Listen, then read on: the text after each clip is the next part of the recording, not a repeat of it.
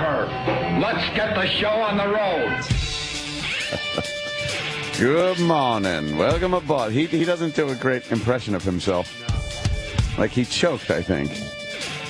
It's supposed to be like, good morning, welcome aboard. You know what he sounds like? He sounds like when South Park catchphrases started to get shitty, and it's like, screw you guys, I'm going home. Yeah, the exaggerated version of what it's supposed to be. Good morning. Yeah. Well, regardless, good morning. Good morning. Opie and Anthony program. Opie's off today. His birthday or something.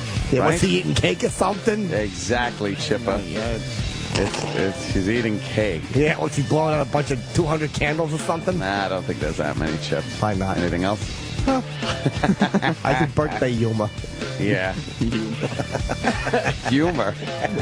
Jesus Christ. Yeah, so it's just me and Jimmy. Yes. And the guys, of course. I think, is DeRosa coming in later? Yep. At 7, and Bobby Kelly? I believe so. Wow. That was funny, your thing with him. I watched it. Oh, it was very funny. It was good. Yes. I want to talk to Joe about that. That was definitely fun. It's like wait. Is it? What are we waiting for? What the fuck is it called? I have no idea. Well, I think it's what are we waiting for? It's a series. No idea. No, that was fun. Joe approached me to do this because he was over my house once for a party, and of course we were drunk and singing karaoke.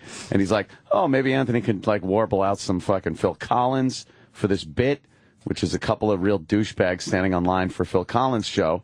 And I'm like, "Yeah, okay, I could be a douchebag."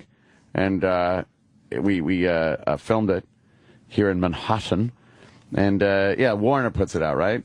The Warner sound. Oh boy, it's Joe and me online. And DeRosa's hilarious in this. Yeah!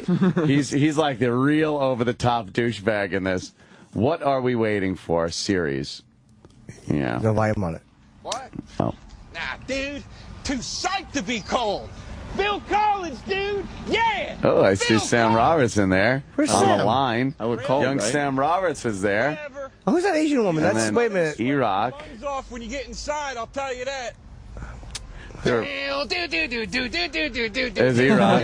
All disgusted. It's a Jimmy he was looking at. She's got a hold on you, believe it. Oh, my bad.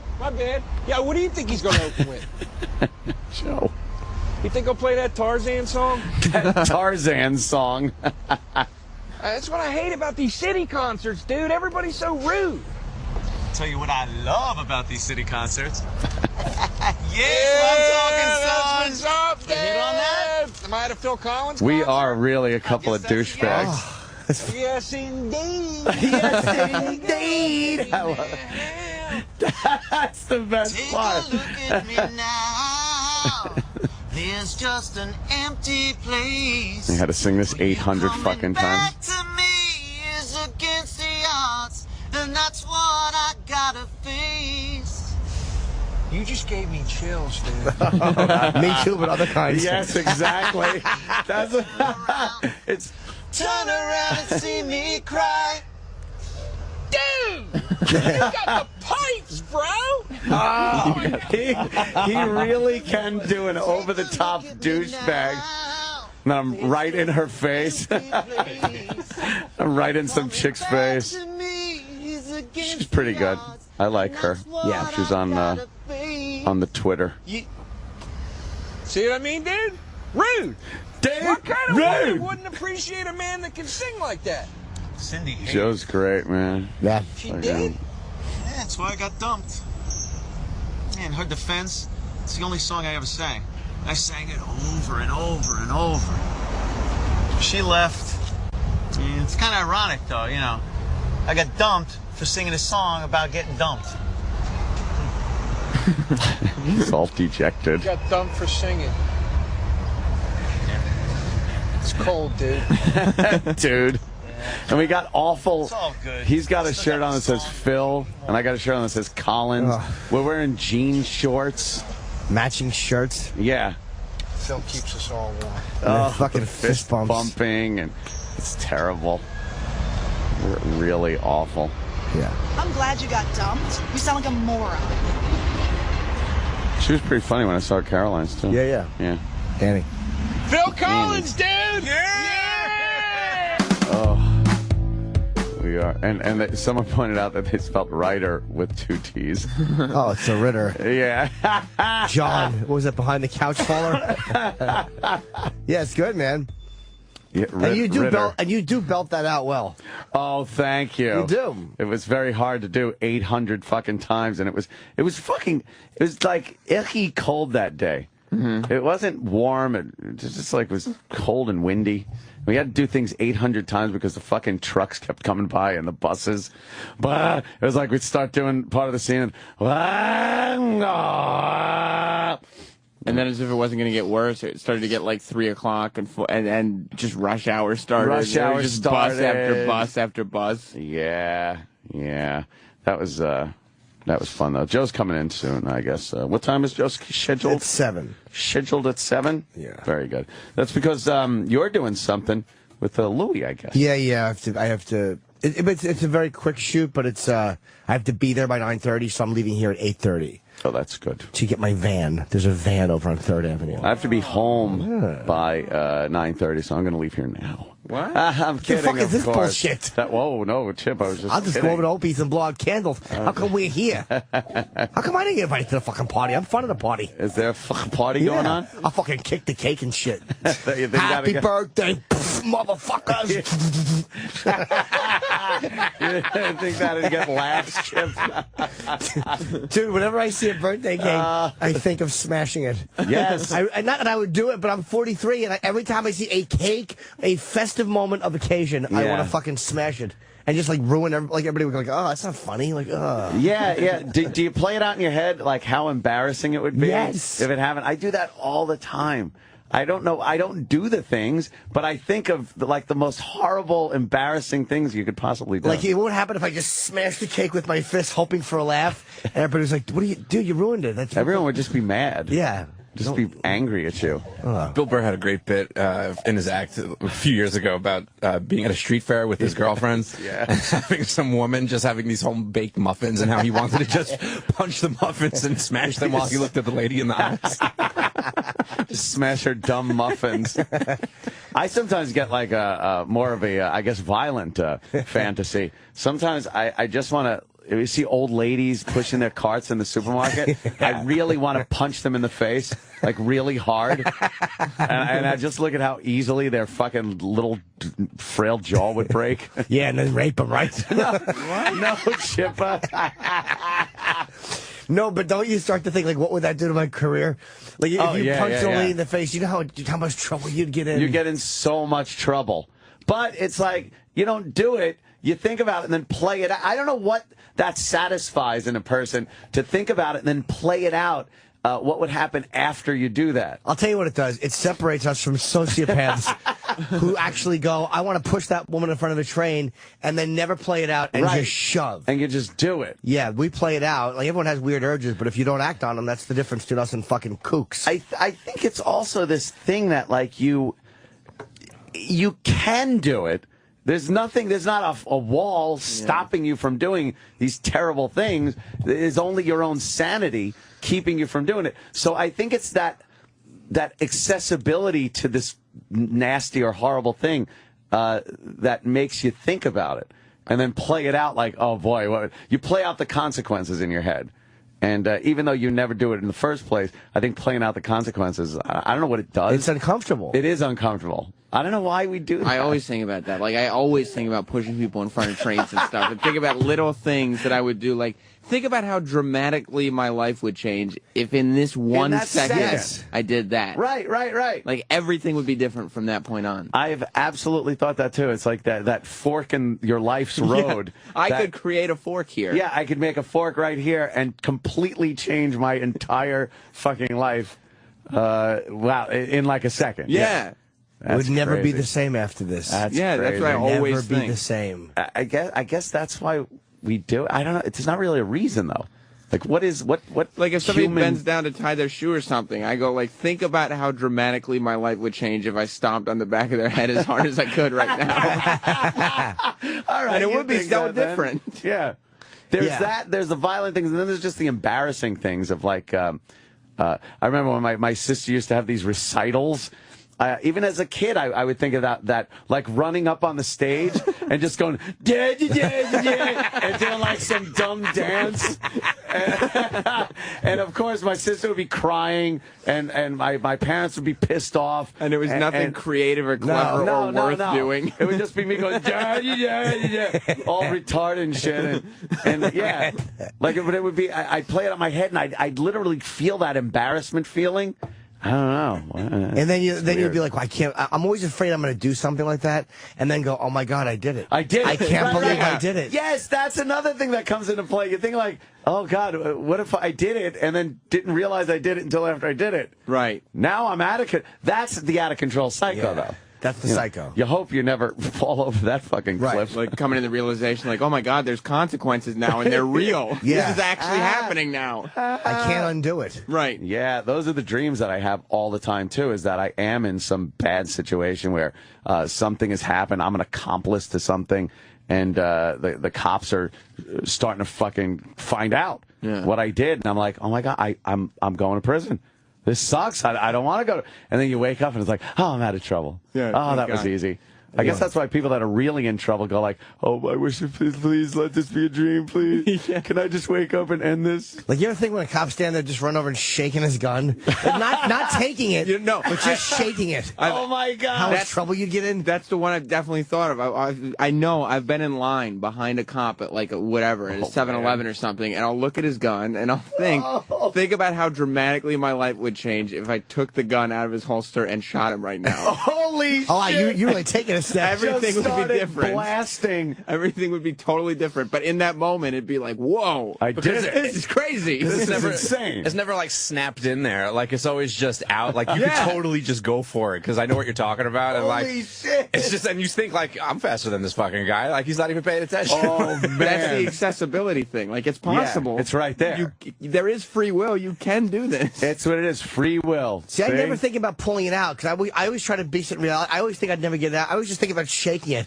and going like, ah! Like, what would he do? How fast would he fucking knock my teeth out? Fucking be on the floor in a second. Yeah, or if you just asked him for it. Have you gone? What could he do if you asked for it? But in your fantasy, you're just a weirdo who thinks that's like a good joke. Like shaking the gun. A good-natured ribbon. Yeah, like pow pow. Sam is just a fucking psycho. Yeah. Well, I don't do it.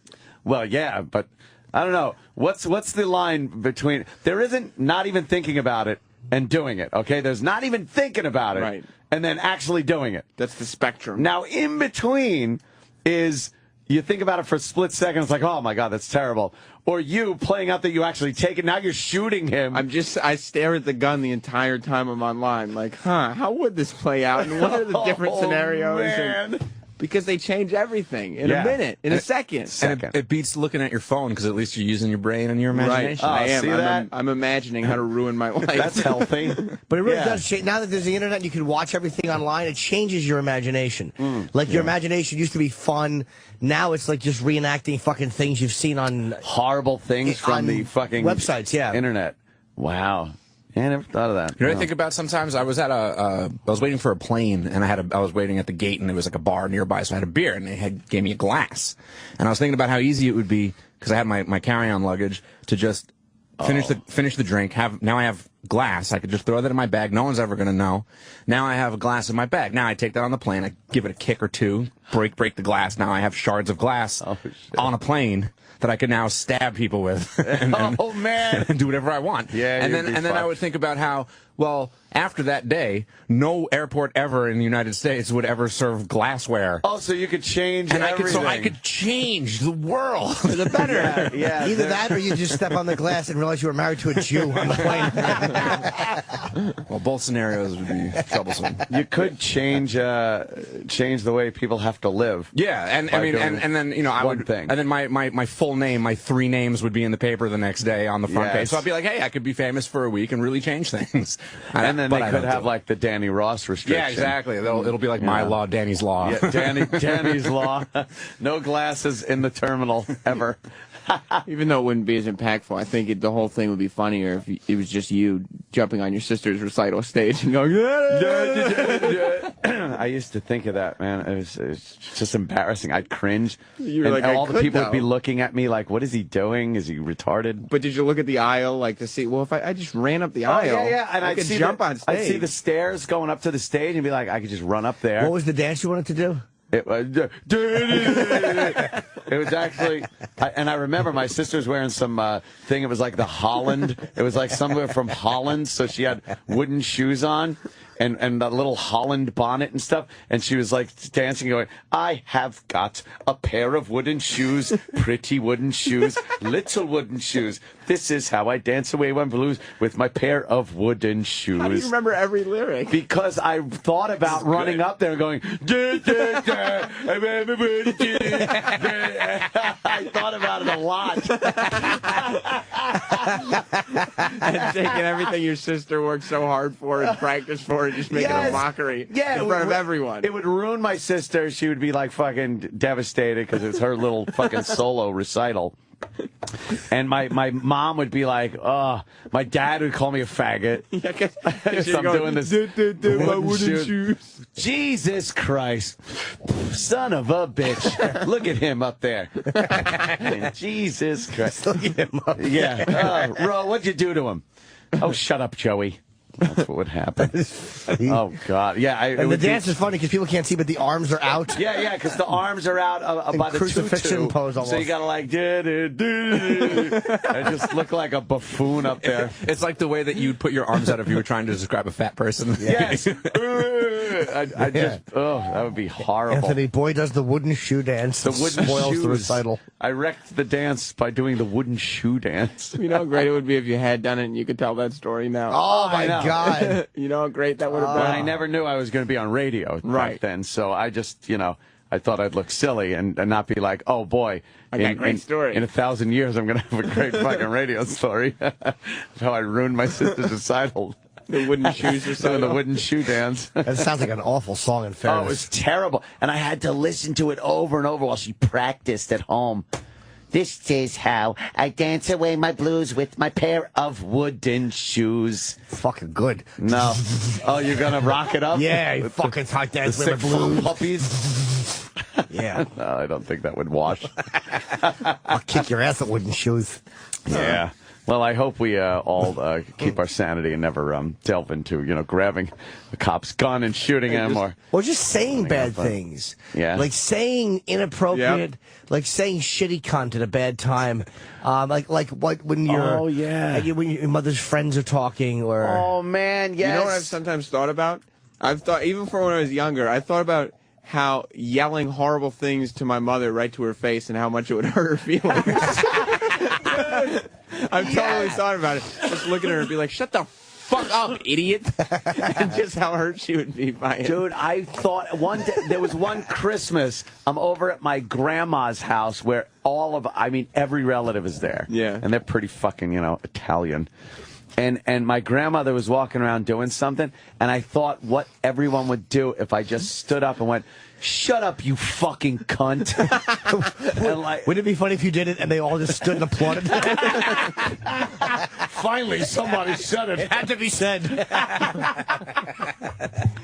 But I thought that, and then I was trying to get it out of my head because I felt so bad. And do you picture what her face would look like? Like how yes. hurt? What? Nobody's ever talked to me like that. Why would he do that? I've been so nice. And I tried to forget it, but the more I tried to forget it, the more I was thinking about it, and it wouldn't go away. And then I started to equate my grandmother's face with cunt.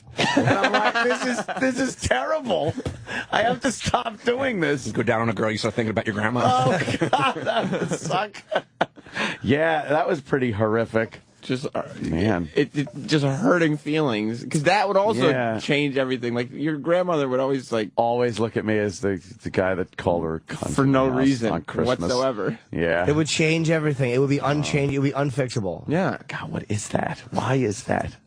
I don't understand why we do that. It's probably got something. It's like the same thing that helps you be funny. Like that same weird mental reaching that you. It's like a weird mental exercise, like where you just kind of fucking. You're just throwing jabs mentally in your head. Yeah, it's like a weird workout. It's like when you're being funny, you're thinking about weird shit to say and weird places to put inappropriate statements. It's kind of the same thing. Church does that too. When you're at a funeral or something and you're just thinking about standing up in the middle of the silence and just saying an awful thing about I always the wanted person. to ruin a wedding.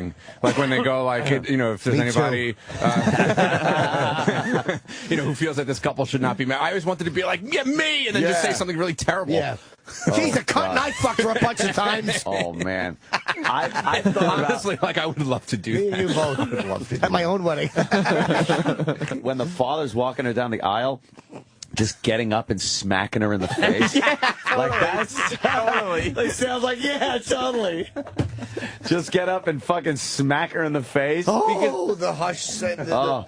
It's just like weird feeling that in your brain, like I'm capable, just with my brain and my body, of ruining everything. I got legs. Yes, I can get up. You're always prepared. There's no tools required to do this. Yes. In a moment's notice. I could do this if I had a wrench. Oh, if only I had. No, you don't need can it. do it right now. Like at any given moment, I could ruin everything. Even for myself, I could ruin my life anytime I want. Ruin your life. Or an email you can send out, or a racist tweet, or a racist text. You can just send somebody something so horrible. Then but watching that bar go once you've hit send, and how unchangeable that is. Like you said something to your boss or something. Like to your boss, which is the most heinous shit about like his wife or something. Yeah. Oh, man, that'd be terrible. Yeah, and you have that power. It's just... It's probably the control thing, because it's so difficult to make your life awesome, but it's like so easy to make your life horrible. So you're like, well, at least I did it. I did something. I made my life horrible. You could ruin someone else's life, too, though. Right. Like a wedding like that, just ruining someone's wedding. Do you think that would be a part of the wedding memory? If, like, on the way up the aisle, one of the guests slapped the bride in the face? Oh, my God. Or not even in the face, just punch her in the stomach so she doubles over and shits herself. Give her a nice ass pat as she's going down the aisle. Or just rip her fucking top open so her tits are hanging out in front of her dad. Or don't even touch her. As they're walking up the aisle, just get in the aisle in front of them and go like, do your little research. The wooden shoes. Here comes the bride. Here comes the bride. Ugh, you fucking pig. Oh, man. Oh, man, that would be bad. She's just looking and the at you father's like, oh, what are you doing? What are you doing? Shut up, old man. You probably fucked her. Oh, just get like really rude. What's better than 200 people gasping at the same time? Oh. That sound is amazing. She's just looking at you like, why would you do that? They would stop walking, or they would stop walking. Like, is this part of the wedding? How fast before like the ushers and fucking the whole bridal party like grabs you though and fucking just throws you out of the place? That's the best part about this Bill Burr bit, because he brings that up and he does say, you'd have some time because of the shock value that is put in place.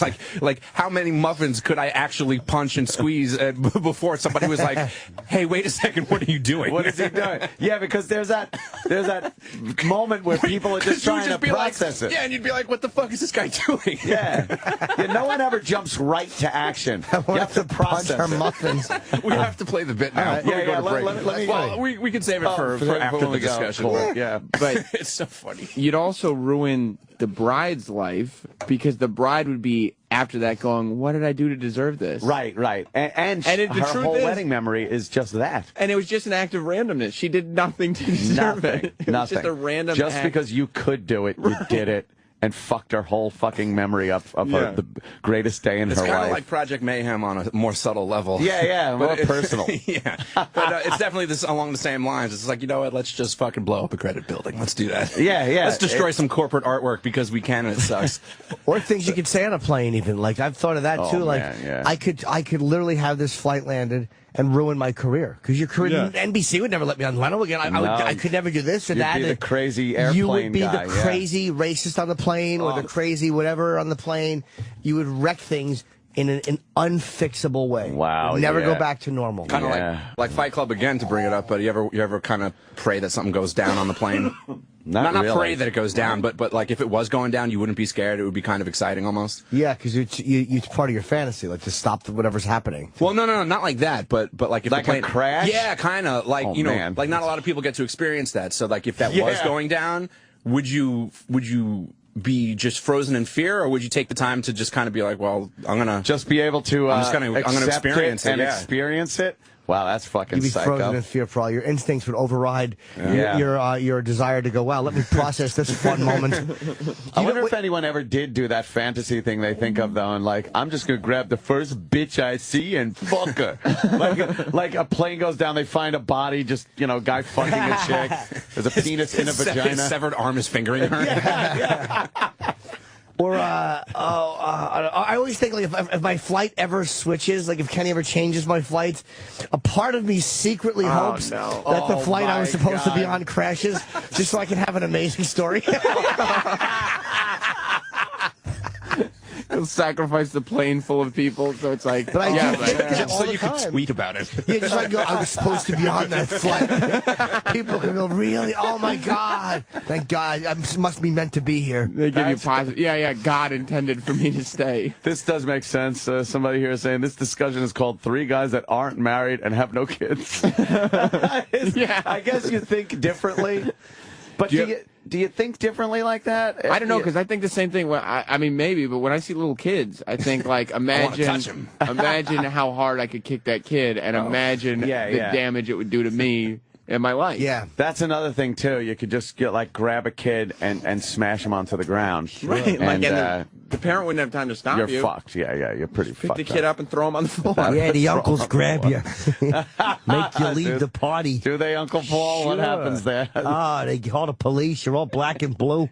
The only thing I could think of that would change by having a kid was now I could just direct these fantasies towards the kid and be like, I could fucking punch this kid in the like your kid's screaming and crying and you just don't want to deal with it. And you could probably just fantasize about pouring boiling hot water onto the kid's stomach or whatever. I think that's the only thing that would change. Like, you'd still have those thoughts. As we're talking, I looked at this headline: Washington man accused of hitting noisy kid at theater charged. Oh, fucking the guy was with his girlfriend or whatever watching Titanic 3D, and he punched a 10-year-old in the face for being noisy. Yeah, hard enough to loosen up a tooth. Loosen a tooth. It's gone. It's gone. The tooth. He punched him in the face. Like, we've all thought of that. Yeah. But he said he just got so mad and just did it. Like, what a pussy, though. A 10-year-old? Come on. Yeah, of course. Wait till some fucking adults are on their phones. Yeah, and then try punching them in the face. It's so hard it's really hard for me to restrain myself in the theater these days. Wow. The older I get, I just don't care. Go. I just don't fucking go because of that. And it's because of all the shitty experiences I've had in movie theaters. It's too stressful to sit down in a seat, find a good seat, and then sit down, and then someone's got to go and get some candy, and I got to save the seat. That's stressful. And then you got to hope somebody doesn't sit in front of you that's too big, or behind you that's yapping.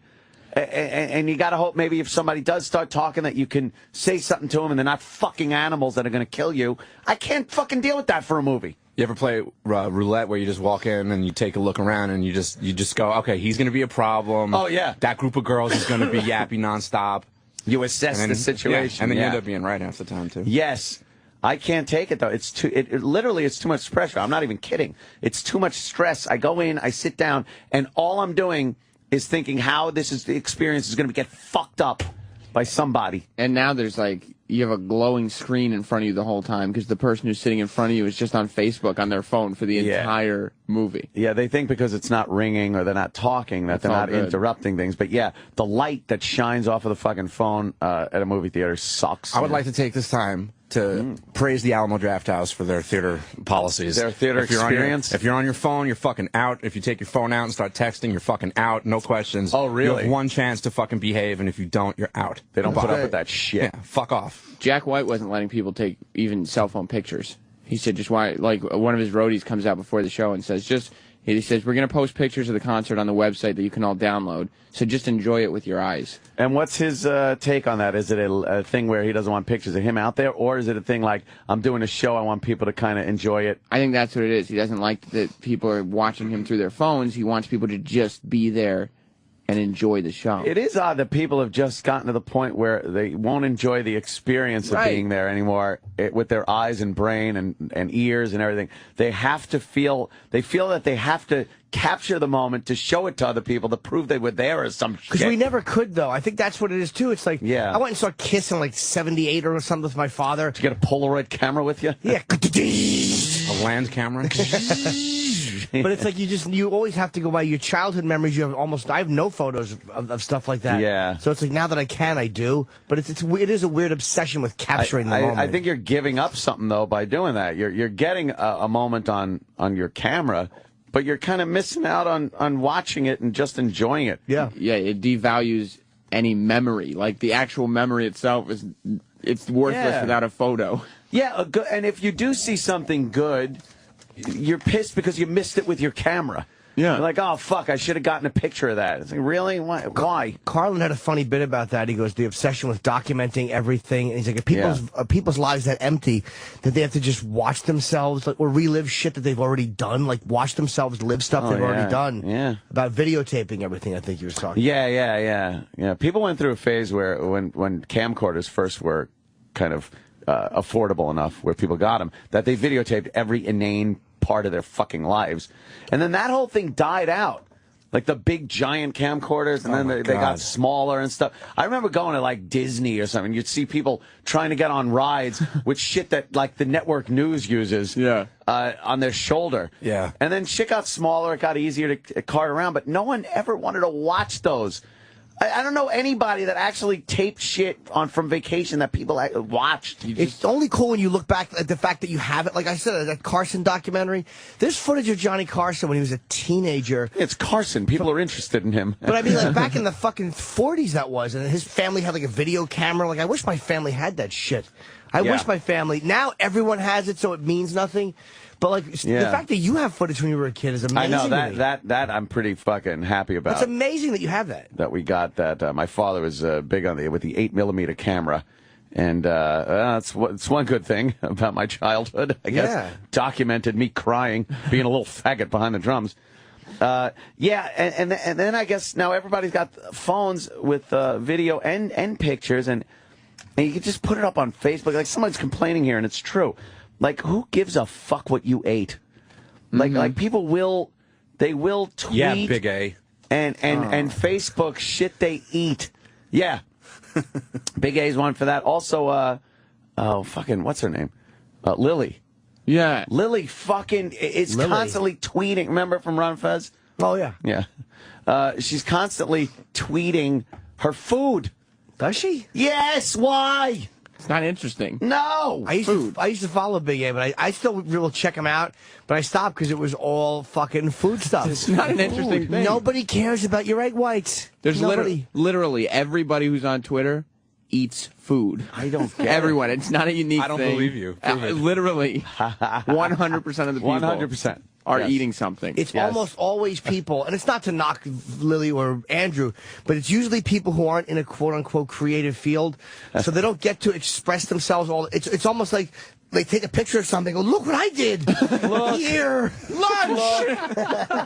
Yeah, it's like, lunch. They don't have a filter as to what will interest people or not. Sometimes we don't even on the show have it. Right. Like, you know, I've been doing this stand-up for 20-something years, and I'll talk about things that nobody in the room gives a fuck. I'm like, I should know better. So if I was just taking pictures randomly, I know I would send out way too many things that nobody cared about. It's what happens with Instagram, too, I noticed. People are like, yeah, you should Instagram more. It's like, well, if I take a nice picture of something or something interesting, I might Instagram it. But a lot of people just Instagram nothingness. Oh my God, do they? Just nothingness. You know what I can't stand? Like Instagram was made so that you could have like these artsy, fartsy type of thing. Right. You know, so So taking a screen cap of a text message that you got from your boyfriend and Instagramming it is not, that's not the point of Instagram. It's turning into photo dump. Yeah, and it's obnoxious. It really is. That's why I don't follow a lot of people on Instagram, because I don't want to see that show up in my feed ever. Can you, let me ask you a question about Instagram, by the way, off subject. Sure. Can you take a picture that you've already taken and load it into Instagram? Yes. Oh, How? yes, you can. I don't know how to do that. I have a photo that I want to It just has to be on your phone, and there's a little there's a icon. little button. Yeah. Little thingy. And you can't, And but I can't loads fucking connect Instagram to Twitter. What's happening? You just slide. What? There's a part of the things. Yeah, it says Twitter. Connect to But Twitter. it won't connect to my Twitter. I can't connect to crazy. Twitter. Can't connect to Twitter.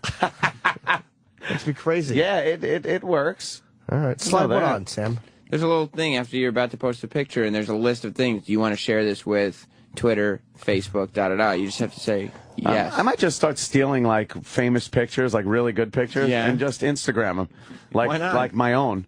Put a filter on fucking, you know. Filter that Vietnamese guy getting his head blown out. Yeah. Or that dumb naked Vietnamese girl running down the fucking. Kim Phuc. Dude, do you know how funny that is? Do you know the artist who was doing that? There was a guy taking photos of famous photos. He was Really? photographing famous or other photos and just selling the photos of the photos as his. Oh, man. And it was this weird thing, like, is it art? Yeah. And he's like, yeah, it's art. Technically it is. It's stealing, but it's also, but it's his photo of your photo. Wow. So what And is he the wasn't line? lying about it. No. What is the line that's He wasn't appropriate trying for to art? pass it Yeah. off as his own, so. Yeah. The Instagram thing, though, people have, again, just gotten carried away to the point where it just isn't good. Yeah, like, I could post 6 pictures a day, but I'm aware that people don't want to see my cat 6 times. Well, you see there, you're wrong. Cats are adorable. I have a big fat cat. It's not a little kitten. See, I can't hit my fucking button for my regular picture of my thing. Email, message, assign to contact. No. Go into the app first. Oh, see into what you Instagram? did? Thanks, Kenny. See what you did there? God! I don't know. I don't You know. know, Watch, I share settings. I hit the Twitter button. Watch what happens. I know people. We couldn't connect to Twitter. If you see this error repeatedly, tap Learn More to visit our help. Help centers always suck your dick. Help never works. No, help centers stink. You probably need to put have you put your Twitter name and password in Instagram before? You got to do that. Yeah, why don't you fucking buzz off? It's got to know where to go. How else would it get in? It's I not don't know how gonna to do know it's you that. just When do I by do it? knowing No it's one you. tells me anything. Well, what's your password? I don't want to tell you that because you'll be posting as Jim Norton. Comic 37. You just got to go, dude, you know, your Instagram, like me, I take a picture of a building, I throw 6,000 filters on it. But now Bob Kelly's selling his Instagram photos. Do you know that? No, What? he's not. He's created. There's some kind of He's like got the gallery. yeah. There's a gallery that you can sign up for. They accept you or whatever. And Bob is selling prints of his Instagram. Holy photos. shit. That's fucking insanity. Yeah. What a horse's ass. Who wants that? Yeah, he really is a horse's patoot, that Bob Kelly. It's like fucking, you just take a picture, you make it a little blue, you make it red, boom, you make it shiny. Do people actually buy them? I wouldn't think so. I have some of these on my fridge. You do. Someone got me some Instagram fridge magnets. Of your stuff? Not like as a serious. It was, you know, just pictures. You know, when you're in a relationship, you get pictures okay. together. It was just, Yeah, you know, yeah. just little things like that. Yeah, I really don't put a lot of stuff on Instagram unless, you know.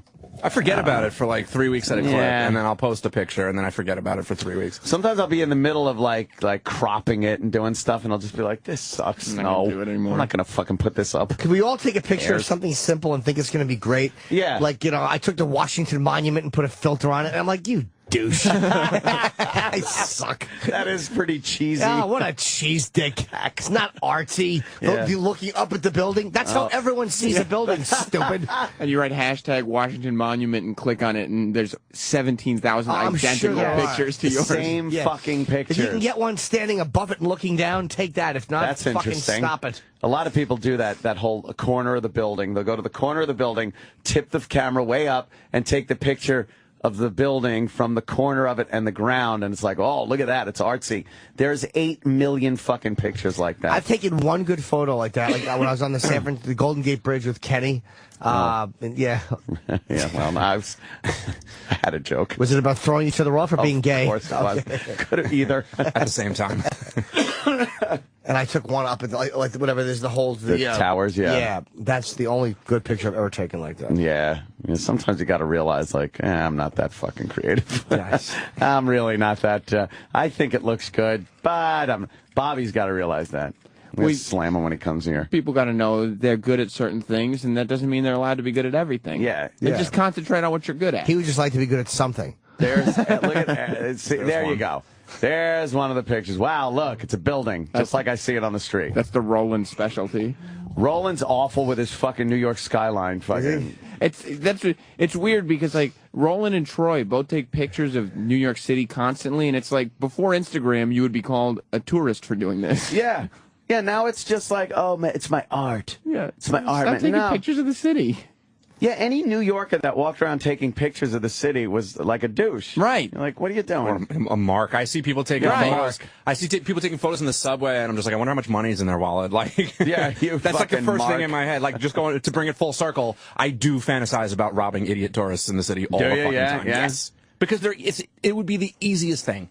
Yeah. They're walking around with a subway map, pointing at things. It's like, holy fuck. Cameras around their neck. If this was 1987, you would already have something sharp inside of you. Yeah. Asians are really, they like the cameras, a lot of cameras around the necks. Yeah. I was walking through Times Square the other day, and I noticed, like, at every corner, there was a group of Asians with full-size cameras, not little phone cameras, just snapping pictures of everything in Times Square. It's like that stereotype just seems to really kind of stick. Yeah. But all I was thinking also was, wow, what a mark. I hope they stick to the Times Square area and don't delve off the beaten path. They don't karate and stuff, though. I don't fuck with them. Well, that's true too. I mean, look, I'm thinking about it. So imagine the people that would actually take action. Do it. Robbers are thinking about it too, and then some. So just keep that in mind. Yeah. Have you ever seen a crime on the subway? Have you ever actually seen one go down? One time, I was in the subway, though, and there was these 3 black guys in the back. Uh-oh. And one guy was just counting huge amounts of cash, like hundreds and hundreds and hundreds of dollars in cash. And I was just like looking and then not look, but I was like fascinated by it. But I was like, but he should have asked him, like, wow, where did you get that? Can I have some? But then he saw me. But then he saw me looking and just started staring at me. And I was like, oh no, what have I done? Are you crazy? And next stop, I ran off. Yeah, but the thing he's counting hundreds in front of you. Why would you count that much? It's probably he's just not even thinking about it. To him, it's just business I as usual. assumed at that point he was an armed drug dealer. Could be a good assumption right there, I think. Did he stare at you a long time? Yes. Like, he just stared at me like, keep looking. And I stopped immediately looking. I looked down at the floor as if I had never, ever looked in that direction. He was going to get some more money. Ran off at the next stop. Yeah. Constantly looking behind me. I would think, like, with all of us, and guys take the subway a lot and shit for over the course of a few years, you'd think you would have seen something if it's that dangerous. Yeah. I don't know. I don't know anybody that's actually, except for that guy that fucking, stabbed in the head. Subway hero. I mean, when I was a kid, I remember seeing not like anything really intense, but like attempted robberies. I would say. Oh, really? Yeah, like, some thuggy, some group of kids comes on, and maybe like your group is the only group in the train car, and the other group goes, easy kids to pick on or whatever. But then so they'll try to rustle you up or whatever. But something like that. But that's probably about it, though. And I've never been alone on a fucking subway. Really? You haven't? No. I've gotten blown on a subway. Really? You have? What was his name? It was a long time ago, actually. But yeah, I got blown for a few stops on the 7 train until someone came in. I see, somebody has to ruin it for you. Yeah, bastards. I've been on the subway alone a lot, just going home from work here or whatever. Have you ever felt like, something's going to go down? No, there was one time I was on the subway, and I was sitting there, and I think about this moment a lot because it was one of these defining moments. There's a black guy sitting across from me. It always starts that way. Always. That's how every great story starts. And I'm sitting on my... Especially with John Travolta. I know. Wow, who knew we wanted to blow CeeLo? See that photo of the guy? Yes. I'm sitting on the subway kind of leaning on my knees, and I had sunglasses on. And there was a black guy sitting across from me. I think he thought like I was eyeballing him. Because like when you have sunglasses, it's really hard to tell sometimes if somebody's staring at you. Yeah. Like, and I was like looking up and looking around, but just kind of sitting there with my glasses on. But he had sunglasses on, and then he looked across at me, and he took his sunglasses and put them down over the bridge of his nose and just looked at me over his glasses. Oh, shit. Like, and I know he kind of thought I was probably doing something I really wasn't doing, but it was one of those defining moments, and I've always thought, like, you pussy, you should have.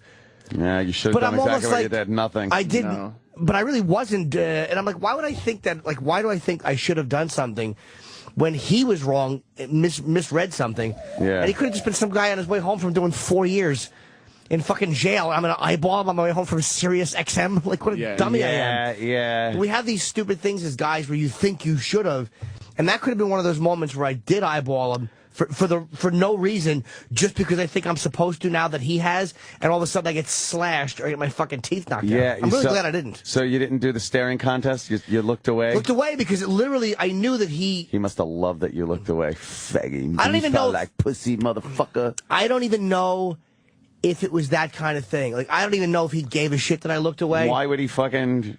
I don't even know. Pardon me, are you Jim Norton? No. But I mean, I don't even know if for him it was like, yeah, I punked him, or if it was just, it seems so matter of fact that he thought I was staring, so he pulled his things down like what? I bet that's a sport for intimidating looking black gentlemen. Maybe. To just see how many white people they can make just look away and look fearful. Yeah, they probably can't fight at all. They're just like, I'll bet. Yeah, just watch this, man. I'm just going to look at him. Hey, look, he looked away. It is a weird thing to when you eyeball somebody, they eyeball you. Like, what is the protocol? Because, like, you don't want to look away, but then all of a sudden you're staring at each other.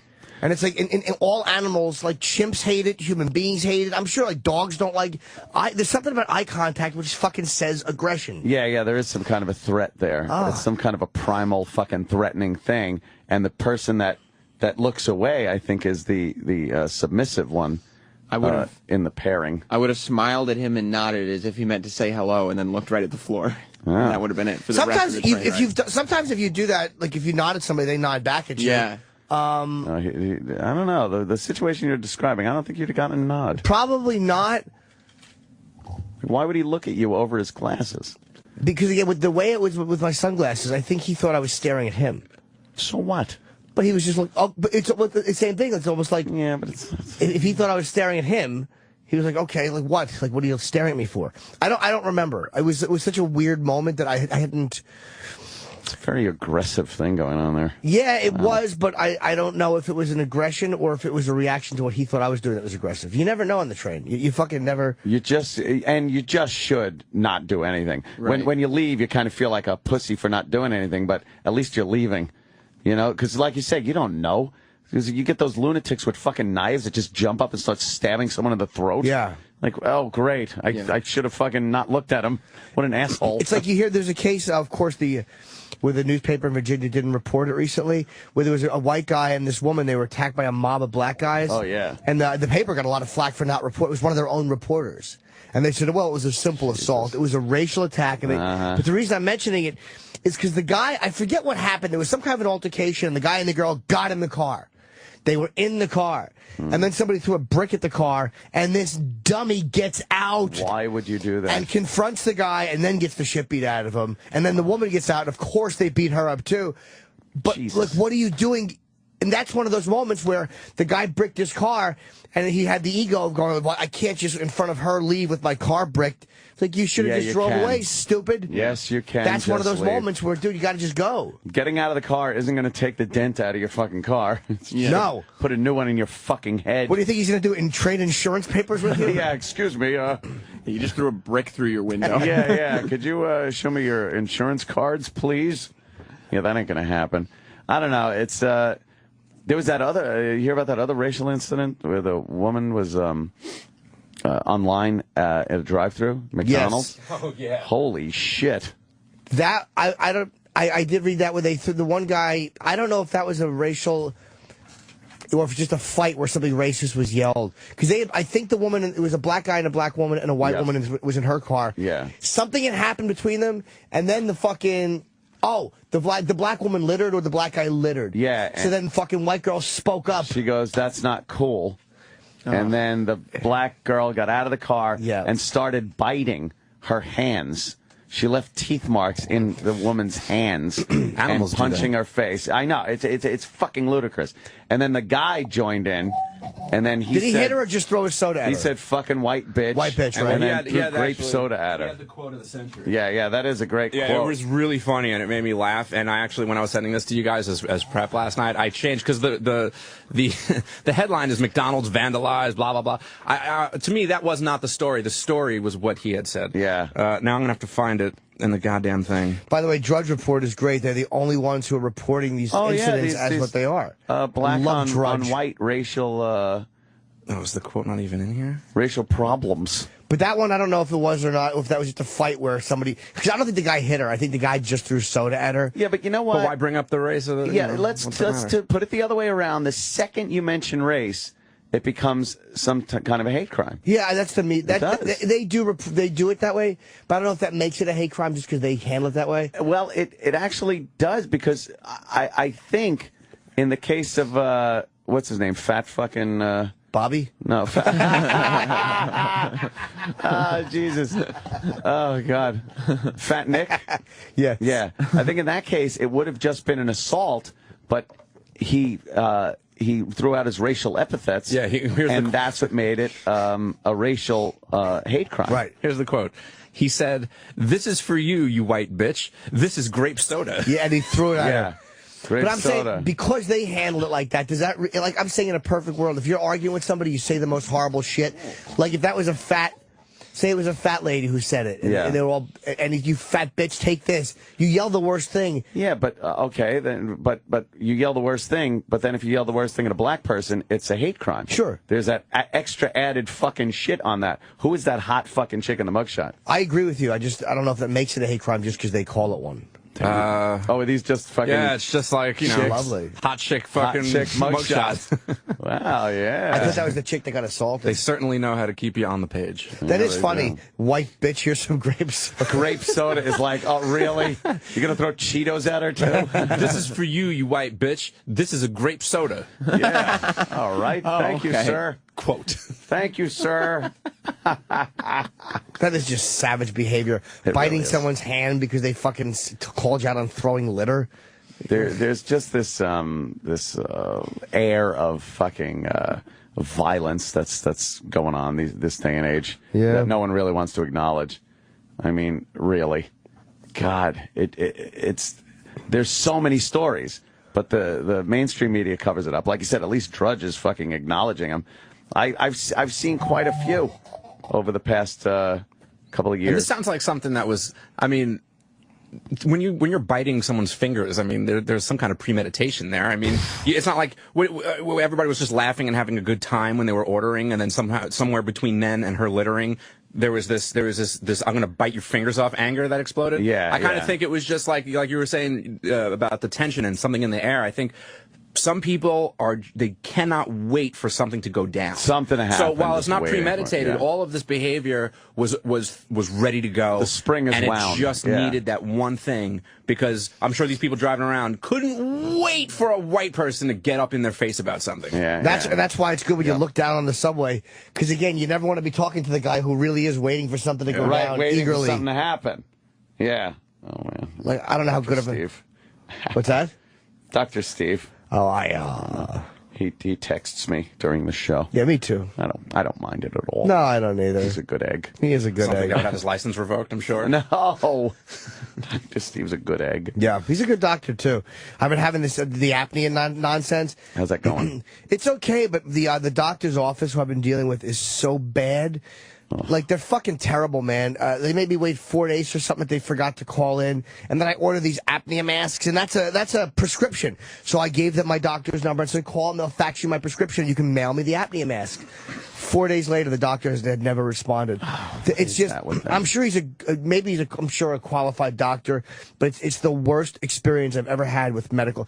The fucking medical profession, like Dr. Steve is a guy who's great. Yeah. He really does care about you.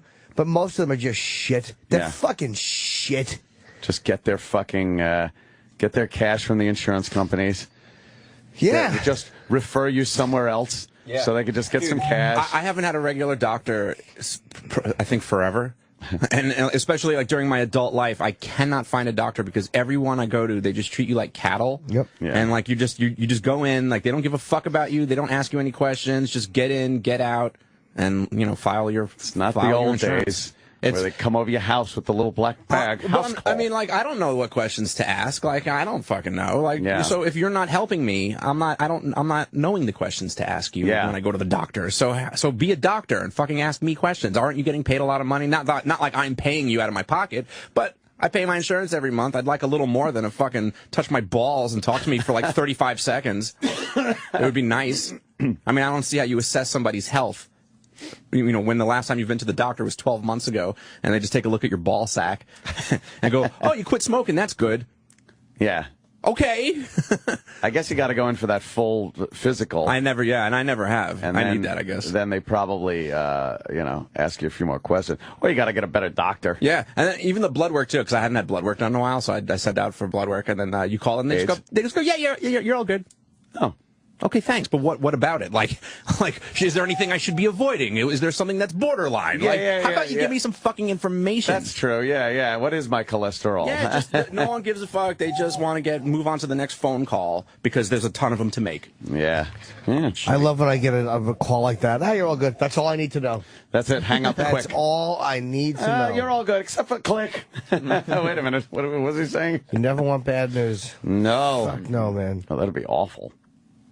Should we break? Yeah. Yeah, we got our food here. Do you want to play that Bill Bill take Burr a little bit? break. I do. want to hear that Bill Burr bit. I've heard of the bit. I don't think I've ever heard it. It's really funny. I enjoy it very much. Funny so let's give that a shot then. Yes, Bill Burr. And we'll DeRosa will be here soon. Yes, he will. We're going to eat now, and we'll be back in a flash. Up all the time. I do. My girl took me to a street fair recently, right? They close off the block. There's like shawarma. There's like stuff made out of buttons, right? People with no teeth are making keychains, right? It's a typical girlfriend idea. It sucks, and it's going to take all Saturday, right? No, we show up, right? The first thing she sees is this big table of nothing but homemade jewelry, right? Homemade jewelry. It's got twigs, macaroni in it. It's a table of crap. It's crap. The whole thing is crap. But she loves it. She's like, "Oh my God, look at these earrings. Do you like these? Do you think these are nice?" I just want to be like, no. If they were nice, they'd be in a store. All right? But I didn't want to ruin her day, so I'm like, yeah, go ahead, check it out. I'm going to go get some air. Even though we're outside, I think there's more air to be had, right? So I walk like 3-4 tables away, and I come up to this lady. She got this big table of nothing but muffins. Muffins, right? It's like 85 degrees out. She's selling muffins, and she's got this big, stupid, look at the muffins I made, look on her face. And the second I saw that part of my brain was just like, dude, what would happen if you just walked up and just said, "Hey, lady, these your muffins?" "Oh, yeah?" And I just started going, blam, blam, blam, blam, blam, blam, blam. Like, how many of these muffins could I mush before anybody did anything? I mean, realistically, I think I could have got the whole table. Because even if you saw me doing that, it would take at least 5 to 6 seconds to process. Like, did they say he could do that? Is it like a game? Do you eat the muffin off your fist? That just seems like a waste of pastry.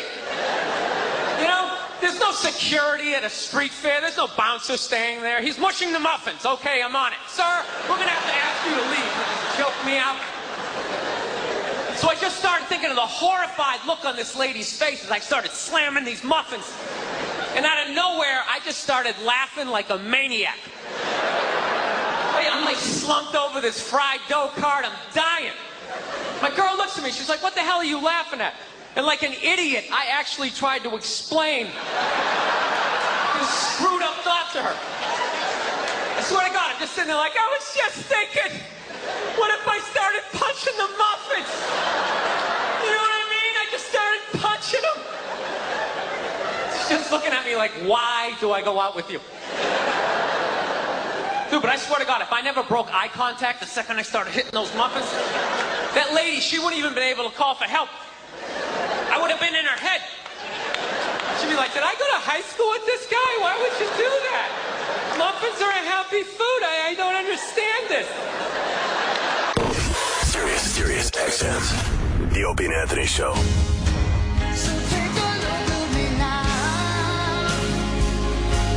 Well, there's just an empty space. Oh. It's our song. Opie and Anthony program. Joe DeRosa. Hi. Joining the show. Hi, Joe. It. Oh, my God. This song used to hold a special place in my heart.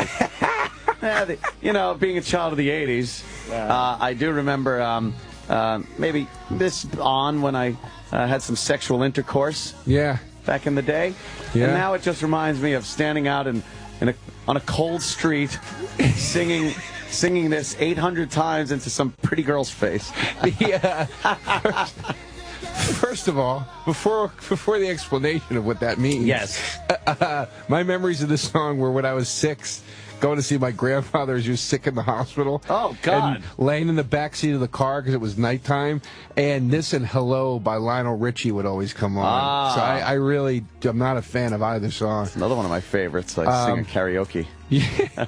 But you sang this like a champ. We did a video together. That was great. And you sang this like a champion. Thank you, sir.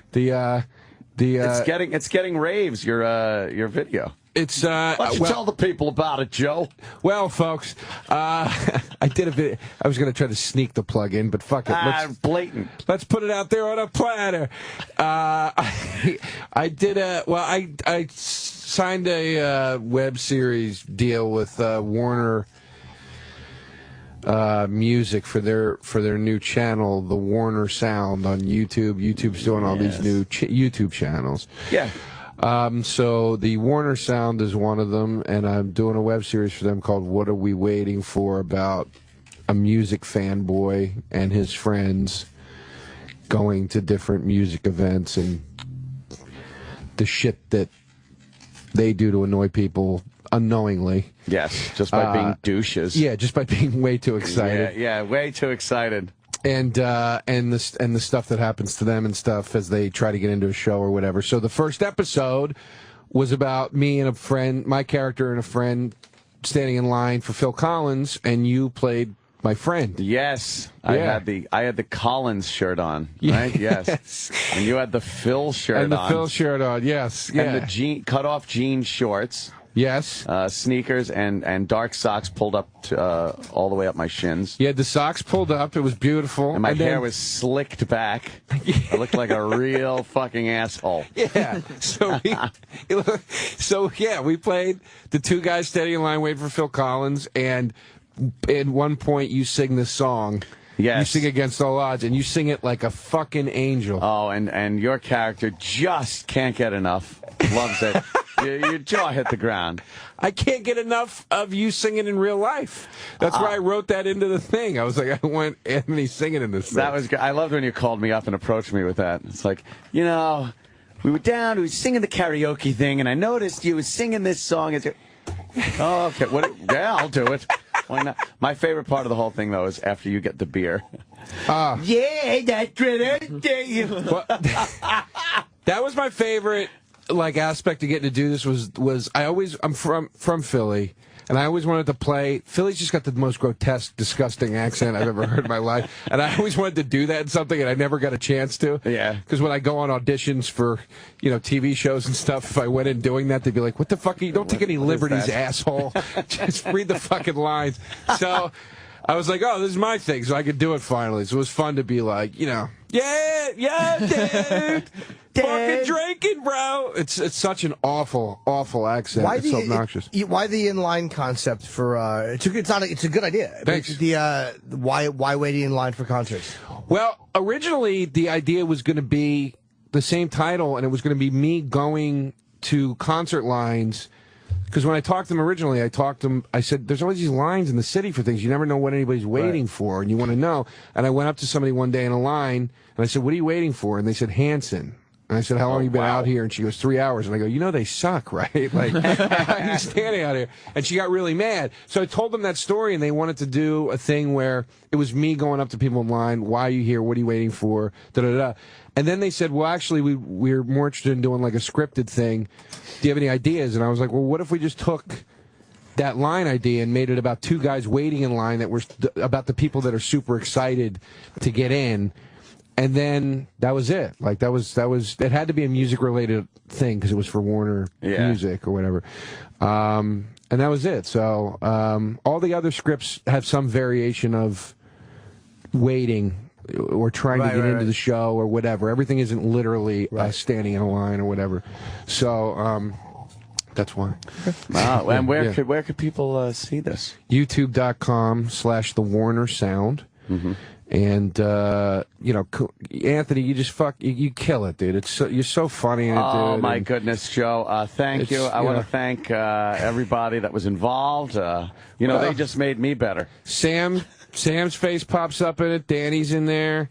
Yes. E-Rock's in there. I didn't see Danny. I saw E-Rock and I didn't see Sam either. Danny Cakes had his hood up the whole time, so you couldn't really tell it was him. It was supposed to be cold. I was getting into the role. It was, yeah. It was supposed to be cold on the line, and that's why we were in shorts and T-shirts, because we were the douchebags on the line. So, and I'm talking, you know, I hope I'm not speaking out of turn here in any way, but, like, you know, I want to...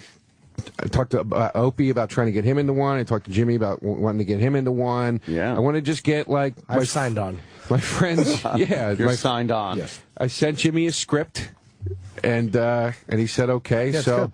you know, I just want to get a bunch of funny people in this, and these, you know, like a rotating cast of funny people that I admire. You know? I do accents too, though, but I do them always from overseas. Really? I just bring that, Dude, what would you like to go to the show? Just wreck Joe's sketch. Like, hey, Jim, it's not working. No, Joe, I'm telling you, it's funny. It's good. Jim, it's not. The comments on YouTube. I'm actually going over to Warner. Oh my God. And you can come do this if you want tomorrow. At 12 o'clock tomorrow, I'm going over to Warner Brothers to sit in a room in their studio while they videotape me reading the comments under the YouTube video. Shit. Because everything is just like, it's a funny video, you shoulderless asshole. You know, like. Yeah. It's just insult after insult. One said, who's Joe's dad standing next to him?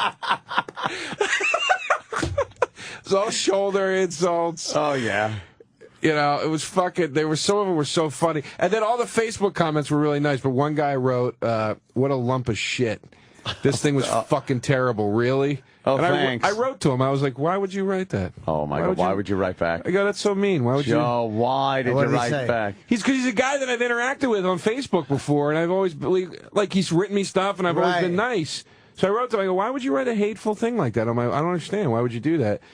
And he sent me this fucking huge letter of, like, I'm not going to suck your ass cheeks like everybody else does. Wow. If I see a lump of shit, I call it. You put it out there, buddy. Whoa. So take the criticism. It was, like, so harsh. And, I hope you just unfriended him. Or blocked him. You know, I got... Fuck them. You shouldn't know. A criticism, if he would have written... I don't think this was Joe's best thing. Or I've seen things I like better. There's a way to do that without being a cunt. If the guy's being a cunt to you, you absolutely should be a cunt back. You know what happened? And I told Keith Robinson this story last night, and he trashed me up and down the fucking cellar. Thank you for leaving, by the way, because as soon as you left, that trashing went right onto me. I was getting a beating. Why are you getting a beating? Big one. Yeah. I was getting a beating. Oh, shit. It's getting trashed. You left, and it was just like, oh, Jimmy's gone. Oh, they all went right to you. Oh, that's fucking hilarious. I told him the story. How many of you think about this, honestly? I told him the story, and he goes, what'd you do? And I go, honestly, dude, this has never happened to me. And I've been a little emotional lately because of the stuff happening with my mom and stuff, whatever.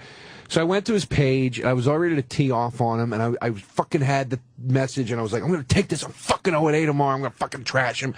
And I was so mad, and I started looking at his pictures, and it was just him alone in every picture. And I started to feel sad. And I was like, this guy's just like... Fuck him. Fuck good. him. Fuck good. He's alone. Fuck that cocksucker. That's alone. why... It's not sad. That's why he's alone, because he's a fucking jerk-off. Prick.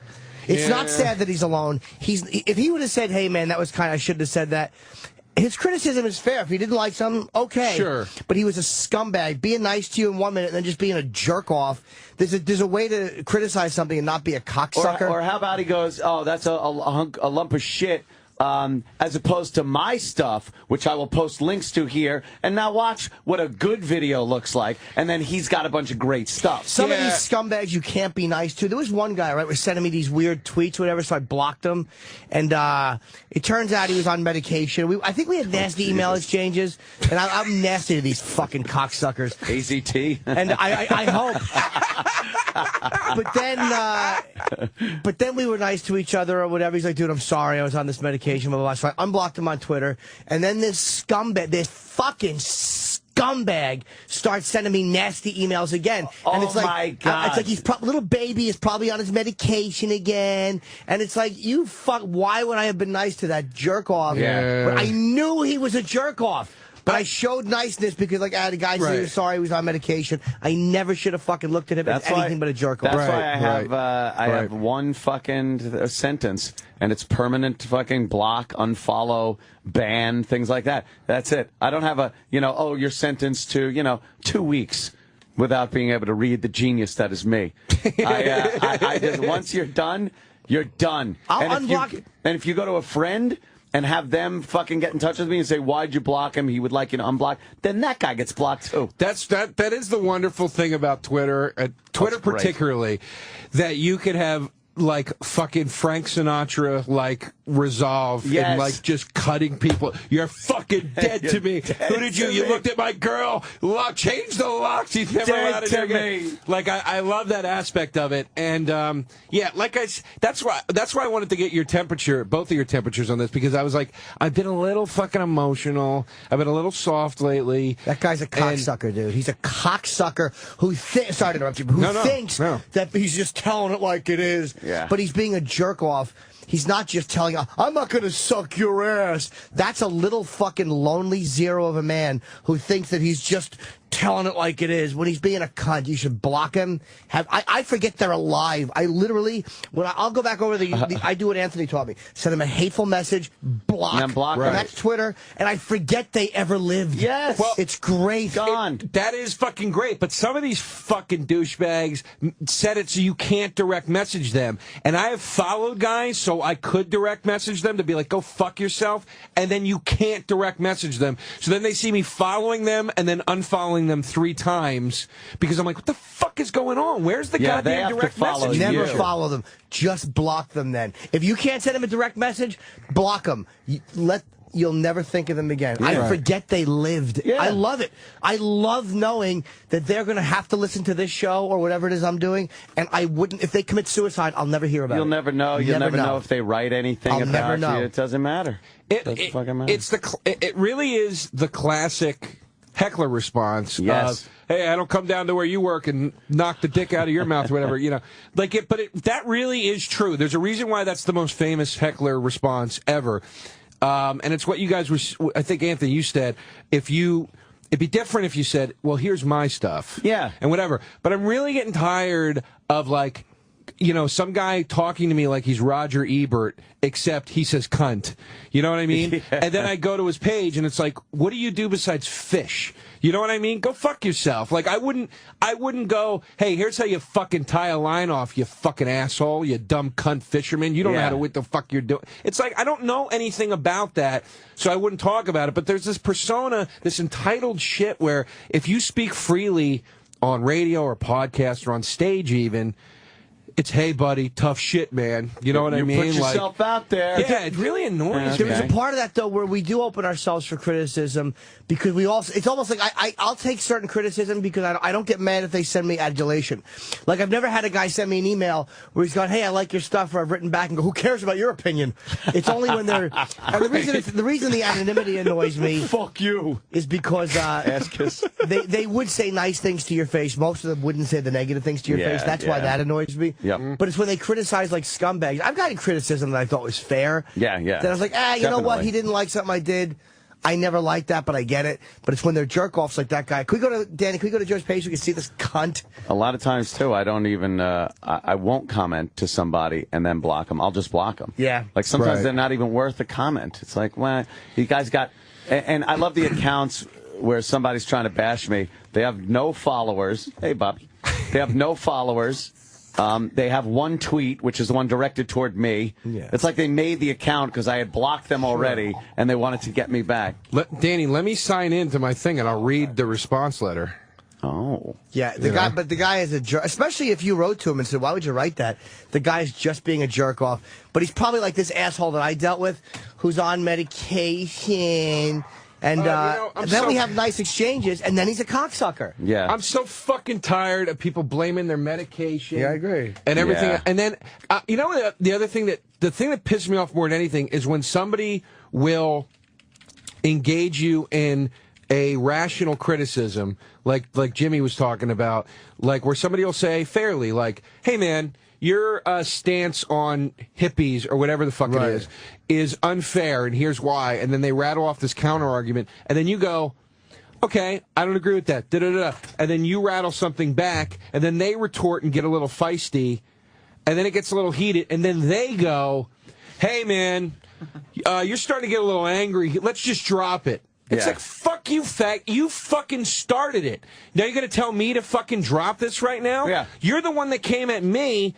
Well, no, you started it with your bit. No, I didn't. I just did a fucking bit. I didn't call you personally and yell it into your goddamn voicemail and say, listen to me right now. Hey, you got me all wound up. Yeah, look at Joe. Joe is fucking fuming. That's how you deal with these jerk-offs. Hey there, Bobby.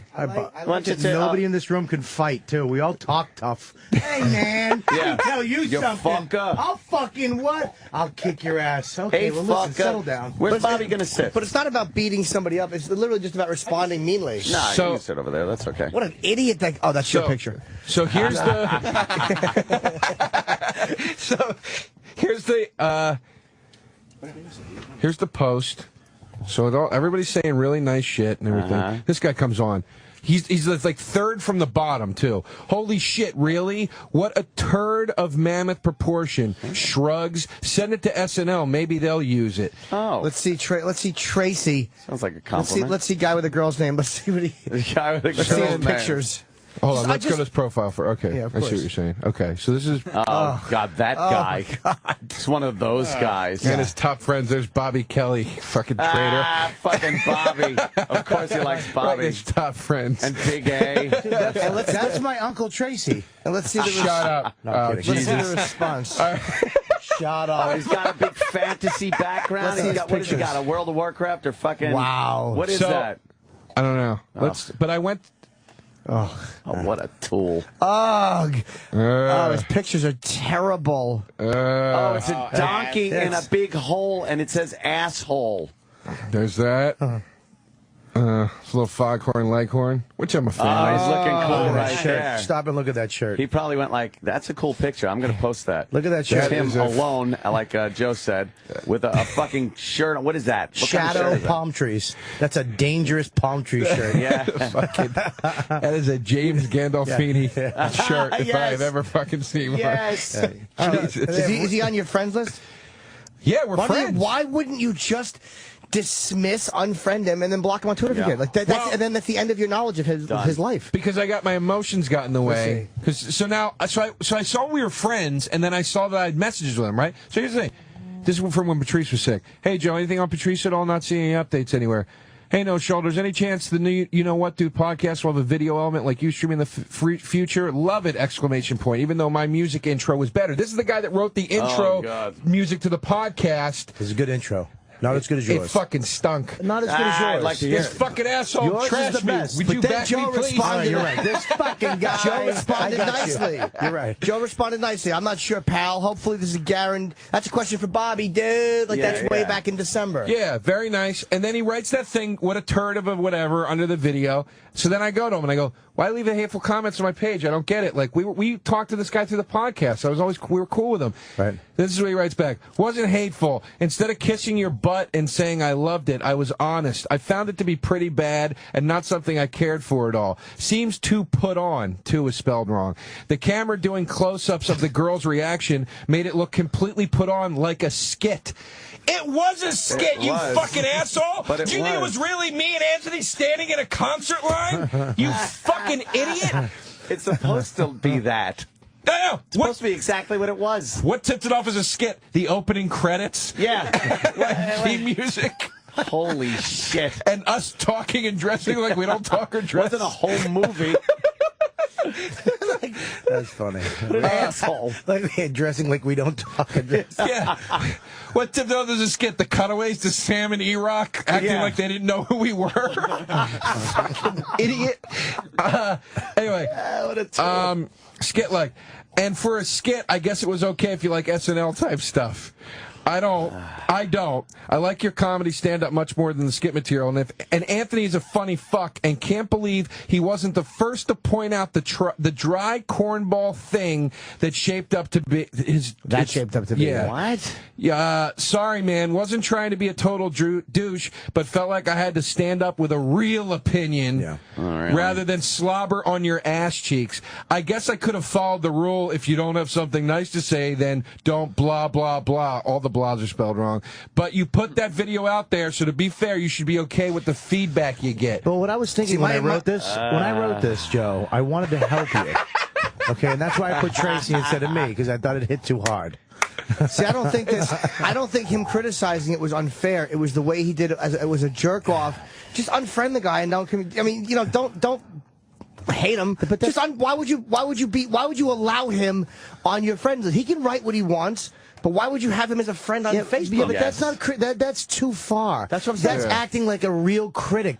You're a fan of Joe. You're a friend of his. Just say, dude, I wasn't a fan that much. You don't have to go into a whole article of why you didn't like a 5-minute skit on YouTube. You know what happened? The way you here's what fucking happened. Are you Tracy? You cunt? Dude, here's what happened. The way you spoke with him before, he's your friend. Now, so you're pal, and he's talking to you like, everyone slams each other in here? He's one of the guys now.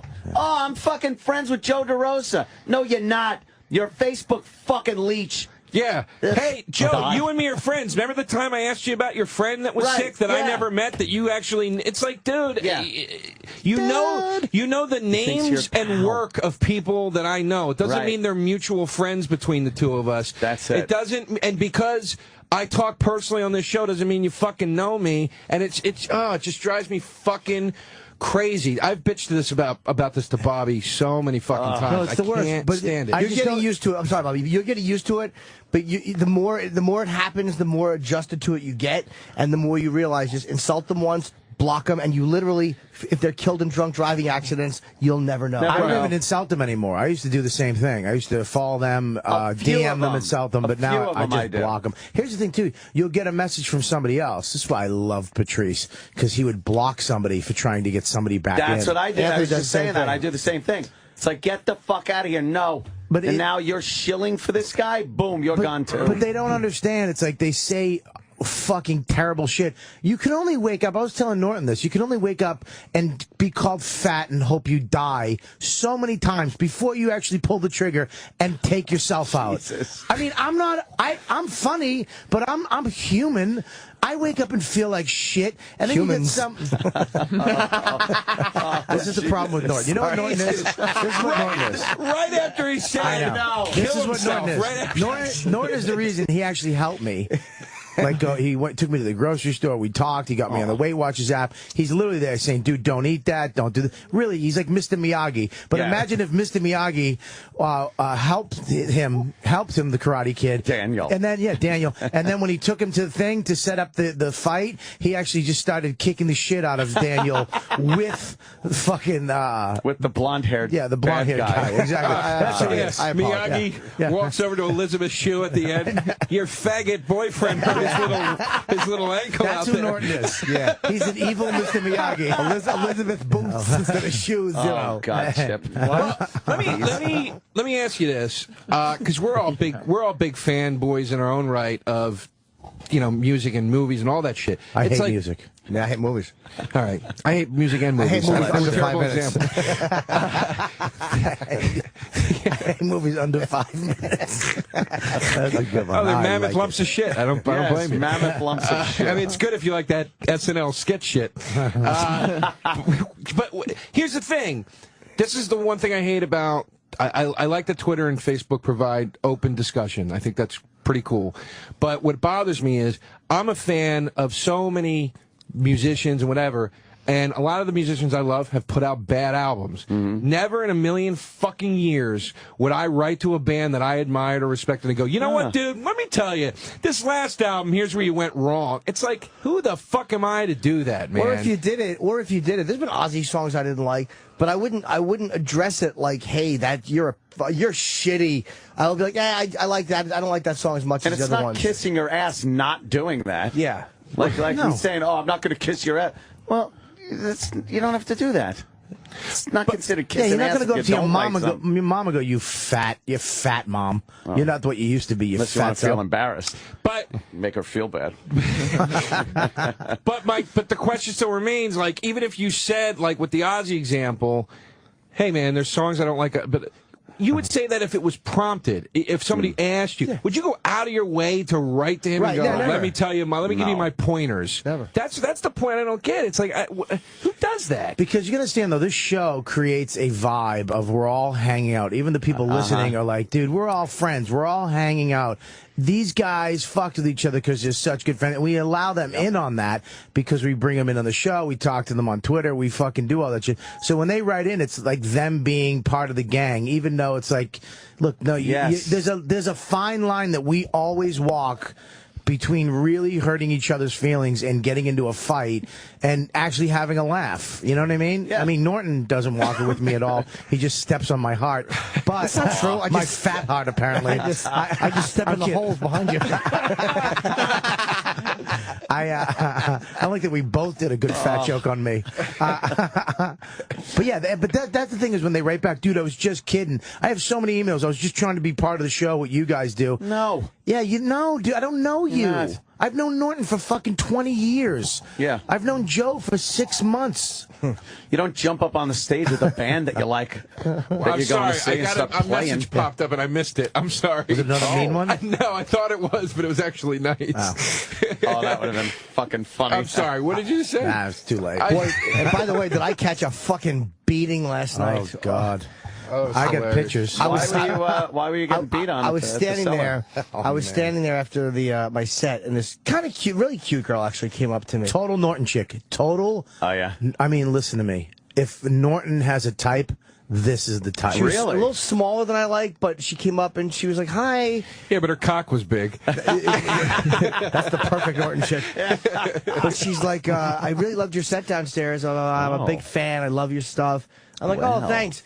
And I immediately said to her, like, we were just talking, I'm like, "Oh, thanks a lot." And I always try to find out who they're with. You always do. It's the first thing. So I'm like, "Are you from the city?" She goes, "Yeah." I'm like, "Well, you here with a big group?" Like, I'll never say who you with. Oh, that's funny. You here with a big group? You here with a big group of people. Mind you, to set up a little bit, though, me, Keith, Tom Papa, DeRosa, we're a foot away at a table. And I'm watching this broad. She comes up with her little starlit eyes looking up at Norton. Norton, he saw her come up and he became that Norton. Like, TV Norton. Like, hey, how are you, right? Yeah. He lit up. It was like a moment. And you guys are just like wolves waiting. No. We all, when we see Norton, you always back off, but you see it. We're like, look at this motherfucker. And then we see them talking, having a nice little conversation. And then the photo I'm about to show you here. Oh, I'll bring it over to you. Oh, my God. Nothing. Oh, my God. Well, I said to her, I'm like, "Are you here?" And she goes, "Oh, I'm here alone." Oh. Or she said something like, "Would it be weird if I was here alone?" I'm like, "No, people go out alone." And I'm like, and then she goes, No, I'm here with my friend. And I could see a guy lurking probably about 6 or 7 feet behind her. And I immediately knew that that's the guy she was with by the way he was standing away. It was a crowded area, but I just knew. And then he kept trying to get her attention. She was ignoring him. Oh, no. She was, like, talking to me. And he's like, "You want a drink?" And I'm like, "Your friend is talking." And then she goes, "Okay." And then he needed her ID. And then to give her the drink, like, she just kept turning around and talking to me. But I literally didn't know. But look at the friend. He was an 11. Oh, my God. God. Yeah, okay. Look at how tall, look how much of a man he is. He was really well built. His arm is the size of one of his thighs. Oh, but I'll tell you, honestly, he literally looked like he rolled out of the Captain America super soldier machine. But I didn't right into the comedy cellar. But I didn't give a fuck about him, though, because she was totally ignoring him and talking to me.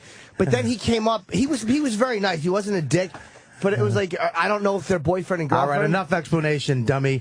We made fun of him for around 45 minutes. Oh, shit. We trashed little fucking goat boy. Oh, that would have been, you know what? That's a perfect situation. We started going, hey, stop sucking your stomach in, stupid.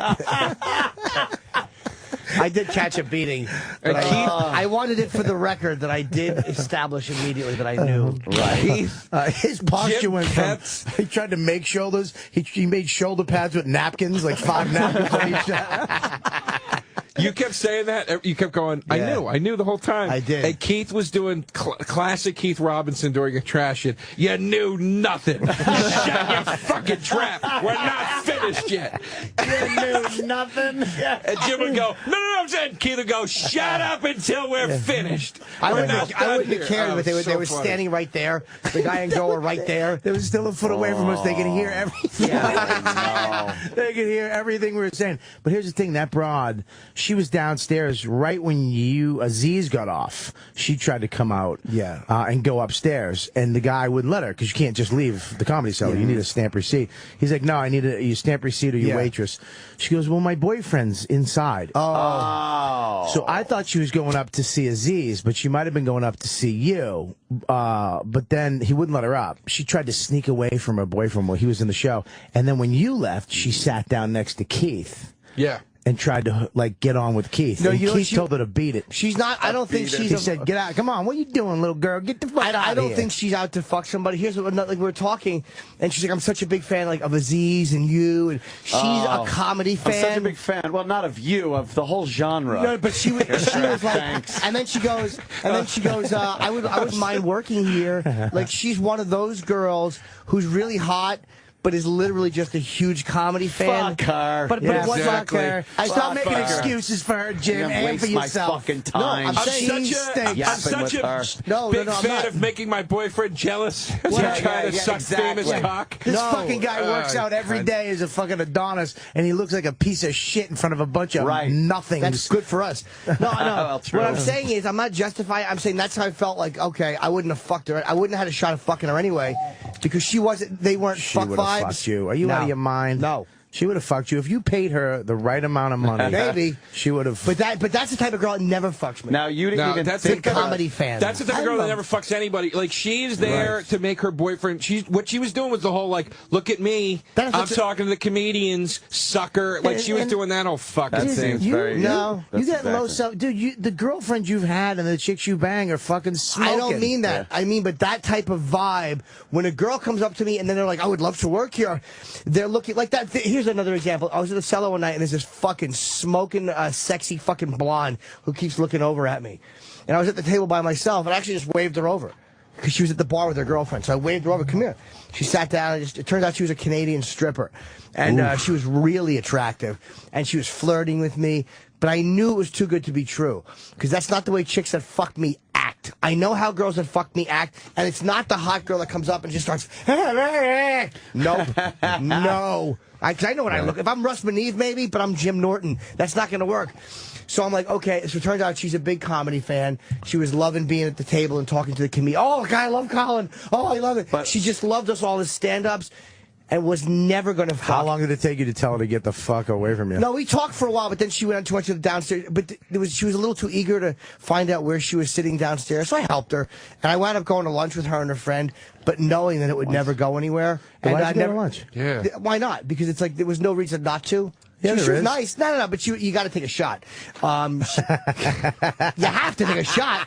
But I proved myself right. It is, though. I'm absolutely right. And she wants nothing to do, but you got to take a shot. You have to. But I confirmed that I was right. But I confirmed that I was right. The chick last night, you never even thought of maybe asking for her number? I did immediately, but the guy was. Yeah. I wanted to know what the status was with the guy. But who cares? Nah, I don't do that because I don't want to make him humiliated or it's not even afraid of him being angry. Dude, I saw the picture. Fuck him. Look at that. Let him feel humiliation. But he didn't do anything. He was a nice guy. I felt bad for him to have to deal with that shit. Because I put myself in a guy's shoes. Like, that's embarrassing when your fucking chick is rapping with everybody. It's like, shut up. Good looking fucking cunt. Fucking no mercy Kumia today. Every fucking person we bring up, fuck him, that cocksucker. Yeah, I guarantee he has his other women out trying to net that bitch right now and bring her back back to the compound.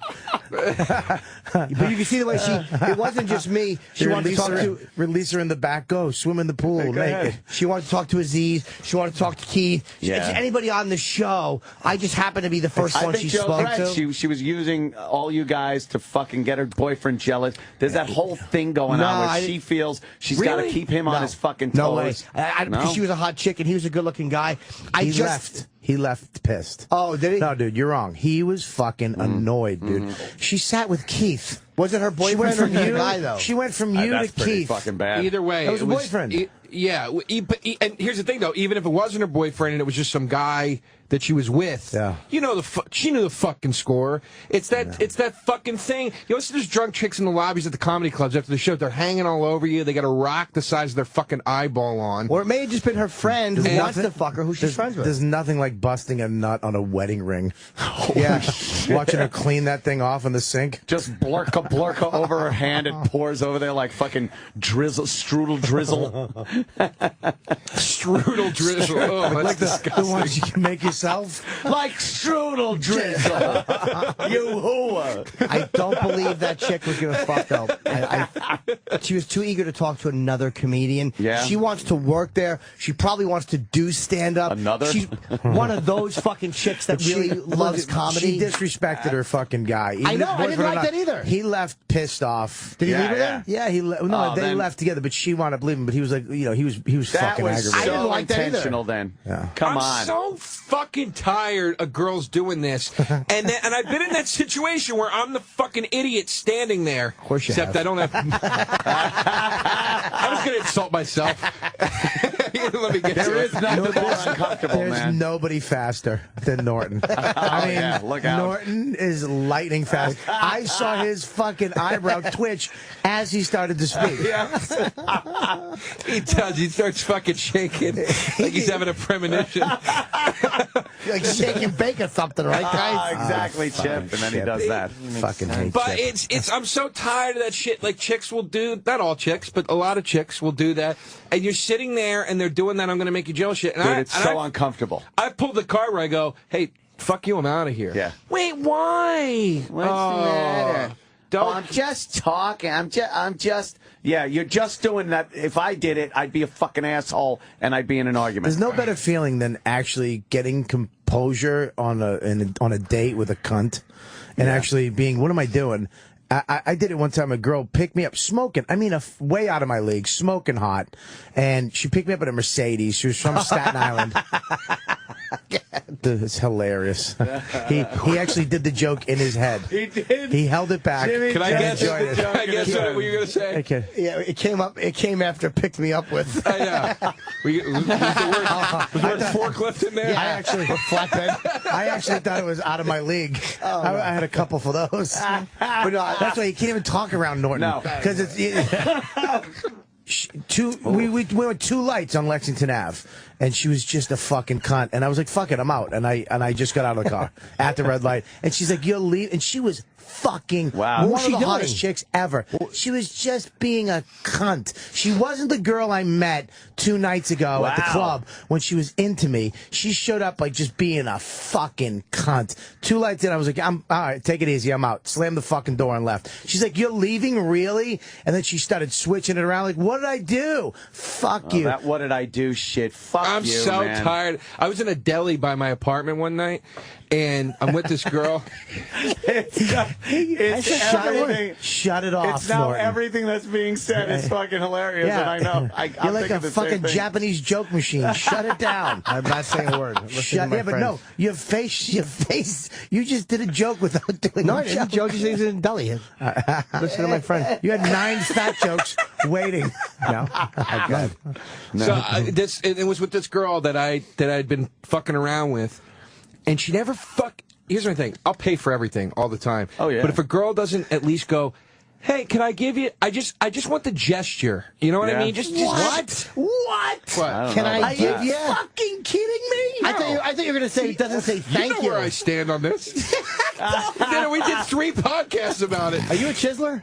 No. You don't tell a girl to pay for it. No. I don't tell girls to pay. I'm saying, that's not what I'm saying. What I'm saying is, if a girl doesn't even go, "Hey, can I..."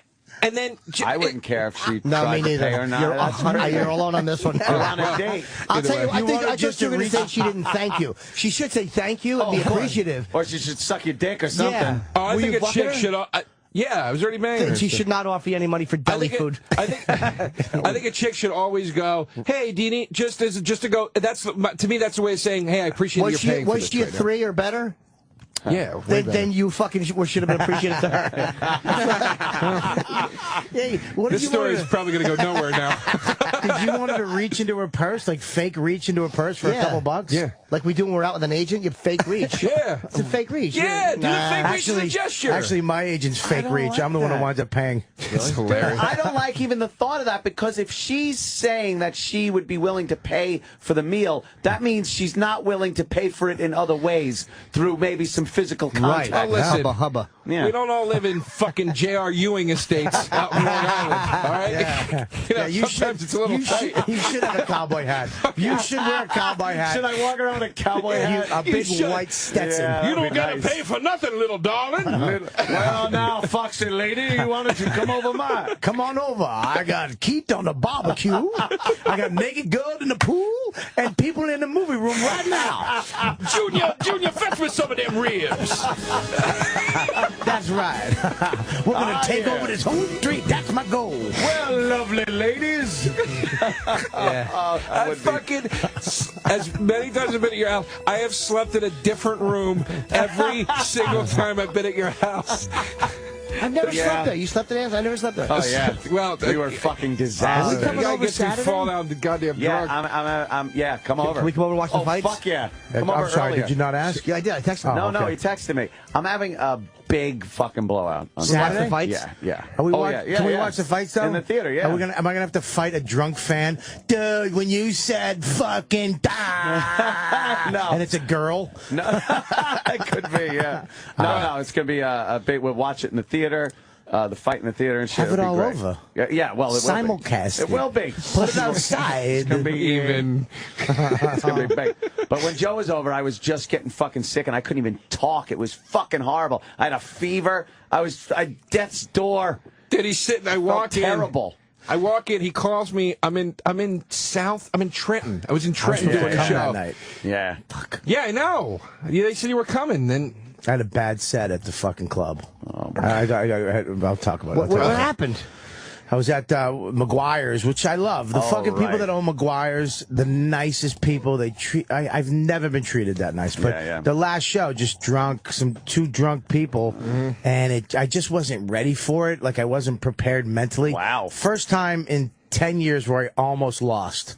Where I almost was like gonna have like just a dead set for like 30 minutes. I've seen you destroy people there.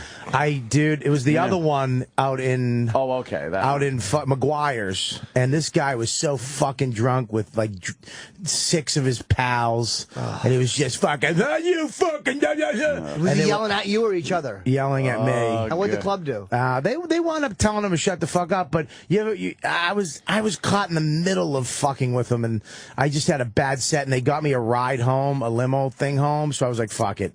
If I went to your party, I would have done bad things. I would have ate everything. Yeah. And fucking probably just lost my marriage. Probably would have drank. I probably would have drank. I'd still be there right now. Naked in the pool. Just doing tech stuff for you around the house in Daisy Dukes and a hat. Nice. it was a fun. It was a fun night. Oh, it was definitely fun. I was down in fucking Trenton. He texted me as I'm just doing a benefit with Vinnie Brand. I'm walking. We gotta go up and do the thing. Yeah. He goes, "You ready to go on?" And I go, "Yeah, I'm ready to go on." He goes, "Can you do a meet and greet after with the charity?"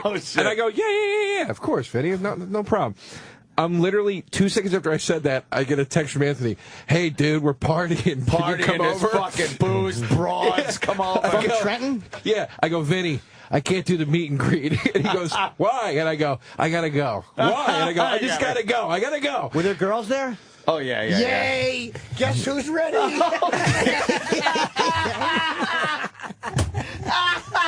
Jimmy's got the biggest boner. boner. Why? What are you doing? I'm in need. His jeans, Jimmy's jeans are pushed out so far. It looks like it's all bent, too. Oh, my God. Boner. That's fucking great. I couldn't tell where the boner was. I know. It was erect in three different places. It was like he had a giant pretzel in his pants. Like you couldn't tell where it began, where it ended. That sounds fun. Wow, you really have, yeah. Are you guys, so there's going to be girls there this weekend? Yeah.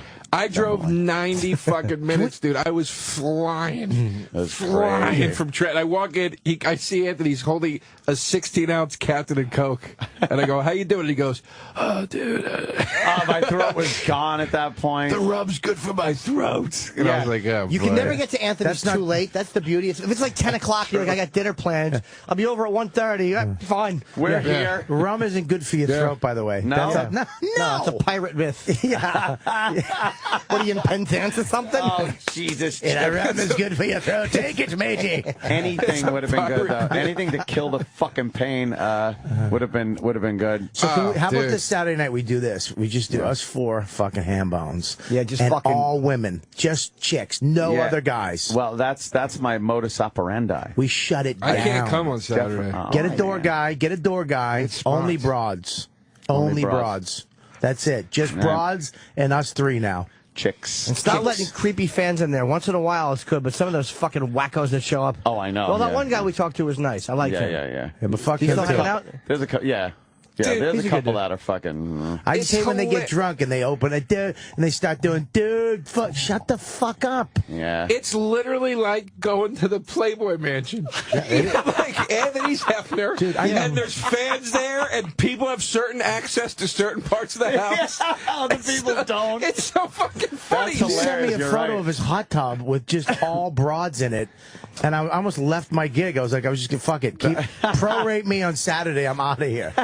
It's like the Playboy Mansion if Hugh Hefner was just drunk and screaming the N-bomb at his fucking house with girls from the Magic Garden and his fucking 9-year-olds.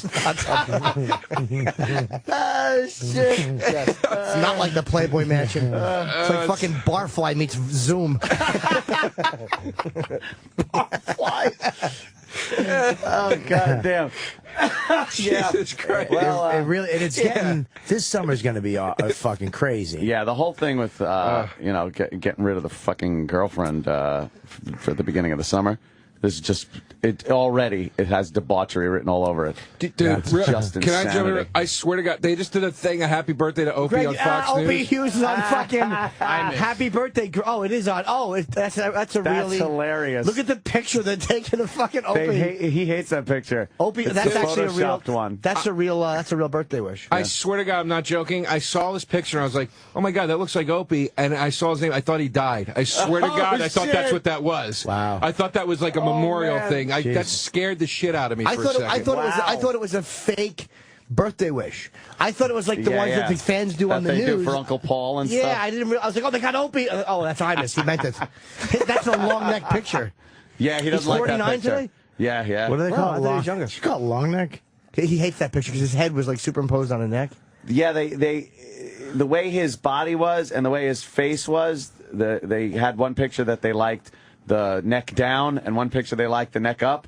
So they put like his head on his body, but they didn't cut enough neck off, so his neck looks really long. It's like E.T. So, Dice, did they splice 2 pictures together? They spliced it. Like one was the body. Like let's say you have some fucking pig, but her face is like cute, you know? Like I'd throw a batch in her mouth. And then you got another chick who's fucking dog-ass fuck ugly, but her body, you throw some goo in her asshole. You mix and match, you put them together, and they're all hot. Good to fuck in the face, the cunt, the ass, everywhere.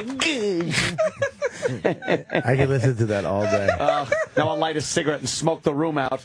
That fucking creep. Yeah, he's fucking smoked 6 cigarettes in here. Oh, Dice was fucking in here smoking. I thought you can't smoke. You can't.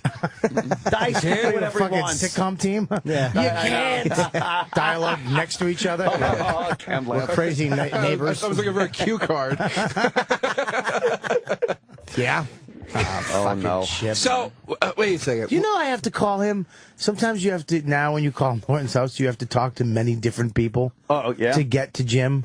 Oh, you're a phone call guy, right? Occasionally. What does that mean? That means you don't just text to get your fucking point across. You gotta, when that phone rings, I'm like, and now I know Bobby knows if you don't. I fucking absolutely know. Bobby will know if you just blow off his call. So I gotta answer Bobby's calls. Well, here it is that if you let it, if it rings more than 2 times, it's your phone's not off. You looked at it and phone's said, not off. You have it with you. Don't leave it at home. It's not on the cradle. I've never seen you with you not having your phone on you. Right. Exactly. So you know. Yeah. Fuckers. Yeah. I just want I want everything dealt with in text form. I hate text. I love text. I hate long text people who text like a fucking a story to you. No, I don't. You gotta I read don't in even a mind cab that. and you want to throw my up. brother fucking calls, and then I'm like, I don't want to talk. I'm not in the mood to talk. Right. And then when I don't answer, he'll leave a voicemail and then text me the whole thing, and I'm like, well, we could have started with the text. Bobby absolutely refuses to play by any text, anything. We have like email chains about the book. Everybody's like, I think this, I think this, I think this. Phone rings, Bobby Kelly. You know, When are Well, you know that the new me fucking chain thing where it keeps all the emails in one. I know, it's confusing. Yeah. It fucking blows. You don't like that? Well, it's fucking 8 things and you gotta go scroll back. And Well, then, you go through but here's the first email, and then you get all the ones. This is why it sucks. No? Because if you send me an email, you're the original email, and then he starts tagging it and no one jumps in, it changes. So if I go to search for it, it's not under your name anymore. It's under Jim's name. And then if he's now it's not under Jim's name. It's under Joe's name. So it just keeps changing the actual original name, so you can't search for it or look for it. Oh, you have that to, doesn't sound good. Yeah, it fucking blows. If it kept the original name and inside of that you could don't see get it. back to anybody on email, so it doesn't matter to me. No, you really are just a fucking. I'll text you. I'll text you. That's the best way to get in touch with me is text. And Anthony I'll text you loves back. a nice text. Yeah, he really I does love a love good being text. disconnected.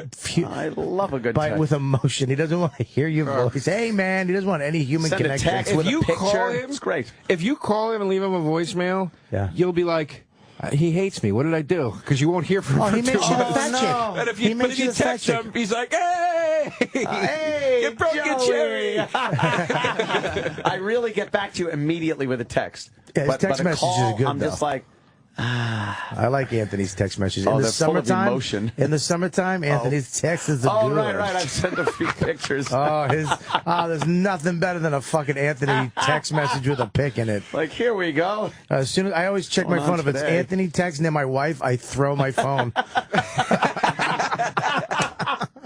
Yeah. Oh, God bless you. Interesting summer. Fuck, dude. Should be fun. Yeah, well, you know, some guy. Are you a texter or a talker, Jim? Much more of a texter. Really? Yeah. Much more. Yeah, I mean, I get it, but I only call you once in I'm a while. pretty good on the phone with talking, but You're when I great on the phone talking. I love texting. But how fun is the conversations? I've had It is nothing fun. but fun, laughing conversations. You know what? With you. I never have a bad conversation with Bobby. I'm not sitting there going like, "Fuck, get off the phone." Right. We laugh a lot on the phone. You make me laugh.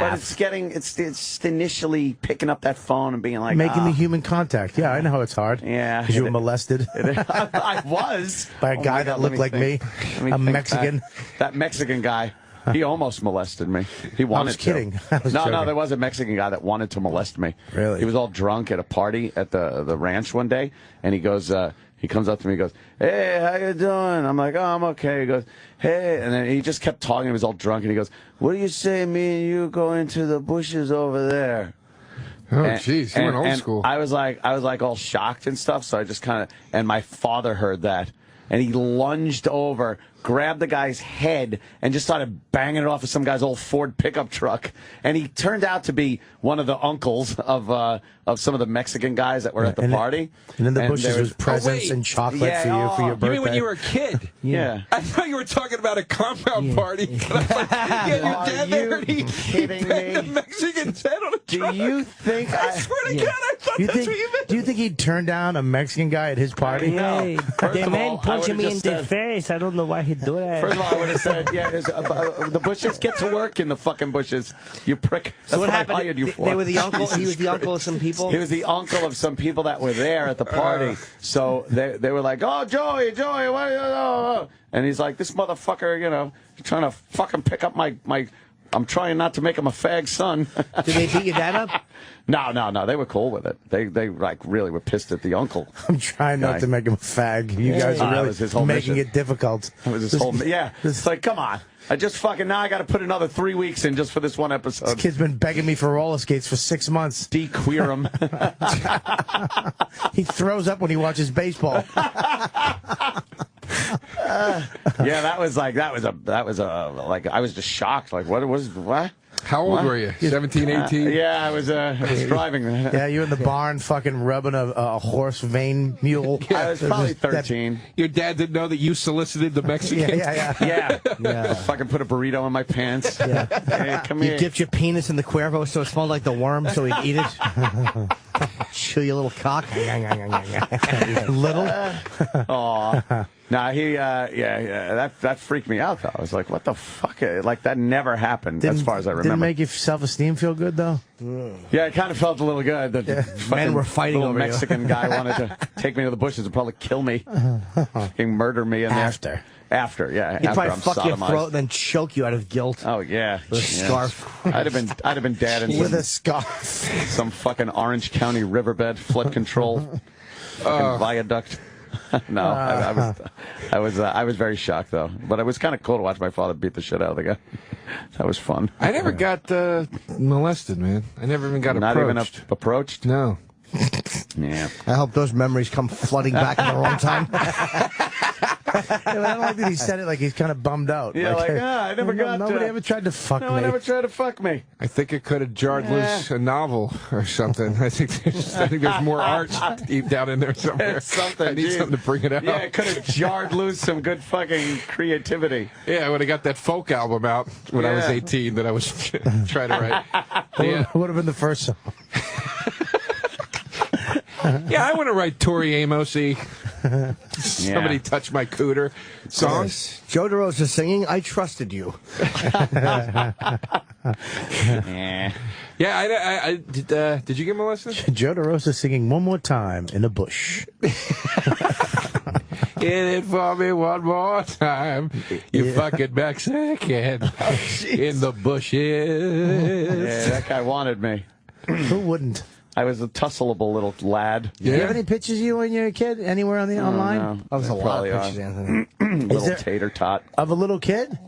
Yeah, I think so. I've seen the one of you when you're in your fucking metal stage with that awful fro. That was terrible. He was beautiful. Just unconditioned hair. Unconditioned. Looked like a fucking haystack. It was just awful. But then, but no, before that, when I was like a little kid, but I was such a little fucking like wimpy little crybaby. Yeah. I was just always crying about something. Oh God, really? My stomach hurts. The lunch I got was bad. Oh God! It's all making sense. Oh yeah, I wish I'd have knew that, Anthony. No, it was all. That's still Anthony. This is just a facade. This gun-toting facade. There's a scared little boy. There's a scared little boy behind the walls of that compound. Yeah, he just wants a chick. Anthony's Ricky Schroeder. He's and Lonesome Dove. Lonesome Dove 1 and 2. I was a little just a little. Fucking married newt. kid. You're a little newt? That was terrible. Just sad that the champ was dead. Yeah. Oh, dude. Yeah. You're fucked. I've dealt with it. Sure you have. Yeah, you got years. a fucking arsenal, and you fuck 18-year-olds. You've dealt with it. Yeah. Fucking get shit-faced on every Friday and Saturday till Monday. Well, you're dealing with it. But what? Is that me dealing with it? No, that you're enjoying your life now. I realized, after a while, I was just, I think I was crying because my parents argued all the time, and I figured that was a good way to make them stop arguing. Right. Was by getting all, my stomach hurts. And they'd just be like, okay, shut up. Ro, you're a bitch. Joey, shut up. Go fuck yourself. And I'd just be crying. I don't know. I always cry. How did you deal with it? I don't know. I guess I just grew out of it. I have no idea. Did you? Something tells me you're trapped at 18. What I'd love to see something just crack Anthony, like some TV show, some emotional penguin show, or something just make you crack and see you well up, and then the pain from your childhood opens up, and then your whole life changes. The only thing that really gets me are those, like, watching the old war documentaries and seeing, like, an old soldier start crying about fucking, he gets like, and then he came in and he was carrying the, Bob and like that stuff. That gets me. Anthony cries where he's supposed to cry. You well up when they start talking about Charlie? When they start talking about Charlie. You find that touching? Yeah. What do you mean Anthony cries when he's supposed to cry? But it's acceptable to cry. Because Anthony, I think he's probably much more emotional than he lets people know. I think Really? I think you're deep down a much nicer guy. Deep down, I probably am. think so. I get but that out but he somewhere. does all this man stuff. Like, he fucking has a gun, and he's a fucking guy's guy, and NRA, and he only cries at the war vets. Because all guys, no guy calls you a faggot. Everything Anthony does is to prevent being called a faggot.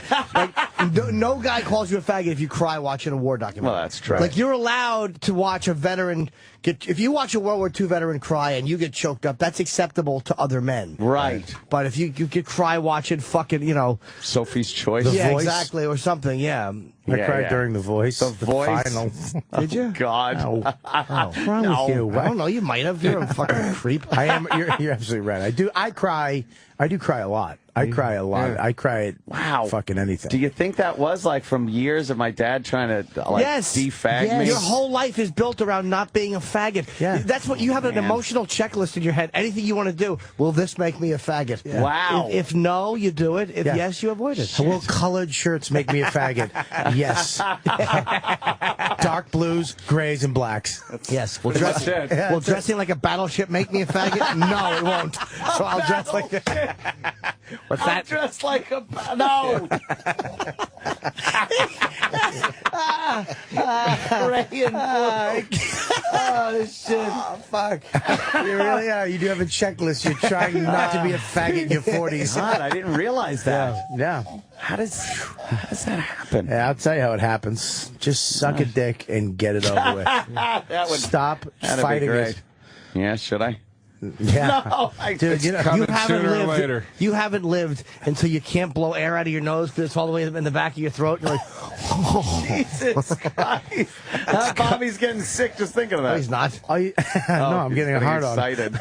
Do you want to hear something that will make Joe jealous? What? Oh, this made me so happy. It's got to be something to do with Bailey J. Oh, this broad, it makes me so fucking happy. Bailey, yeah.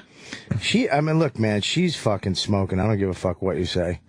She's smoking. And now that I'm friends with her husband, it kind of ruins it. Why? Nah, because now I can't fucking... I know, I can't watch her videos anymore. Kind of... Yeah. I feel like bad. I feel like I'm looking at like my sister-in-law or something like that. Yeah. I don't know. It's weird. I just don't have like the right feeling about it. Ugh. Yeah, it What? fucking... I don't know. That doesn't sound fucking. What are you that fucking friendly? Would he call me a faggot? Ant? Yeah. See. don't cry, Joe. Hey guys, Bailey J here. As we all know, Bobby Kelly is super gay for my dick. So it was no surprise when we all heard that the Bailey J Show was moving to the Riotcast Network. So if you like real conversations and fake tits, I'm your man. Literally. So listen to the Bailey J Show right now. Oh, she's a fucking... Wow. She said that. I got this promo. She goes... I didn't know what she was going to say. Everybody knows that Bob Kelly's super hot for my dick. My dick plumped up. My wife giggled like it was funny, and I just went, You really want to, like, blow Bailey J? I want to fucking start off a little kissing. I don't want to just get right into I'm not that type of guy. But it will get to that point where you would go down on Bailey J. I wouldn't go, why are you going to make it dirty? Because we've discussed this before a bunch of times, and it usually gets to this point where we try to figure out how far someone would go. Let's not start with the least homo in the room, okay? Dude. I'm the one who's married, okay? What does that have to do with it? Exactly. So is John Travolta. Yeah, I was just going to say. Sorry. He's trolling for big black cock. As we start to talk about this, can I tell you, I was at my cousin's wedding this weekend, and my uncle, who I've told, he's always like, my friends at work, they like O&A, and they listen, and I'm like, don't ever listen, just don't ever listen. Oh, wow, yeah. So he comes up to me at the wedding, he goes, I heard you on Opie and Anthony, and I go, okay, and he goes, He goes, I listened to the episode from whenever, and I go, okay, and I couldn't remember when it was, and he goes, you remember what you were talking about? Like that? Great. And I was like, thanks. Here we go. It's going to be the Bailey J thing. My uncle's going to hear that and say I'd blow Bailey J. Yeah, you don't want your And I'm just braced, and he goes, you're talking about Billy Joel and how he stinks. And I was like, thank God. One of the most innocent things that we talked about. Wow. I don't want to blow Bailey anymore because I'm friends with her husband. Yeah, no. Yeah, he really don't did. Throw in the little fucking like personal reasons. You wanted to blow Bailey J. I didn't want to blow her, man. He never wanted to. I didn't want to blow her as much as he did. But I would. I'll say she. If she got you in bed. Yep. Slow down. Go ahead. You would do anything at that point. Here's a scenario. You're ready? there. Here's a scenario where I'm up there, okay, upstate New York, near where they live. Matt and everybody's up there. All of a sudden, a tornado hits. Some bad shit happens. He's got a whole fantasy. All of a sudden, tornado hits. Oh my God, it's crazy. We look fucking Matt. He's flown fucking away. Oh shit, he's dead. And then I got hurt. She's hurt, but I take care of her for a couple days because nobody's around. So I take care of misery. her. Yeah, and then you hobble Bailey J. I have to hobble a she-male just to let it suck her cock. Oh God, she's tied down. You're sucking her cock. I'm gonna put popsicle sticks on the side of it because she can't get hard.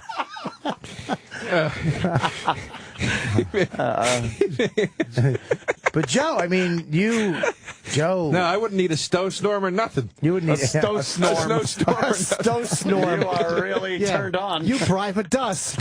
You cock a suck. I just started thinking about a bunch of white stuff, and I got excited. That's the only part that would I think would make me gag is jizz. Well, as a guy, it probably should. You know, Don't act all high and mighty, little faggot. I'm not high and mighty.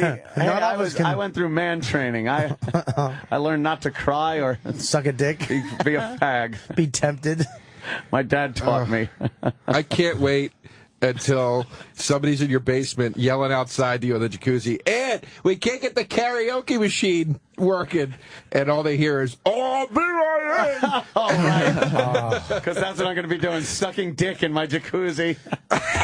Look, if it's going to happen, that's where it's going to happen. We all know. You think? I think so. Where else would you do it? You're going to get sick of it. You're going to get all this pussy you're getting. You're going to get sick of it. And you're just going to have to. You're going to have to advance to cock. Oh no! Oh God! First, it's going to be just getting head from her, like a girl with a dick, and then all of a sudden, a girl with a dick. Then it's going to be just let me see it. Let me see it. You're going to pull it out with one finger, a little hook, index finger. Look, he knows the move because he's done it. Yeah. You've reached in and pulled a fucking dick out with the index finger?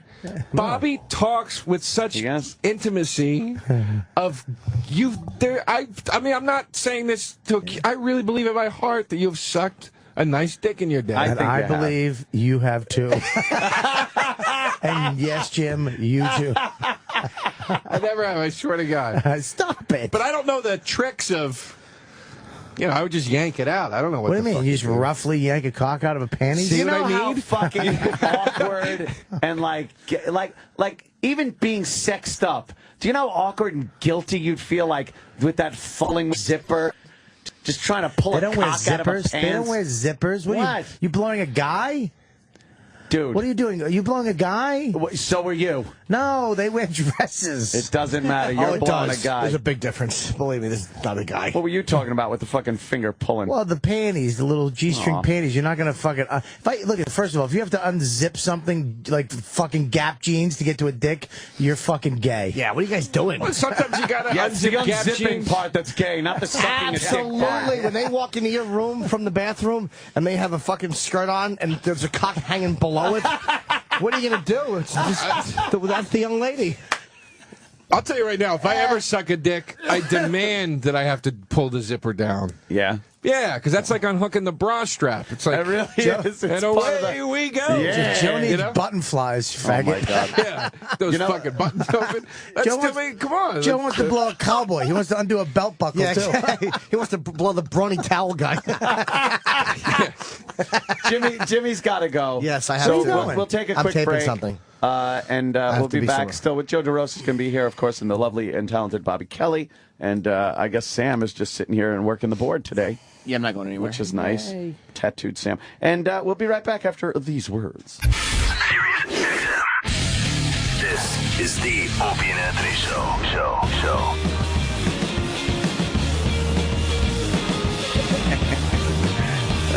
Bunch of fucking pigs. Good God. I'm not. No, you're a very good boy, Bobby. Oh, Bobby's close to me now. I feel weird. I was usually way over there. I love that we had therapy with Anthony today. Yeah. We got one step closer. It's a little therapy with me. I'm a weird guy, I know. We're all fucking weird. But the thing is, I've reached a point in my life where I really don't have to make excuses anymore for anything. I don't care. This is who the fuck I am. I've been this guy for quite a while. Right. And if you don't like it, lump it, I say. So, I rarely put up with shit anymore. I put up with shit for so fucking long just to keep from getting into arguments. And, like, keep things nice. Oh, keep things nice. Somebody, like, says something to me or texts me something. I'll be like, oh, well. Now I'm just like, fuck off. I've had it. Yeah, you spend so much of your life keeping the status quo. Yeah. Because you don't want everybody to be upset and whatever, but it's like... And because fights are fucking, like, arguments are stressful, and fights are like, when you're in a battle with somebody and you get a text and you don't even want to look at it, or you get a voicemail and you're like, you don't even want to listen to it, you're like, God, I don't want to listen to this because I know it's just going to be something I got to delve into, jump into with both feet. Yeah. I hate that shit. So now I just end it right away. I'm like, no, shut up. Fuck you. Goodbye. Right. You just cut people out. Yeah. Yeah, now not important people in my life, you know. Just I wouldn't do that. The but, rags. But like the shit that I used to just fucking carry around like luggage. Right. Now it's just like, fuck this, man. I just don't have the patience anymore. I did that with like clubs, like doing, because I'm on the road a lot. Yeah. I used to get so much anxiety, and I would snap because I cared so much about the shows being good and the club and the hotel and having it. That's good. You should, though. I wrote down a list of like 5 things that were important, and I told my manager, just make sure these are done. That's it. Oh, Everything wow. else, I'll take the hit. And I don't even care anymore. I go to the shows. I know that there's someone got kicked out Thursday. Yeah. I know they gave a free ticket to some twat Thursday, and she can't. Fuck it. I don't care. Do your fucking job. So that shit you don't care about. I don't care. Like, even get to the gig anymore. It's like, if I don't make it, I don't fucking. I used to stress about making it to the gig, like the weather, and I gotta check this, and I gotta fuck. Now it's like, if I don't make it, I fucking don't make it. What am I gonna do? I still get the stress coming here in the morning when I leave my house and I leave 5 minutes later than usual. I'm like, I gotta make up the time. But it's like, why? I could come fucking flopping in here at 6:15 and be fine. Right. I don't know why. Yeah. Like, that shit gets me, like, I really just gotta kind of blow shit off and relax. Chill out. I'm learning that lesson recently with not assessing the situation after it all works out, and I've already freaked out for 4 days about it. Yeah. And I'm just like, dude, remember this. Remember that. And every time I'm like, you can't freak out, dude. It all worked out. There was no point to worry. Yeah. I mean, the best advice you could ever get is assess the worst case scenario. If you can deal with that, then you're fine. There's no reason to stress. Yeah. And when is a situation ever going to end in you dying or being homeless? You know what I mean? It's like those things are very few and far between. Yeah, I I used to give a fuck about the middlers and stuff. I used to get like fucking. Oh, really? I go in, I go 10, 20, fucking that's it. I'm not going to eat it. Yeah. I'm better than any fucking dummy in front of me. Jim would have made a joke there, by the way.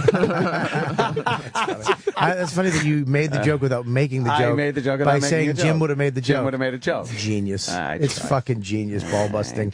It really is, dude. Yeah, it's fucking. I don't give a fuck anymore. It's like I used to get so because you have so many shit dicks in front of you. Yep.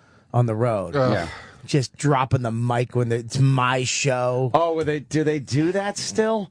Does someone think it's cool to fucking drop the mic after they're done? People do a little weird stuff, and I hate when they put their fucking T-shirt sales into the joke. The last joke. I can't stand it. If I see one more guy hold up a piece of merch with a punchline written across it, and then my favorite though, dude, my favorite, and you've seen this a million times, I'm sure. I love when they hold it up and it's got the punchline. So I've got bumper stickers here that say, Daddy don't want none neither. And where you work, in the South? Yeah. And then who has bumper stickers? And then, or whatever, t-shirt. Yeah. And then it gets nothing. Yeah. And it's like, your big joke, nobody fucking remembers it, you no-name asshole. Nobody cares. How about this, though? Work on your act instead of your merch. I don't mind it when the headliner is fucking going, hey, I got a CD or DVD or T-shirt, because he worked fucking 20 years to become the guy. Yeah. But when you're the MC or the middle guy and you're fucking holding up a DVD that you made in the basement, fuck you. It's just too easy these days to make and distribute merchandise, so anybody can do it. But here's the deal. Why is your DVD that you made in your basement, that's 35 minutes of your best shit, and my CD that it took me 20 years, I got a fucking record deal, I had to have somebody actually like me, and they made it, and I'm the guy, I'm the one fucking doing all the heavy lifting, right? And you get to sell your shit for the same price as me? Go fuck yourself. Oh, sorry. And a DVD. They have DVDs. I don't have a fucking DVD. Yeah. How the fuck? I don't even know you. And if I don't know you, in my eyes, you're not a comedian. That's my rule. You've been around long enough. Yeah. If I don't know you, then you're really not a comic. Yeah. You know what I do now to fuck with guys? When I plug my CD at the end, I go, so we're both selling CDs. I mean, you could buy his that he pressed at home in Xerox copies for Comedy Central, put mine out. Whatever, it's your choice. It's up to you. But don't you buy his, fuckers. Just to mention, too, we do have a Dangerous Joe T-shirt for sale on riotcast.com. Yes.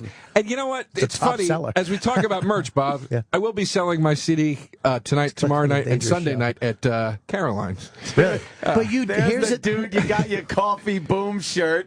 No, that's the Joe DeRosa coffee shirt. mug. Dangerous Joe.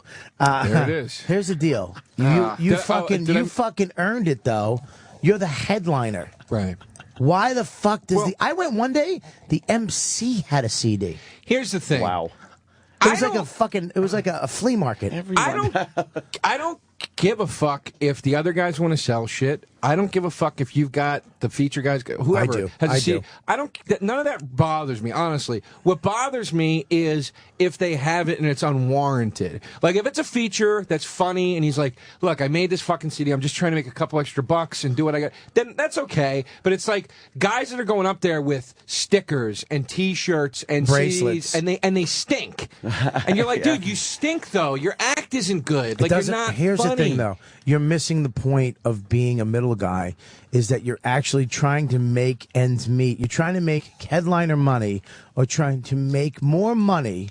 The way you're supposed to do that is to become better as a comic. Right. And become the headliner. That's why these bringer shows in New York, they kind of fuck these comics. Back when we started, you had to be funny. You had to hang at the club, know other comics, get fucking Donnie Brasco in, and then get a spot after Chappelle, Jay Moore, Norton, Patrice at 2 a.m. with the lights on with 5 people and do good. And so the guy goes, that was good. Come back Monday. And then you did Monday, Tuesday, and then you did that for a while. And then you got to do a Thursday. And then you did that for a while. Then all of a sudden you got to do one show on a Friday. And then all of a sudden you're working weekends. And then you go to another club. It's the progression that you need to become a good comic. You don't get just to fucking get 10 people in the club and you're doing 10 minutes on a Saturday. And they're selling merch and all of a sudden everyone wants the shortcut to the fucking big time. Everyone wants to go viral. Well, it's when I came to New York, and I'm not doing it as long as you, but it's like when I came to New York, I sat at the Boston every single night, went up at 1 a.m. on Tuesdays, like literally for 3 people that didn't speak English, like not exaggerating, horrible. I remember the first time I did a weekend, Wayne Rada, who was running the place at the time, goes, "I'm putting you after Patrice," and I was like, Why are you doing that? You know what I mean? Like, I was fucking terrified. Oh, shit, yeah. And he's like, because you have jokes. Patrice tells more stories. I want you to go after him. And, like, put me in the position where it's like, okay, I have to survive right now. Dude, I had to go I have to survive. I was at the Boston, my first time doing a weekend spot. I sat there for 3 weeks, every night of the week, till 2 a.m. and never got up. Oof. Okay? What made you keep coming back? I had no job. I moved to New York. I had no money. I had to go. Yeah. I had to do it. That's brutal. I had the flu. okay? I had the flu. I just got over it. Like, I was still shaking or whatever, but I go down, I'm sitting in the back. Masavia comes up to me and he goes, I kind of hooked up. I pulled the train with him the night before, like the week before. I got two broads to fucking just fuck us both in a fucking shitty apartment. But he comes out, he goes, "You're going on tonight." And I was like, "Oh shit, this is what fucking happened." Jim Brewer comes in. I'm supposed to go on. He goes, "Jim Brewer's going next. I'm bumping you." I go, "All right, fuck it." Kills. Then Chappelle walks in while Brewer's on. Oh man, "I'm bumping you for Chappelle." I go, okay. And he kills. Then Jay Moore walks in. "I'm bumping you. You gotta go up after Jay." Yeah. Jay fucking lit the place on fire. It was like a competition with these assholes.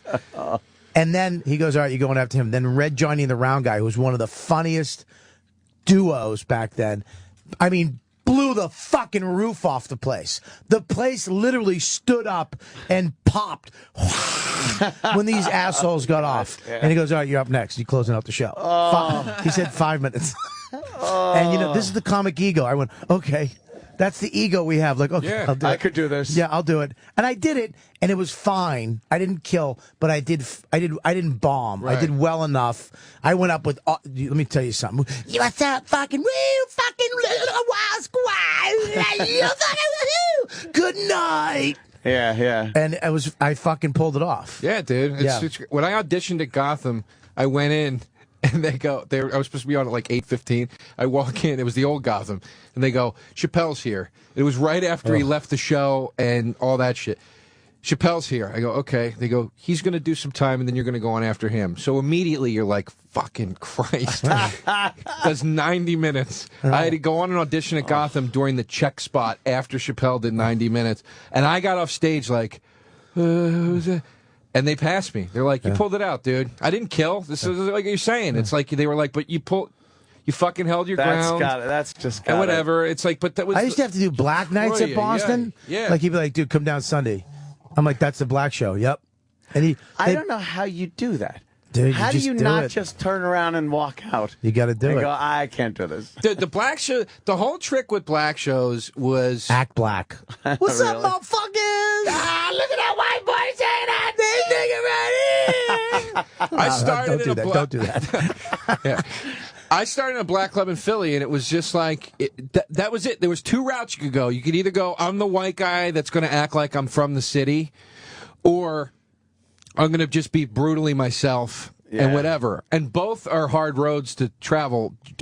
Doing the pandering thing is easier, obviously, but like once you learn, like if they started to think you were kind of corny, once you had that attitude of like, "Go fuck yourselves," I'm like, "Yeah, I'm a fucking geek from the. What do you want from me?" Then all of a sudden it was like, "Oh, okay, we respect you." Wow, because you weren't being phony. There's you know? nothing like killing in front of a black crowd. When you kill, Jesus, when you kill in front of a black crowd, it's fucking insane. Insane. Yeah.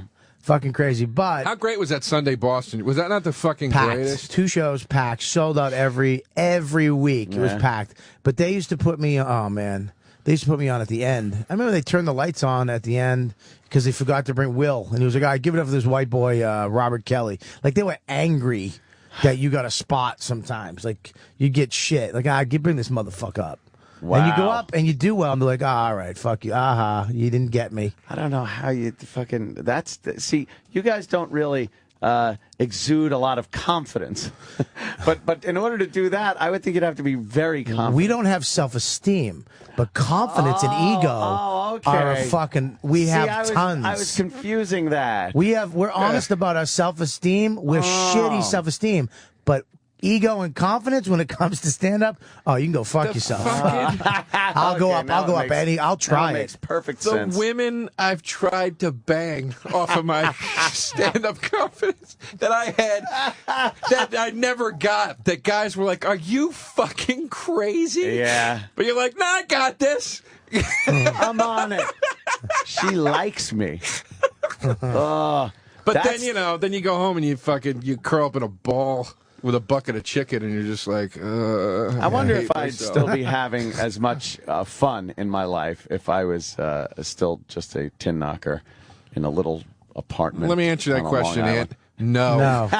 Yeah.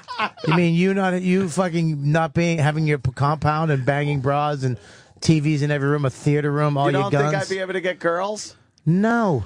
Come on. No, you'd have a fucking personality. You would have an unconditioned hair Long Island fucking shrivel. Yeah. Just a fucking big nose, Now, wait a kind of minute. good looking bitch.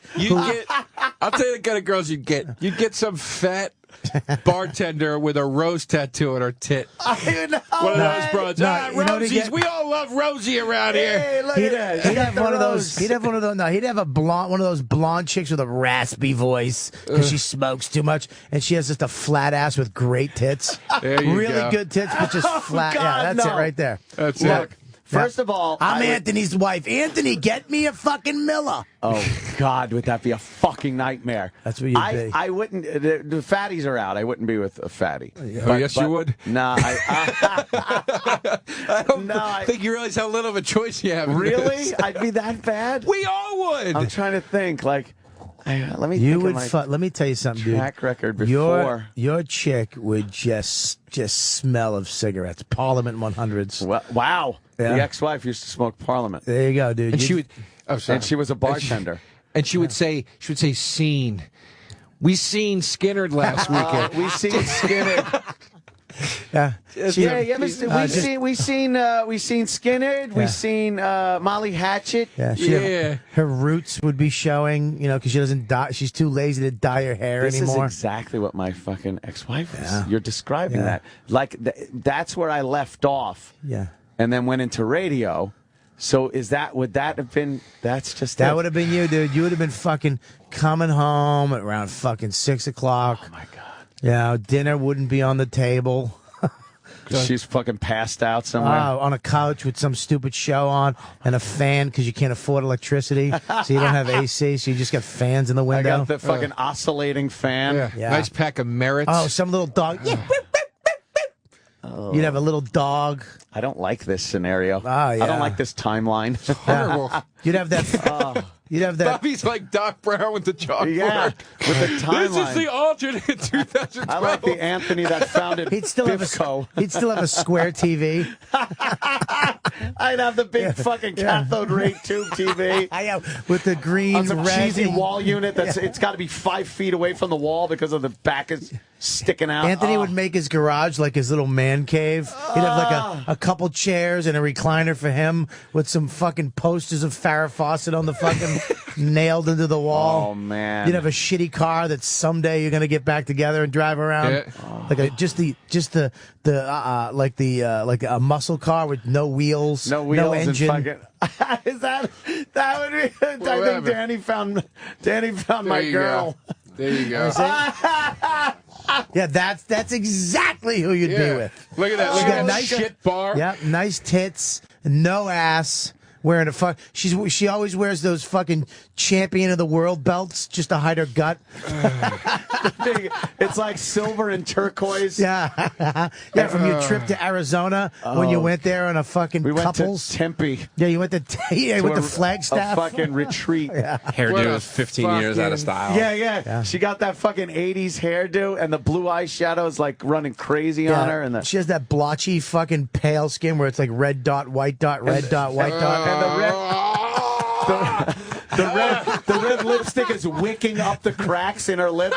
Yeah.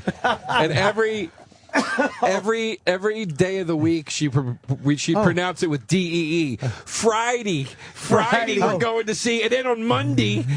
Well, if you remember Wednesday, we seen this other band. Wednesday we seen. Let's not forget that we're actually talking about how shitty his wife would look. Let's not forget how shitty you'd look. Let's not forget fatso with no hair. That's what Anthony would look like right now. Oh God! Anthony would be a fucking just a disaster. A fucking disaster. That's funny. You calling someone fatso with no hair? That's Kumia. Wait a minute. That's alternate timeline Kumia in the pool. Oh God! But Anthony wouldn't have a gun because he wouldn't have the money, so he'd have a taser. I would be able to afford my guns. Anthony would have mace, like a collection of mace that he got those Chinese stores at the mall. Anthony would have Chinese stars. Yeah, he's going to like the head shops buying the knives and ninja stars and shit. He'd have swords. Yeah, a big sword. That's perfect. He'd have a fucking a Conan original sword. You'd be terrible. You'd be the fucking neighbor in Office Space. You'd be that guy. Yeah. Gotta wake my ass up 6 a.m. every day this week. Yeah, I'm doing the sheetrock down there. You gotta see this pair of titties on Channel 9. I got me drywall the new McDonald's. Yeah, I'm doing the drywall down at the McDonald's. I'd love to see his pool too if he had to clean it. You'd have above ground pool, by the way. Let me. Absolutely. I will describe what my life was like when I first came back to New York. I had the bartender. She wasn't that old yet, but it was gearing up to be. And I was living in a small house that I was renting in off of Huntington Village, and the back had this fucking broken down wooden deck that I had one of those pools on. Well, like a turtle pool? Like 2 foot tall blow up pools. That's it. That's where you were headed. You'd have the fucking inflatable hot tub too. Yeah, like one of those. Here's the thing: you would still be one of the the scumbag friends you'd have. Oh, the scumbag friends I have. You'd still be the guy, yeah. Dude. Anthony's got a pool. It's the shit. Let's go in. That's what you do. Get in with a. Oh, do you man. think? A Miller Lite? I think he'd slide off. I think the only thing that kept him out of a militia was this radio show. You think I would have just lost that? I think he would have slid way off. You want to go shoot targets? No, and move to fucking Michigan. Come on, say those beer cans, honey. I gotta shoot at him. He is one argument away from being Ted Nugent and just saying fuck it. I just think that time I don't like that because I know that's exactly where I was on the dart league at the local bar. We used to go like every Wednesday. We'd go to other bars around the town and shoot darts against them, and then we'd have a home game every month or so. And it was just drinking beers and shooting darts. I want to mush my banana in your face right now.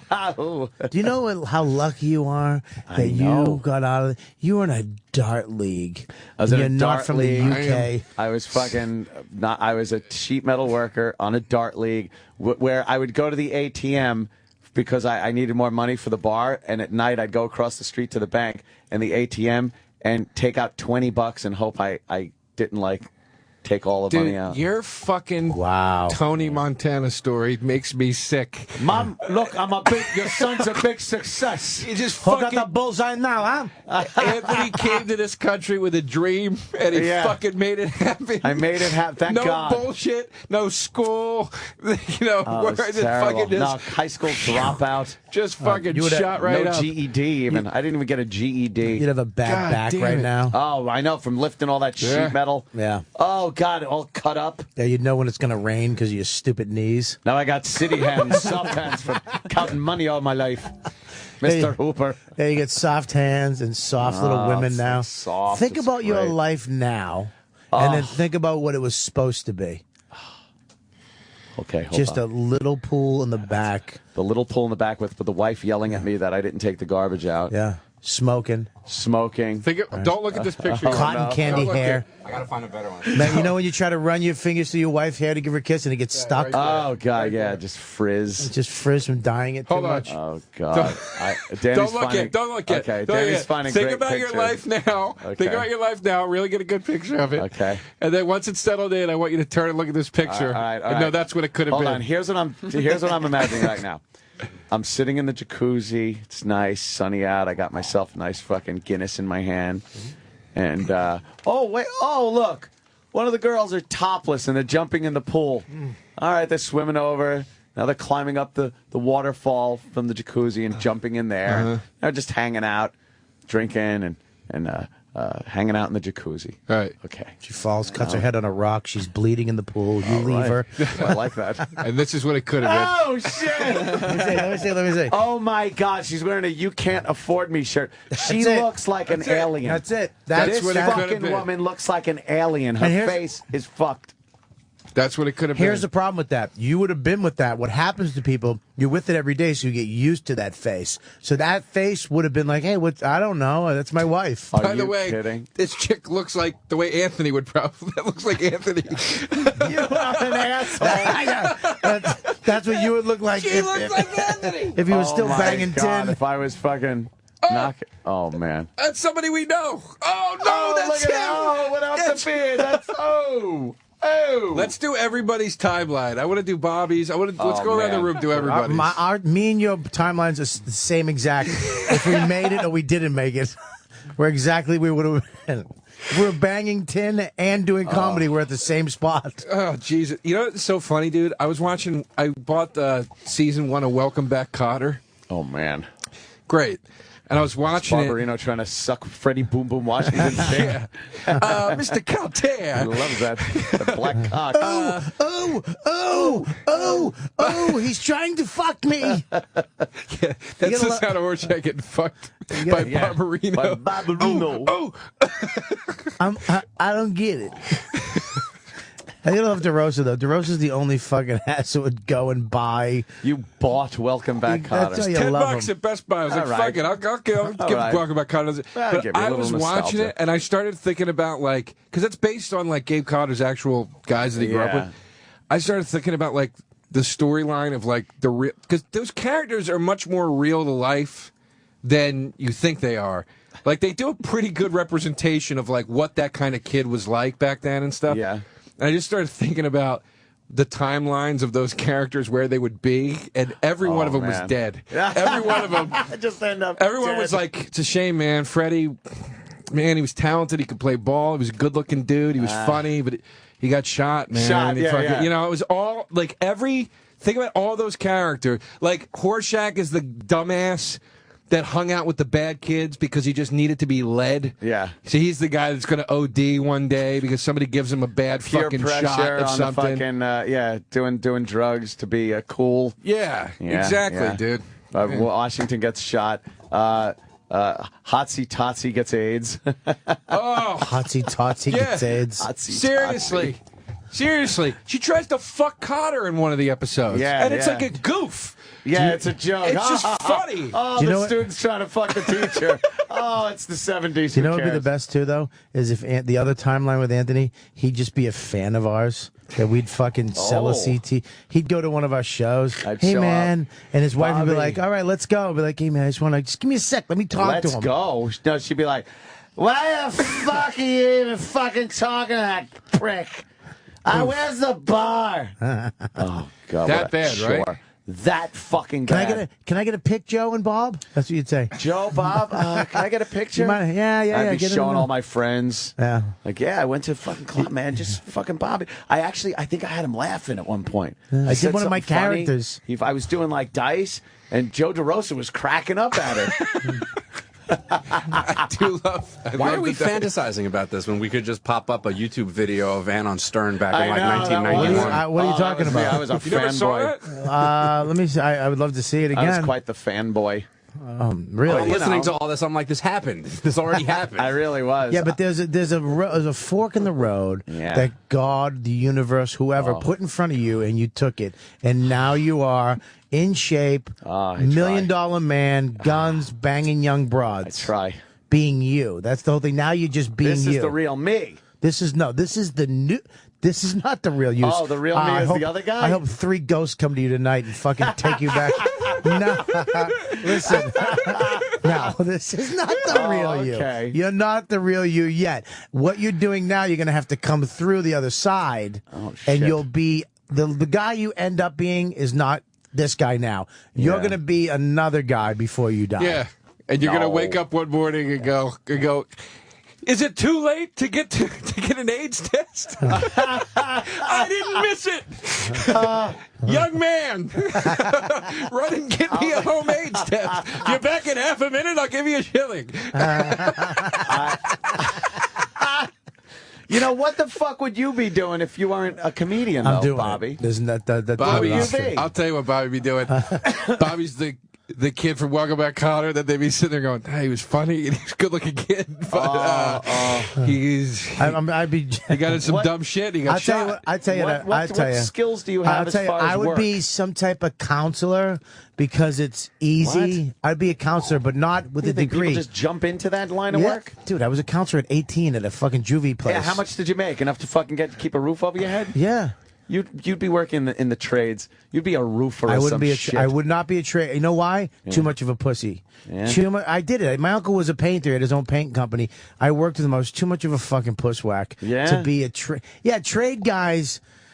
Your body is just fucking. I mean, it is a lot of work. Yeah. I would be some type of cheesy counselor. I'd probably have 5 jobs though. I'd deliver flowers on a Friday, like what I did. Yeah, you'd have a lot of jobs. Yes, he'd be the guy with a bunch of jobs. I disagree with this completely. Really? I think he'd be like River Phoenix at the beginning of Stand By Me. I'd say Robert Kelly stabbed in the neck because he tried to do something honorable. You wouldn't have that thing going, don't do anything honorable, stupid. You got a nice career here. You'd just be like, you'd be working with the kids. You'd be like, I gotta get in there. I gotta care. And you'd get in the middle of some shit, try to help somebody. I'd be dead. You'd be dead. I wouldn't be here. Yeah. Well, it's a good story. Yeah, DeRosa, what do you think you'd be doing? I like it. What do you think you'd be doing, Joe? I have no idea. Well, I know what he'd be doing. Of course, I'll tell you what he'd be doing. He'd be back in his little town, the mayor of the fucking town. He'd probably be working at a coffee shop. Right? Oh, man. The manager of the coffee shop. That's almost what I'm doing now. No, I don't know. What? Do you have any skills? What did you do? I worked, you know what, I gotta be honest, dude, I don't know where I would be because I went to college for video production, like editing and all that stuff, and my last semester we had to intern at a production house. It was mandatory, and I interned at this place, and it was a really small place, and I had a really down-to-earth boss, but he would laugh at me all the time. And I was like, why are you always laughing at me? He's like, dude, your fucking temper. If you can't get, like, cables to connect, you're... He's like, you're just fucking cocksucker, motherfucker. And I like, dude, I had no concept of it. So I don't think I would have been able to work very long. And I hated the job, too. Yeah. They were very nice people, but I hated what I was doing. He would have been at, like, a Sam Ash. Or something like that. Probably. Yeah, just that cunt. If you don't know, like if you walk in, hey, I'm looking for what? What do you want? I mean, they're all cunts there, by the way. They're the worst. They're all fucking assholes. The fucking worst. They're worse than gun store people. They're worse than bike people. Bike store people are fucking cunts too. Yeah. If you don't know what the new French fucking 10-speed is, do you have a water bottle? What kind? We have shut the fuck up. It's usually anything, because even hardware stores, they're all fucking pricky. It's like, yeah, I need a fucking nozzle. Sam Ash. What kind? What do you? Sam Ash. Music store people. Because they want to be fucking musicians. They want to be rock stars, and they're working at fucking Sam Ash. I'll tell you. I'll tell you. I know what it is. The worst. I know what would have happened. I know what would have happened to me. All right. Joe DeRosa, alternate timeline. Comedy was the only thing that let me be angry openly. And get it out of my system, like where people were like, "That's funny," you know what I mean? Yeah. Like, whereas everywhere else they were like, "What the fuck is wrong with you?" I would have been headed for a nice fucking American Beauty breakdown. Oh, you think? I would have stuck it out for a while in some poor shitty office job, and I would have snapped. I would have actually snapped, and it would have either been gunned down, something, or got shot by the neighbor because the neighbor thought I was fucking his kid because I just wanted to hang out with him. I think it would be you trying to lift weights in a garage and then just putting a shotgun in your fucking mouth. Wow. That's brutal. I just picture the Sam Ash thing I like. I just picture you at Sam Ash selling some fucking kid some guitar. Guess what? It's a Shure 58. It's the most used microphone. I mean, this is industry standard. SM means look. I need a cable. What kind of cable? Oh, we have a wall of cables. What do you need? Look, I like the Sam Ash thing too, but unfortunately, we don't like where we're all headed in this alternate timeline. I know, because it's not realistic. You would be a fucking garbage can. He'd be dead, and I'd be fucking Just getting shot and or gunned down by the police, by the SWAT team. That's some shit office job. Our fucking alternate universes fucking They're really stink. bad. Do you know what, dude? We get to go home today and go to bed. Yes. All day. If we want, all day. I'm just gonna fucking. I appreciate the take a fans. nap. It makes me laugh. You know what? I'll accept one of you douchebags for fucking critiquing me. Because if it wasn't for these cunts, we'd be in our alternate universes. That is great. I'm gonna go home and nap, and I'm gonna wake up, and then I'm gonna go in the jacuzzi with 2 topless Canadian girls. Yeah. Where? That's what I'm doing. What do you order them? Are they there Dan now? and Anthony. What? Are they there now? Yeah. God, who's at the house? Let me see if I could pull it up. Oh God! Are they on You know what? His fucking universe is way better than ours. Oh, I am sick of it. They're still sleeping. I am sick of it. I don't know. They're not on cam yet. I hope you go home and all your shit's gone. And let's remember this. Could happen. I hope they're 2 fucking criminal lesbians from Canada. And that's what they do. They just find dumb Americans to fucking come over and That'd be hilarious. All your guns, everything is fucking gone. And there's just like red spray paint on all your TVs. God, would I love that if they just ripped you off like Zombieland. Oh, man. Oh, shit, right? 2 They girls just took your shit and fucking like, what ran. happened? They fucking took my shit. Just remember this. While you're topless in the pool, while you're taking a nap, while I'm going around downtown looking for apartments, because my afternoon is free, guess what? You two and E-Rock will still be sitting here. Oh, shit. Because your lives are the same in this or any parallel universe. I was gonna reference that. Fucking middle roaders. All my shit's still there. Oh, man, that hurt. Fucking dick! What a dick! He called them fucking. There's no alternate universe for you, normal fucking middle roaders. You are a prick. You have no hopes and dreams. What the fuck? Wow. You guys are looking at alternate universes. We're just looking to October. I just said it because I knew you would go, what a dick, what a dick. Look at Sam. Sam, I'm joking. I'll tell you what Sam is doing in his head right now. Just thinking about all his plans that he knows. Look at you, you fucking ego. Who? Look at you. Out of Sam, E-Rock, and Danny, who is most likely to go on a killing spree at E-Rock. 45? Danny. Fucking Danny. Probably Danny, yeah. Look, Danny. No, I think it's Danny. E-Rock. No, E-Rock doesn't have the balls for it. Danny has the facial hair. Danny has the facial hair for a mugshot after he killed a bunch of people. But Danny gets a lot of his rage out. Like, E-Rock is totally not self-aware. And so at some point he'll snap and not realize it's coming and just start firing. He won't know what he's doing. I don't know. Yeah, but he won't know how to use the gun. He'll try to put the magazine in his mouth. Shoot himself in the face by mistake before he Try does to anything. eat the bullets. I'd love to see Danny gun down a fucking Kmart as people are screaming, "Help! The guy from System of a Down is firing everybody in here." The lead singer from Godsmack's gone crazy. Does he get killed or do they take him alive? No, they take him alive. Yeah? Here's the thing, though. They have to Beat do up, the though. sketch artist who'd be like, "What kind of hat?" He'd be like, I don't know. It was a gaze to the side. It looked like half a head. He didn't have a full head in the hat. Like it was. We get it. You're goofing on his hat. Did you guys see Bobby's brand new bag that he's been wearing? Oh, because that should be debuted. Bandolier. I don't have. I still have. Bandolier is a shit. And you know what? The funny See thing how I is, got out of that one, folks? so many Good one. people got fucking the bandolier. Like No, I got they didn't. I get email after email. You're lying. It's the best for traveling. No one wants that thing. Joe, you want a bandolier? No. Joe. No, Joe, look at your bag you have now. Which is the... Look at Joe's bag but now. Everything fits right in it. It's nice and compact. That's a little gay, though. Yeah, it's real good. Dude, one time See I'm how I walking... did that, Danny? I'm walking with Burr. I'm walking with Burr after a show one night in Boston. I'm carrying this. Some drunk guy goes, "Hey, look at your little purse, you fucking faggot." Holy shit. And then walks off, and I start fucking fuming, right? Yeah. And Burr goes, "What's the matter with you? Why are you so angry?" And I go, "You didn't fucking hear that?" And he goes, "No, what happened? What happened? What happened?" With that fucking face. And I go, fucking guy just goes, "Look at your little purse, you fucking faggot." And he goes, "Well, you're carrying a fucking purse. What do you expect?" Thanks, Bill. What an asshole. Guess who traded up that purse? Yeah, this was yours. Oh, it you was? fucking asshole. I got rid of that.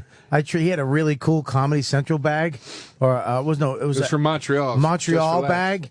And I was like, wow, that's nice. I traded up for it. I got rid of that faggy purse. You for that traded back? What are you, in fucking 5th grade, you two? Hey, you know what? We don't have fucking bags of money, Scrooge. Sorry. How's that sound? Sorry. We don't have fucking. We can't just duck. Yeah. Sorry, timeline guys. Yeah, we can't just go on the fucking internet and buy Canadian women and fucking cool bags. Go fuck yourself. Sick of it. 3 minutes ago, these assholes were sitting around a pool, fucking getting fanned with leaves and eating grapes. And now they're like, "Fuck you, rich guy. Fuck you." I'm sick of Anthony's DuckTales life. Yeah.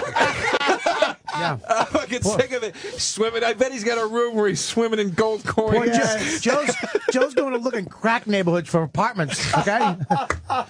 Please, whatever you need. Let me just live out there with you. I got enough rooms. You should Might as well. Why you let him live out there with you? I'll get a car. I'll give you $1,500 a month. Just let me fucking live out there. $1,500. Just to share the life. Yes, Bob, before you choke. I'm just looking at little fag Sam trying to put the fucking photo in front of you, and you keep ignoring him. It makes me happy. Oh, I didn't notice. That's anticlimactic now. Oh, that was, what bag is that? That's his new bag. Oh, that's the new bag. Oh, yeah. All right, at least. That's like. It's a backpack.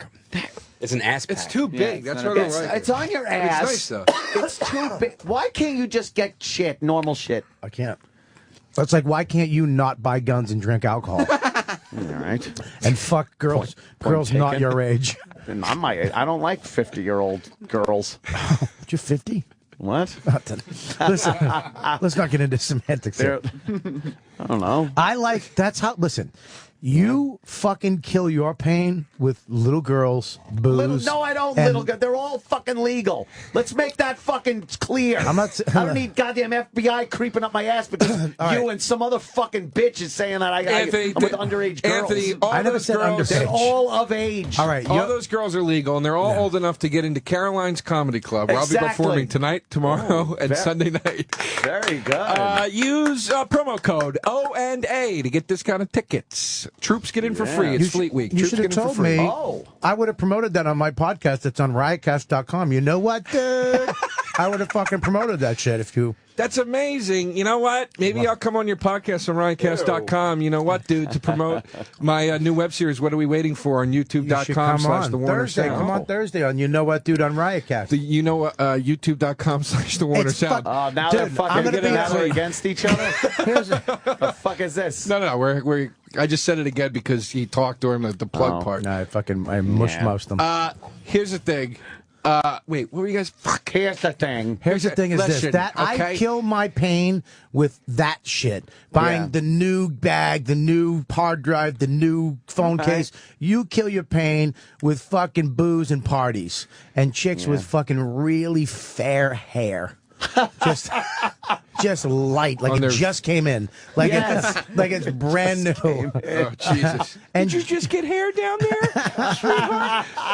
You're terrible. Yeah, you give them little combs, little mustache combs. Look, no, that's the thing though. The way we drink is the way Bobby buys tech shit. He's got a closet in his house filled with tech shit.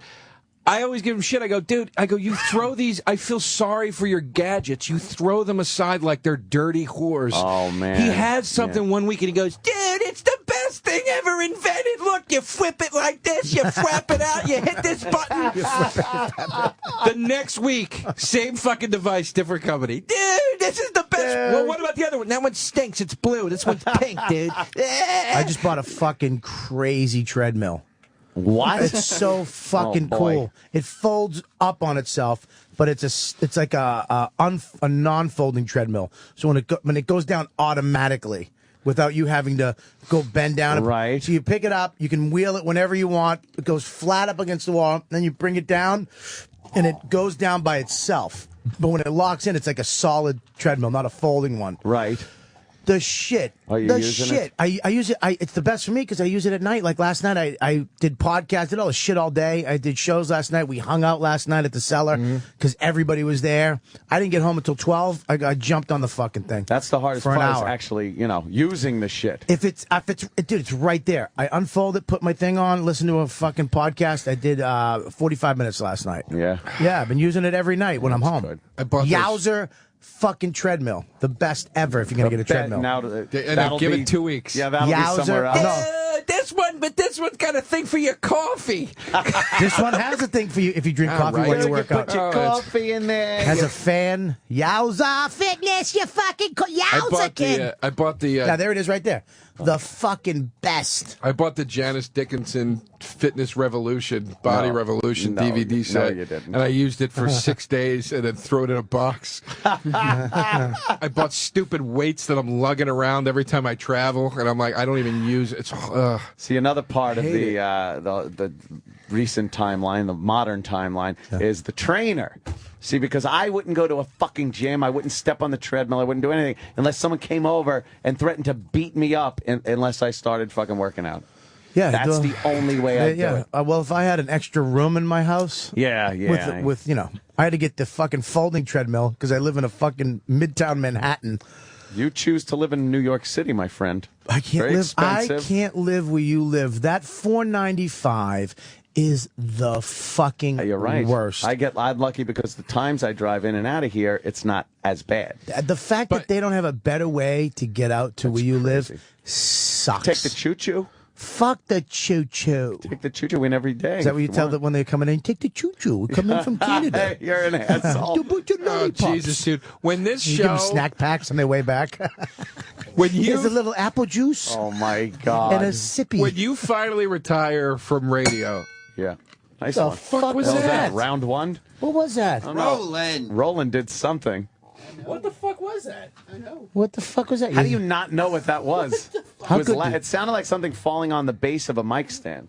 That was weird, man. Like a heavy... All right. Yeah, but we don't have any of those mic stands. Oh, wow, really? You don't know what that was? It sounded like an anvil fell. It sounded like metal snapping. Like, honestly, it sounded like metal Maybe snapping. it was my chair. Dude, when you finally stop doing radio... Yeah. It's a great fat joke on me. That your house, it's going to be like the house at the beginning and end of Citizen Kane. Where it's like, remember the parties they used to have out here? Yes. Cobwebs. It's gonna. What's that castle on Game of Thrones that the dragons burned down? This place used to be the biggest castle of them all, impenetrable. Women used to come here and bathe naked with the king. Yeah. The people that get your house after you, the ghosts, just the fucking dirty ghosts The that are house going to will be. be upset that it's not having as much fun as it did. It's the funnest place ever to hang out ever. It's literally fun. It's literally every fucking dream I ever had as a child. Yeah, it's when I like- thought when I grow up, I'm gonna have this. That's There's exactly what I thought. video games, karaoke, a radio station, a movie theater, a hot tub, a pool, an arsenal, a bar. Yeah, an arsenal. Yeah. He has a TV studio. Yeah. There's a fucking studio. That's it. That's exactly what I wanted. It is the funnest Helicopters? place to hang out. Yeah, if you radio control, I haven't taken those out in a long time. That was when I was in that phase where I didn't have the show to do. It was when we were fired for a while. Gadgets. And I was just buying up, like, what do I want to do? You know what? Radio control helicopters sound fun. You just went to Gizmodo every day and bought And everything. Just buy everything. Some stuff flying those things around. Invisibility cloak, Yeah, maybe. well, what do they got? That work? I don't know. I don't care. I'll buy it. Yeah, it's just a sheet with mirrors attached to it. There's nothing better. I mean, aside from the times at night when I cry myself to sleep. Yes. Than being single. And like a grown man and single. But even like in your situation, you're married, but you're still, Dawn is very accommodating where you can have a single type of lifestyle. I came home last night. I was going to be home early. I came home last night late, and I didn't. What were we doing? I was just out. Everybody was there. It was like the fucking old days. And she was like, "Oh, cool." I get no shit whatsoever, That's great. ever.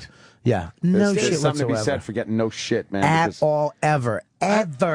It's the great when you could spend your money on what you want. I was sitting at my mom's house the other day. I was just sitting there, and I started thinking, remember GameCube? Yeah. It was like Nintendo's thing before the Wii. Oh, right, yeah.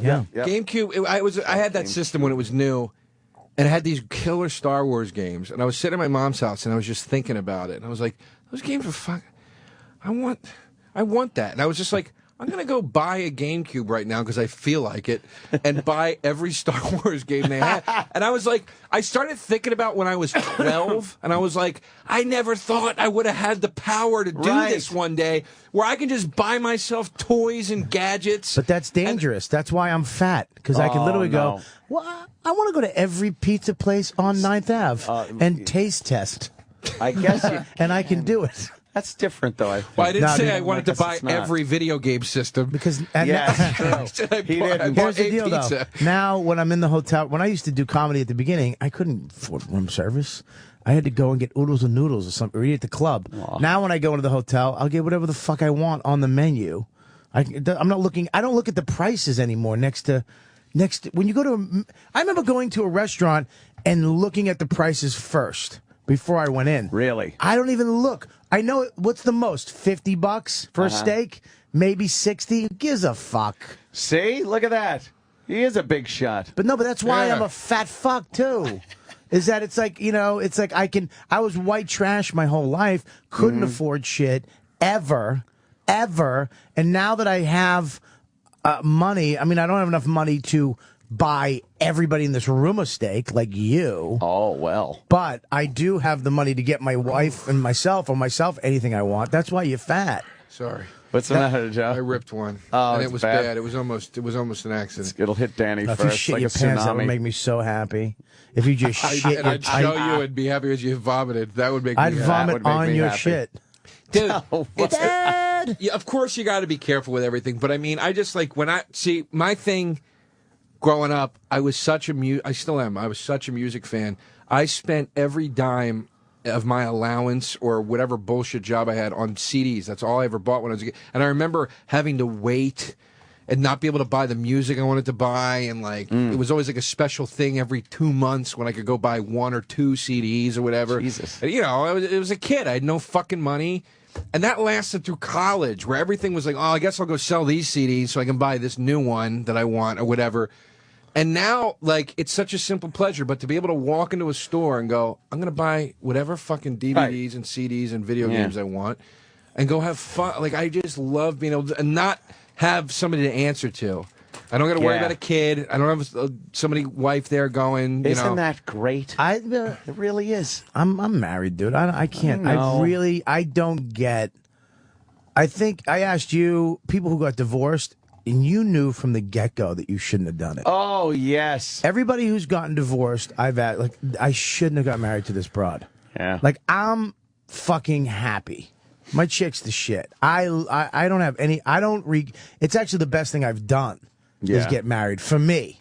You know what I mean? There's some guys that I did that shit from 10 to 30 something. But do you look at it like it was good for me, like because I'd be on this self-destructive road if I didn't get married? Because that doesn't sound very romantic. That sounds therapeutic. No, that has something to do with it. But I'm happy. Like, I love hanging out with my broad. Because with my broad. Because here's the thing: is that I've been with so many chicks that. Oh, do tell. But how many girls can you hang out with for more than a few hours before you're like, get the fuck away from me? Please stop talking. It's a handful. Yeah, I mean, when you had your chick, it was, it's like, it's at the beginning, it's like fucking, I could finally be with this chick and just hang with her all day and not worry. She doesn't bug me. I don't want her to fucking stab her on the neck with a pencil every time she breathes. Shut the fuck up. Shut up. Yeah, I told you, they did a thing on love. There is no love. It's compatibility. People who are married for 50 years, they're just compatible people. They can be around each other all the time. Me and my chick are really compatible. And so that, I mean, I love her too. I've been friends with her for over 15 years. So you put all that shit together and there's a relationship and I'm happy in it. I'm fucking happy. Yeah? Yeah, I'm happy. I mean, sure, I'm going to go to your house Saturday night and fucking avoid blowjobs, a blowjob alley. I'm going to have to FaceTime on the whole time with my wife. Help me. Blowjob alley. It's like a jackass stunt. You got to try to get through the room without getting your cock sucked. Getting your cock sucked by a chick with fucking nice fucking titties. Yeah. Yeah, dude. I wish I could meet like the one chick that I could I wish I was gay, dude. I really wish I was gay. I wish you were too. I do. I love. Look, I hang out with my friends. If I could hang out with a chick the way I hang out with you guys, yeah. But if you were gay, it would be the same thing. Only you'd feel that way about guys. Absolutely. You'd be like, oh, I can't hang out with this guy for more than 10 minutes. See, I don't think that's. Serious, it's the truth. That was a good gay guy voice. Oh, thanks. No, but I don't think.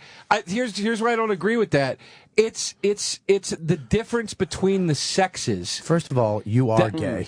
Let's just get that. Let's throw that on the table. You're as close to being a fucking homo as homos are. You think so? Yeah, dude. What kind of shirt is that? It's a Henley. Oh, boy. It's a Henley. He knows. He taught me what heathered T-shirt. I didn't know what heathered T-shirts are. Do you? No. Yeah, but that's just because I like clothes. Oh, man, if that doesn't ding, say ding, ding, something ding, right ding, there, ding, yeah. ding, ding. That's definitely a... Fag. That's definitely a... I like clothes. I like a good cry. I'm not fucking embarrassed to admit it. You live work your in the life. arts? Yeah, you live I your work life in the through arts. your TV shows. Will and Grace, like on Will and Grace when she came in and she caught him. Sex and the City, one of my favorite shows of all time. All right. Oh, God. You know, yeah. So look, I got my little things that I do. So you're saying it's more the guys and the girls, the way the girls are. It's Well, dude, it's what Bobby just said. It's compatibility. It's like, dude, I can hang out. Look, after you blow a fucking load, you want to hang out with a broad? No. You want to go meet your boys at the bar and fucking laugh it up and have drinks and smoke a couple butts and talk about the banging you just did. Smoke a couple cigarettes and talk about the banging you just did. So it's like, to me, theoretically, if I wanted to bang guys, I'd bang a guy and then be like, you're a good dude. Let's go hang you're now. thinking like a heterosexual male. In that world, it doesn't. I don't think it would work that way. I think it would be the dynamic's different. All of a sudden, it's the same thing as if it was a chick. Yeah, you bang a guy, that guy is going to go, where are you going? Right. What are you doing? Start giving you shit. And you're going to go, let's go to the bar. I'm tired. I want to work tomorrow. Come on, cuddle. Just come Why here. don't you just cuddle with me? Come here. Let me see your shoulders. Don't you think there's a higher chance? There would be a higher chance of me meeting my exact whatever if it was a dude than it was a chick. So is it a man's guy? You're like, hey, that was a good blowjob. Thanks, Joe. Let's go watch the game. I'd be the one going, where are you going? First of all, I'd be the one doing that, first of all. Yeah, he's the bottom. Yeah, he doesn't know what sports are. That'd be a sweet bottom. First of all, you'd I go already am a bottom with chicks and just lay there. I'm not fucking doing all the ramming. Get on top. Joe's a bottom. He's a little sloppy bottom. Yeah, I'm a fucking sloppy bottom. If you were gay, you're talking about straight eights. You're talking about being a straight eight. Like, I get to be a guy, hang out with guys, and then I'm just going to blow my load with another guy. Yeah. So it's just about blowing the load. Yeah. Yeah, but gay guys don't do they're women too. It's the same fucking relationship. You're going to go through the same bullshit that you go through with a broad, you're going to go through with a woman. They're going to play the same fucking head games. You're going to feel the same insecurities. I don't know, man. I'm telling you, don't go I gay. think so. Full gay, Joe. I can't go gay. I don't want to suck dick. Except Not for Bailey. Oh, wow. Except for Bailey J. But no, can we get Bailey to your house? Can we just Bailey would be cordially invited over my house. Really? Yeah, sure. Awesome. I'm no homophobe. She's the best. Yeah, she's the greatest. And her husband's a shit too. Take that Great fucking Matt Terhune. They might come out to one of my shows. Here we go. Tonight, Thursday, or Sunday at Caroline's. Dude, funny you say that because they're on riotcast.com, the Bailey J Show now, with Dr. Steve. Weird Medicine just got picked up. Yes, Weird Medicine did. Fucking dude, he was 24 on the chart yesterday. He goes right to the top, cocksucker. Dr. Steve's great. Unbelievable. Right. But, So yeah. now, what this Bailey J thing's got me with you. You definitely would do stuff. Have we not discussed this enough? Yeah, I know. Would you let? I want to know that. I feel like we've really delved into this at length to the point where I called her and I was like, "Should I not talk about this anymore?" Just not going to talk about me sucking your dick. I can't watch your porn anymore, though. I can't. I can't watch it anymore. I honestly, at this point, it's like Bobby said. Like it's too familiar now. Yeah, it's like watching your sister brother. Yeah, Sister I lost brother. I lost the urge. What about like coming in your mouth? What if Bailey J wants to come in your mouth? You're there. You're doing it. You get to spit it out, though. You don't have to swallow it. You can spit it back out like AIDS cum. Is that what it's called? Yeah, that's what they do in the pornos now. You ever notice when they used to swallow it? And then they transition when AIDS came out to having it in their mouth and spitting it back out. Yeah. Because if you don't swallow it, you can't get the fucking hibs. Oh, really? Well, you can if you What if got you got bleeding guts in your mouth. Well, don't floss before you suck a dude's dick. You got to cut. Down here's not the dangerous part. It's up here. Yeah. That's the bloodstream. It's hard to get AIDS. It is. But it's very hard. Let's all hope. Yeah, right. Would you take it? In the bit that I do about Hang on 1 second. Yeah. Anthony, would you let a guy come in your mouth? No. Okay, see how quick that was? Yeah. Stuttering fucking homo.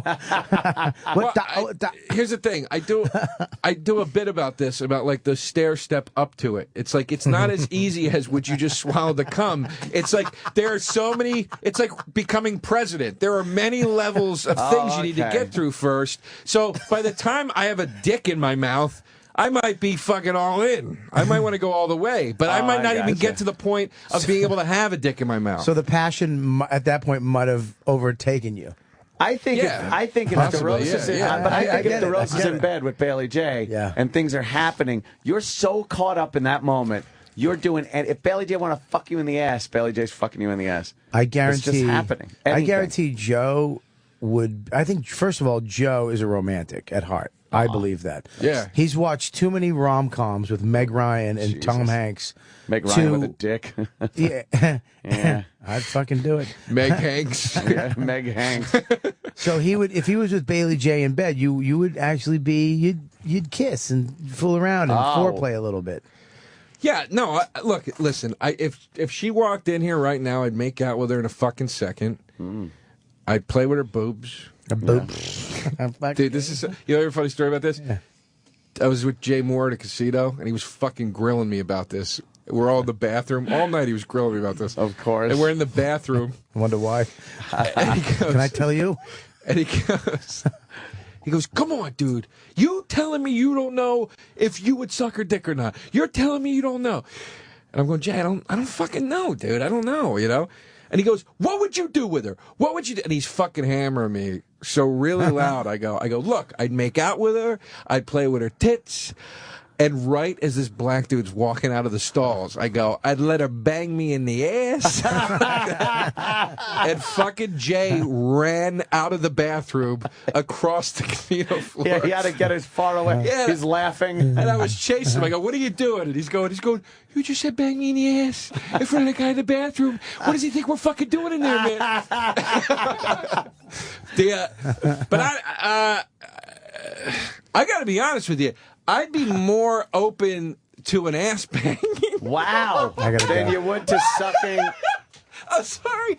I'd be more open to an ass banging than a blowjob. No, not me. Than you would to sucking Bailey's dick. Dude, you'd take it in the ass before you'd put it in your mouth? From a chick, I would. Really? But I mean, I don't know, theoretically. And like after it's done, there's cum coming out of your ass. You're well, like, I'm gonna wear a condom, Anthony. Let's not get carried away here. He's not gonna be. Yeah, he's gonna be safe. Jeez, don't. You are not. Don't make him into a whore. You are a whore. I mean, if I don't wear a condom, that's gay. Who's that? I don't know. That's Joe. And he pulls some fucking picture up of some guy with a beard. Pull up Bailey J. Can I see Bailey 5 o'clock J? shadow. Joe's a sissy. He's a sissy boy. A sissy boy, yeah. Joe's a sissy boy with a 5 o'clock shadow. They're the guys that don't go all out with the makeup and the actual grooming.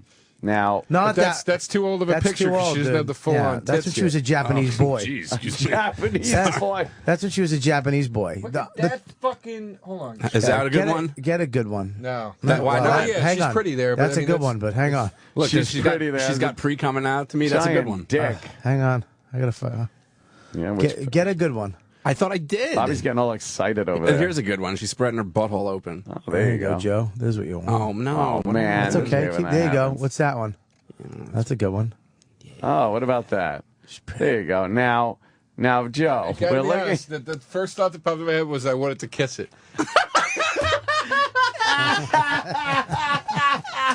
That was honest to God the first thing that popped into my head. We need. Listen to me. Kiss it. We need to I get. want and not only kiss it, I swear to God, I'm not lying. Crawl over on my hands and knees and kiss it. That was the first thing that popped into my head. Maybe I'm a fanook. We need to get a tranny. We need to hire a tranny to come to one of your parties. Yeah. A hot tranny. Not Bailey J because he's friends. A hot tranny, and just leave her in one of the rooms for Joe. Like, if he wants so to. Joe can crawl over on his hands and knees and kiss it. He'll actually You're have not to going to find anybody as that's hot just as her. it. See, I know, Joe. It's got to be Bailey. He'll have to crawl over me and Norton. Yeah. It's like, wait a minute. What's happening? Pulling each other's Kiss in the feet out back of the room. Jimmy's head. Why does this girl have 3 cocks? And 2 of them are mediocre. So you're like thinking of crawling over there, giving a little kiss. Jesus Christ, Joe. It's a dick. It's a guy's dick. Yeah, but it's a pretty one. It's a guy's dick. But it's a good one. What are you talking about? It's an effeminate dick. What? That's hilarious. That's a great one. Look at that. I really need to send Bailey a check for all the airtime she's getting. Yes, that is true. No, she needs to send you money. Wow. Yeah, how many Dude, you're not going to find anybody that looks like that outside of Vanity, and even Vanity is. I just put my fucking egg burrito in my mouth like a cock. Oh. Well, Bailey's asshole's pretty tight, though, for, That's a pretty asshole. Right? I would love to make out with her and see what kind of things it might stir up. Yeah? Yeah. You would so fucking be down on that. Joe can't wait to fucking switch teams. I know. Joe's just waiting. I don't want to switch. I don't That's like why dudes. you moved out of the neighborhood. You want to go down to the fucking East Village. He cannot wait to become a free agent. His contract is up, and he cannot wait to be a free agent. That's why he's trying to get a new neighborhood. He wants to be free at Bob Kelly 2 blocks away. He doesn't want to bump into me with your fucking new boyfriend. Hi, Bob. This is my apartment broker. Oh, look at that one. That's nice right there, right? She's pretty. Dude, I'm not I can't explain it. I'm not attracted to dudes. Nothing about me I don't want to bang a guy. But you'd take that in your ass. What are you doing, Roland? He was sleeping. His hand's on his cock. What are you doing? Oh, man, Roland. He's lost a lot of weight. Jesus. He went to the strip club and fucking came twice in his pants. I'm not kidding. Who comes in a strip club? Exactly. I used to do that all the time. We were in Cleveland. We were in Cleveland. I just see him going to the back with some fucking dancer, and then he comes back. He goes back with another dancer later on, and then we find out he came twice in his pants. Really? Dude, we were at a strip club once in Philly. We went during the day. We went at like 12 o'clock. No better feeling. Yeah. And day strip club. We got fucking ripped up. The strippers are all sitting with us. The place is empty. They all love us. They're not even hitting us for dances. We're just having a great time, me and my buddy. He's like, I'm going to go back and get a lap dance. I'm like, okay. So he goes back with this chick. It's like 3 o'clock now. He comes storming out of the fucking lap dance room. He goes, dude, we have to go right now. We have to go now. And I go, why? No. What the fuck did you do? What happened? And I look down, and he has got a fucking wet cum stain that fucking big on his shorts. The girl yelled at him for coming in his pants. The bouncer yelled at him. And they were like, get the fuck out of there. We had to. How does the girl yell? It's like, fuck you, man. She goes, you're supposed to tell us before that happens so we can get ready for it. Because they were naked. Schmetty. Ready, schmetty. I'm coming. Favorite thing to do. She wasn't committed to her work. Schmetty. I'd rather fucking. She wasn't committed. Because if you said that, then it mixes you all up. Strip clubs are fucking bogus to me. Joe's got a tummy ache. Strip clubs are so bogus. Yeah. Why would you go to a strip club when you can actually go and have somebody jerk you off or suck your dick? Fucking strip clubs. Yeah, why are you going to do that? Yeah, I don't. They're so stupid. I don't go anymore. They're just they're fun to go to with friends if they like if they're like wrecks. You go to the local like Long Island strip clubs. Yeah. In the daytime, you sit down, you're just drinking beers and fucking going, look at this pig. Yeah, if you're fucking around, That's fine. Yeah, you go to the. I like the daytime too because they have the veterans on. Like she's around 42. Oh, she comes out with a cave woman uniform. Disasters. She has an outfit with a plastic club. Yeah, she does like a little thing. Nothing beats leaving a strip club when it's still bright afternoon out. You make that thing like you just came out of a cave. You're like, you can't. Your eyes are adjusting. I don't mind. I don't mind it for shits and giggles, but I hate going to strip clubs to get off. No, It fucking blows. That's ridiculous. So I'd save my $100. Go to Backpage and get somebody to come over and do a nice sliding session. Yeah. Sorry, I was looking at Bailey. I agree. Oh, she's hot. We got Bailey movie going here. I wrote a joke. I don't want you to think I stole it just now. I wrote a joke about what you just said. What, sliding? No, about the old, the fucking A-team of strippers when you go at like 11 a.m. Oh, yeah. How it's like strippers are like the opposite of athletes. Like you don't send your fucking A-team in first. That's in the book. No, you Is just that in go. the book? Yeah, I wrote it in the book. You go with Yeah, the you did shitty steal ones. it. You fucking read my shit in the book. I guess that's where I got it from. Yeah, there you Sorry. go, Joe. All right, I won't do it anymore. Joe. By the way, Bailey's we jerking off. have a book coming out. Oh, yeah. Oh, yeah. We got to get you a copy. I know. We got to get I you a got copy. I got a little story in there. You got a great story in there, That's a dude. fun one. Yeah. Fucking great story. That's one. That's one of them. That's over the house right now. Is the one from the closet. No. Yeah. She Wow. is a fine piece of work. Yeah. I don't know what she looks like. I want to see her. Oh. I imagine in my head what she looks like, hiding in a closet. Oh, wait a minute. I think I got. So yeah, talk about the book you got coming out. The book is coming out. The book is coming out as we watch Bailey J jerk off with I know, Benedict. we're all jerking off. Yeah. It's called Cheat.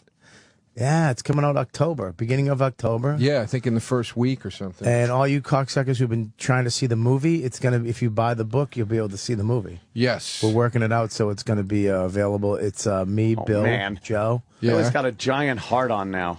And there's people, you know, we wrote the book, but then a lot of people contributed like Anthony, some content. Yeah, about Opie.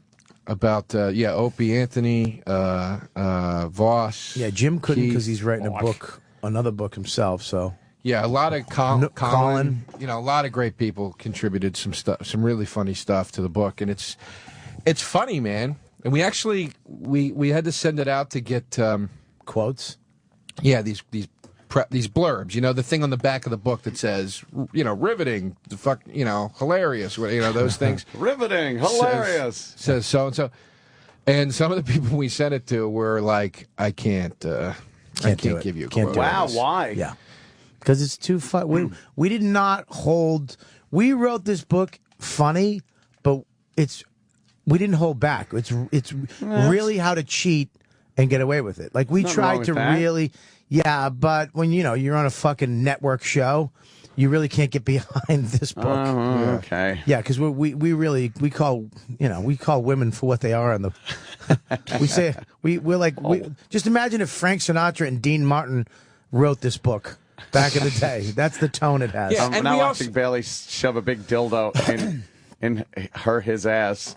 Look at that ass. Oh man. We also tight little butt. If you saw that. Just take the seam of her balls and make that a vagina lip. And right there, look at that. If you saw that and it was just a big puffy pussy, would you be good with that? Fucking great with it. Anthony? Not you homo. Oh, wow. You mean if the ball bag was a pussy? Yeah, look at it. Just stop. 1 second. Look. Yeah, that's pretty big fucking step, though. Not for me. She's spinning it like a doorknob in there. If she shoots that out like a fucking rocket. See, though, look at the taint. That's a ball bag. That's not a ball bag. Is there moaning? That's a pocketbook of fun. She moan like a girl?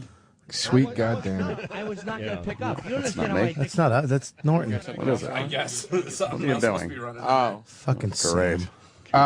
Sam only cares about his show. I know. You only care about your show, Wow, dude. Billy You would D's never doing some fuck up. fucking Real nice, Sam. Yeah, real real nice. good job, Sam. penis calisthenics. That's fucked up. The man. Hang on. Right, is that it? Oh, there we go. Oh, that's good. That's not it. That's the one. She sounds like a girl.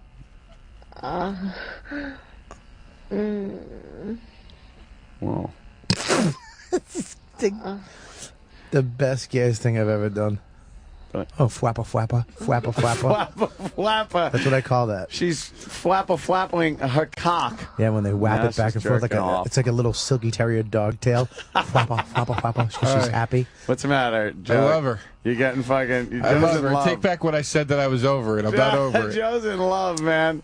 I'm not over But it. her husband's the nicest guy ever. He's the greatest. Oh, Man. he's About awesome. the husband, who cares? Typical go, Anthony. Who gives a shit? Fuck him. Fuck him. Who gives a shit? Get in there and suck that dick, Joe. Fuck him. Suck his dick to get to that dick. Now, there's the question. Christ. What if you could get to Bailey J, but through a husband? What do you mean? What do you mean? Like, did I have to, like, hook up with her husband first? He'd have to be there.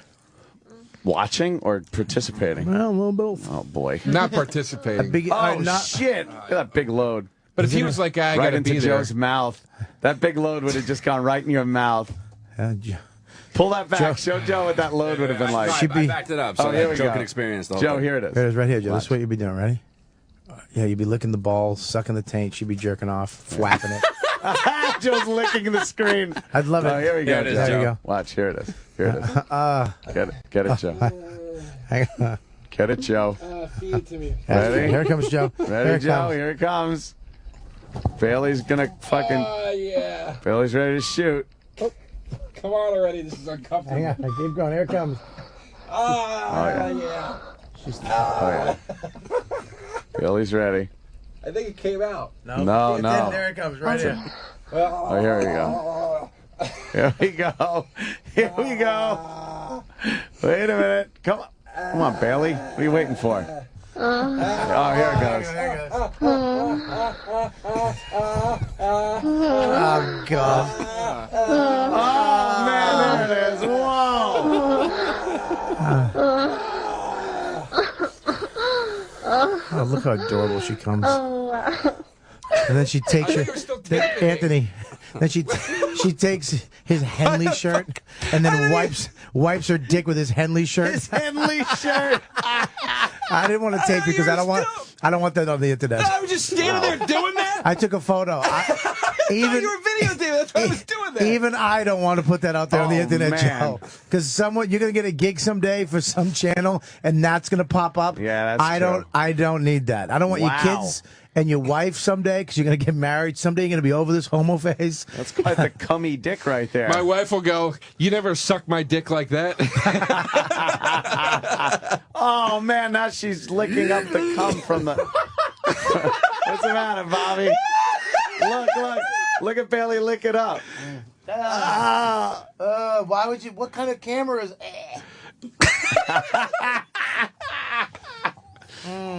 That's not cute when she licks the cum off the camera lens. You're not supposed to eat your own cum. That's like eating your own kids.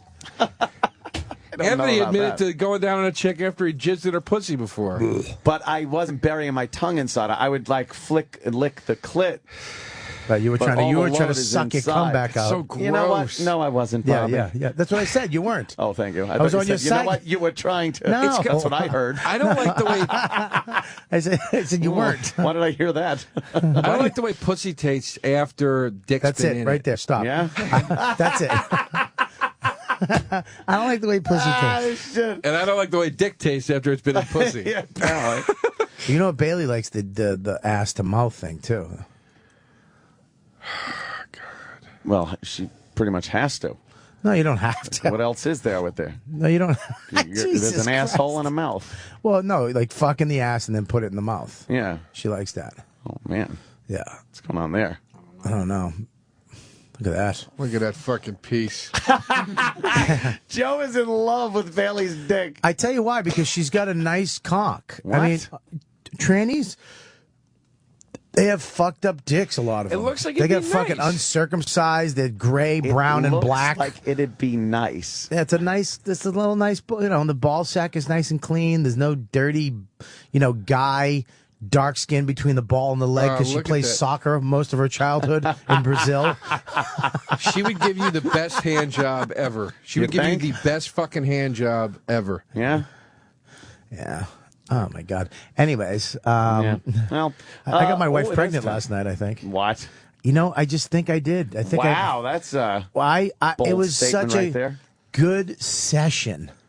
Oh, It really? was such a good I haven't watched porn in 2 weeks. I really held everything back. Oh. And it was like one of those days, and I just had a great session. Did you go deep? Well, I can't. Did you let loose deep? I can't go deep. Well, as deep as you can go. I go fucking halfway. I don't hit Was anything. she ovulating? She's ovulating today, tomorrow. You can't really. What? You got to go. So many fucking things that people tell you to do when you want to get a fucking broad pregnant. You got to the day before. Today she's supposed to be ovulating, and then tomorrow. So some people say do it one day, then skip a day. I'm fucking all this week. You gotta, right? Yeah, you gotta fuck all this week. So you really want a kid, huh? I do, man. I want a fucking kid. Yep, I know. I want a fucking Kelly kid. as a dad. He'll be a great dad. I'll be a great dad. Yeah, I'll be a great dad. He'll be a great dad. Yeah? Yeah. Why do you say that? Because I don't know. I'm a fucking kid, dude. I'm a 40-year fucking... Does that make a good dad? Yeah, because I've been through so much shit. Now, look, I don't know how I'd be as if I have a son. Because I don't know, I get scared with that because I have that, my stepdad was such a fucking lunatic. But if I have a daughter, yeah, I'd be, I want a daughter. I'd be fucking great, yeah. Yeah, plus you can throw all the bad shit over to the mother, Well, Make that's her true, the fucking You twat. can't really throw the boy over to the mom at any point. Nah, you gotta take, fuck, that's gonna be a hard one when he starts doing shit that I did or... You know what Louis was saying yesterday about, he goes, because he's a single dating guy. He was talking about ages of girls that you'd go out with. And he goes, some of the younger girls that he's been out with, he starts getting this, kind of father thing where he looks at, their skin is all nice and smooth and he starts equating it almost to his daughter's look and it fucks him up. It fucks it up. Where he wants to tell her, hey, don't fuck me. Look. Get your life in order and do that. That's fucked up, though. Yeah, there's nothing worse than when you can relate somebody you're going to have sex with to somebody you're related to. That's and crazy. You're like, oh, man. You don't want that. Yeah, I have a niece that's 22. Yeah. I couldn't What? I couldn't imagine, having a sex with a 22-year-old. Because some girls in my family are 21, 22, and then they're little kids to me. Because they're my niece and the people and my cousins. You know what 22-year-olds are doing these days? What's Bobby? that? I know, They're dude. Fucking everything. Dude, I did. Without even fucking, I used to have to bargain for a blowjob when I was growing up, like it was gold doubloons, and now it's like a prerequisite. What is gold doubloons? Gold doubloons. It's what the pirates used to have. Gold doubloons. Yeah, you can get. They're like currency. You can get a necklace. Yeah. Get it off the DiscoveryChannel.com. It's like their currency, All right. It's like what they put in their treasure chest. Yeah, remember when Johnny Depp, the fucking thing, the gold, the coins, the bucket, the first one? Enough with the doubloons. The balloons. Look, but now the blowjobs it's like what they do. Then it was like, try to fucking get a blowjob. Try. Good fucking luck. Dice, are they sucking dick now? Hey, these hooey these days, they love the cock in their fucking mouths. But it's good, because then they can't fucking talk. Right, honey? Oh, I want to tell you about my day. Put this in your face, you hooah. Good, you're good. Dice, what about having babies? You think I should have a baby? No, you put it in her ass. You don't have babies that way. Just pump a load into a shitter. What about fucking young girls? Fuck anything. Fucking crazy. Dice. Gotta love Dice. Well, you know what? It's fucking, it's reached that time. You guys, what do you got going? If I could, okay, so. You could do anything. New web series, first episode starring Anthony Cumia and myself. Yay. It's available now. The show is called What Are We Waiting For? It is on youtube.com/The Warner Sound. Please go check that out. And I will be at Caroline's in New York. 3 shows, one tonight, one tomorrow night, and one Saturday night. Fleet Week offer. Free admission to free. All right, take it easy. It wasn't my thing. Sailors come down. We already went through this. Oh. Free admission to the Wednesday and Thursday shows for all military. Sailor great, Joe. Man.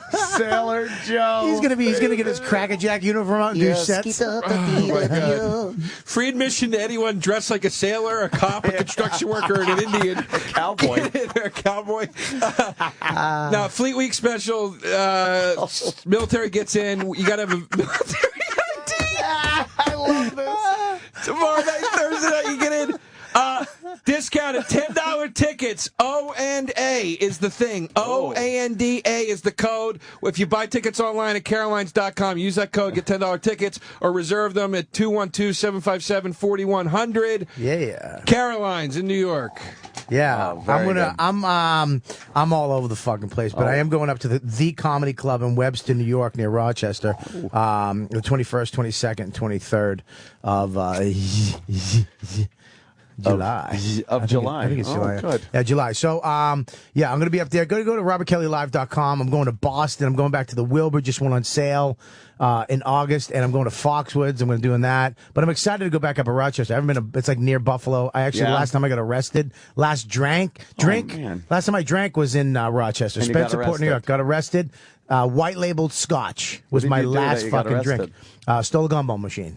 Jesus. And holy shit. You know what, dude? Podcast on Riotcast, the fucking fastest growing network on the internet, other than the Nerdist, Ace, the Live of the Compound, all the main ones. But no, riotcast.com, the fucking shit. All right, guys, thank you so much for coming in. It's a very Always fun show. A pleasure. Yeah, this went by so quick. I'm glad you're better, dude. So am I. And you know what? Glad you didn't die. I was sick. And if you're sick of eating the same old boring options for lunch, yuck.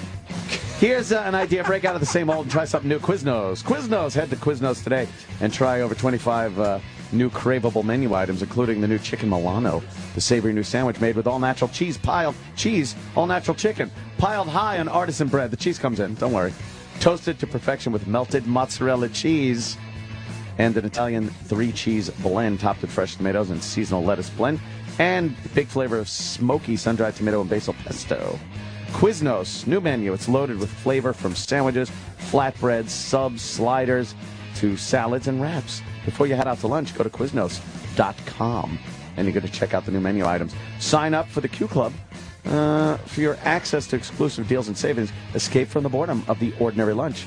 Head to Quiznos today and try one of their over 25 new menu items. That's later. Like the new Chicken Milano on that favorite artisan bread. You're going to feel like your mouth just took a trip to Italy. Yes, yes. Quiznos. Toasty. Hey, we'll see you tomorrow, everybody. The Opie and Anthony show is pretty much over. But if you feel like sticking around after O&A Live is next. Sirius XM. And now, the Opie and Anthony show continues. This is After O&A Live.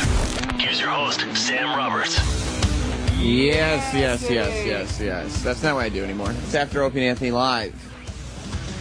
And short yeses repeatedly. Boy. That's it? I thought you were going to play the whole song. We have it in the system if you want. I don't have it. Bob Kelly and Joe DeRosa are hanging out. We stuck around to hang out with Sam. You guys are good guys. Joe, you got to be tired of talking about sucking Bailey J's cock on this show. I can't talk about it anymore. Every time you come in now. I got to talk about it live, too. Yeah, your show's this weekend at Caroline's tonight, tomorrow, and Sunday. I wasn't even doing that. That's hilarious. He's only... Yeah. Tomorrow night and Sunday night. Saturday Wednesday, night Thursday, too, right? Sunday. No, just Wednesday, Thursday, Sunday. Wednesday, Thursday, Sunday. And then Fleet Week special offer. All soldiers. Yeah. Show up with a military. If you show up with a white flag of surrender, you get valid military ID. Gets you in Wednesday and Thursday for free. And then O&A special offer: $10 tickets to the Wednesday and Thursday shows. O&A is the discount. OANDA when used to buy tickets online at carolines.com or reserving by phone 212-757-4100. Sam, I also have a new web series. By the way, somebody screen calls. We might actually take a couple phone calls on the after show since we didn't during the main show. It's called What Are We Waiting For? Sam, there's one. What'd you do? Sam, have you ever... What Are We Waiting For is on YouTube. Have you ever sucked YouTube.com/The Warner Sound. They have a search First function. episode starring Anthony Cumia. Please watch it. I have a TV show on I'm on it, CBS too. that... Oh, it got canceled. Yeah, while we were on the break... It's terrible. Yeah, but you were smiling about it. You know? I was smiling because I knew he was going to go, you're happy. That's the cop show. It's trying to make me laugh. Here's the That's deal. the cop show you were talking about. Here's the deal, Joe. Let's just be honest. It made you a little happy that it got fucking douched. It did make me just happy. in your heart, A little inside, where you're like, oh, good. What was the name of the show? At least it was called NYC To-Do. It's about a guy's making to-do lists. That would have been a better fucking. That would have been a better fucking. Today name. I plan on solving crimes. It's just sticky notes all over. Yeah, and that's how he solves crimes. Yes. He just does to-do things, and he goes, "Wait a minute, I was at the grocery store getting carrots." Do you have an alibi? As a matter of fact, and he pulls off a post-it. I NYC 2-2. It was De Niro, Jane Rosenthal produced show, Tribeca, and it was don't brag about it. It's canceled. on CBS, one of the networks. Right? No, I know. They call it the Crystal Network. CBS is still around. I know. Not my show. No, it's not on it. Thanks for watching. I didn't check it out, but I did get a text from a friend of mine who said, "Dude, Bob Kelly just showed up on NYC, whatever it was, 22." Yeah. That guy was they watching. didn't. This is the thing, though. We had one. I was in every show just a little. You know what I mean? Like I come in, hey, nice shirt, fucking rookie. How many whatever. shows were there? There was 12. I was in 11, and one of them was it was a massage parlor bust, and I didn't want to go because I've been to the massage parlor. It was like a comedy. They really fucked around with the comedy. It was like my favorite episode. The director was the shit. He let us improv some fucking fun shit. Never to be seen by anybody. The whole episode? The show is gone. How many? They're not going to play the rest of the episodes? It aired 4 weeks. What happens is... I was about to say, couldn't have been on 12 weeks. Oh, I thought they were going to at least run out the season. No, dude, this is what I've learned the last 2 years with even the show, the FX show that we wrote, and like doing this. It is so hard. The obstacles that a show has to go through to actually get a full season and then come back, it's fucking crazy. It's fucking nuts. I was talking to Louis about this. He had like 4 years of failure before he finally reached this success. So many shows that didn't make it to pilot, almost made it to pilot, wrote a fucking show, never even seen the light of day.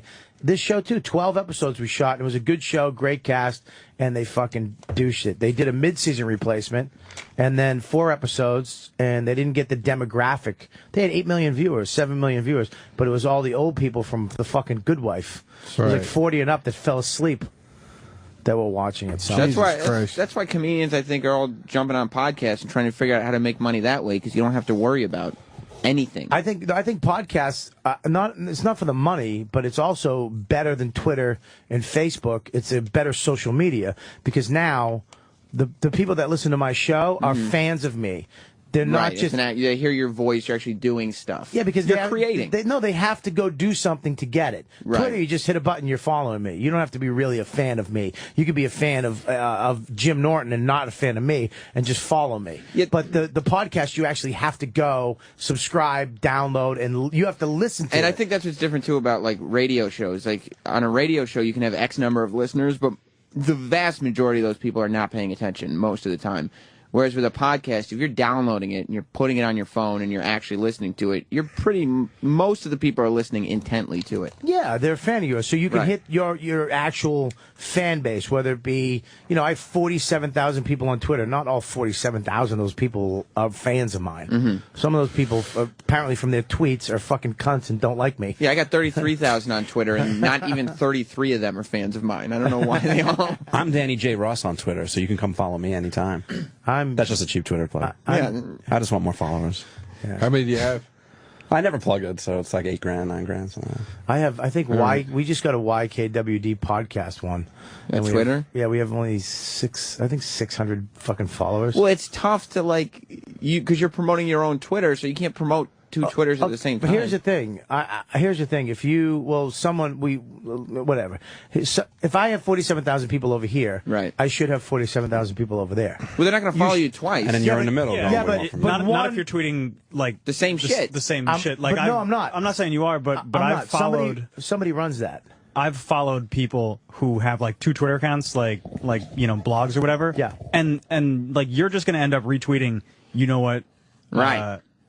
Their Twitter. So what's the point of not that Twitter? I'm not running that one. The podcast Twitter that's being run. You know what I mean? So Sure. it does have different shit. I mean, if that Twitter is giving you exclusive things that you're not going to retweet, then it's worth it. But if it's not, then I'm just going to read it when you I like retweet you it. and Joe, so I'm following you and Joe. Right. I'm not going to follow the podcast page. I'm already following both of you. I already gave you each a follow. I'm not going to also give the podcast page a follow. You know? If you were my friend, you would. Well, just post it. I follow your podcast on Twitter. I only have one Twitter page. I don't have like. I created a fucking podcast You Twitter did? account for you that I run and I follow. That was so nice. I didn't know you were a fan on that level. I'm a fan. That's dude. really I'm a fan of Sam Roberts. Thank you so much. Yeah. Isolate hair that, or Eric. no hair. I have hair. Yeah, but it's going slowly but surely. Oh, I can't wait till you're fucking bald. I don't think I'm going to be bald. You're going to be bald, and this is why you're going to be bald. And you keep pulling your shit back into a ponytail. You're killing your hair. It looks ridiculous out. It does. Then trim it. Yeah. Do something, because you're killing your hair. You're ripping it back every day. You're pulling your own hair out. You're making yourself bald. I hope not. Well, I just made that up. I thought you were for real. Nah, I just made that up. I think I so. thought you were for real. That's like when people say wearing hats makes you bald. That doesn't. It does. It kills the root. You just making shit up. Kills the root. Just because you pronounce the last syllable doesn't make it true. Man, I am fucking so tired, dude. Why? I don't know. I think I only got about 3 hours of sleep. I got 3 hours of sleep. I'm so tired. I did a 45-minute workout last night. I mean, I and wouldn't had say that sex. on the real show.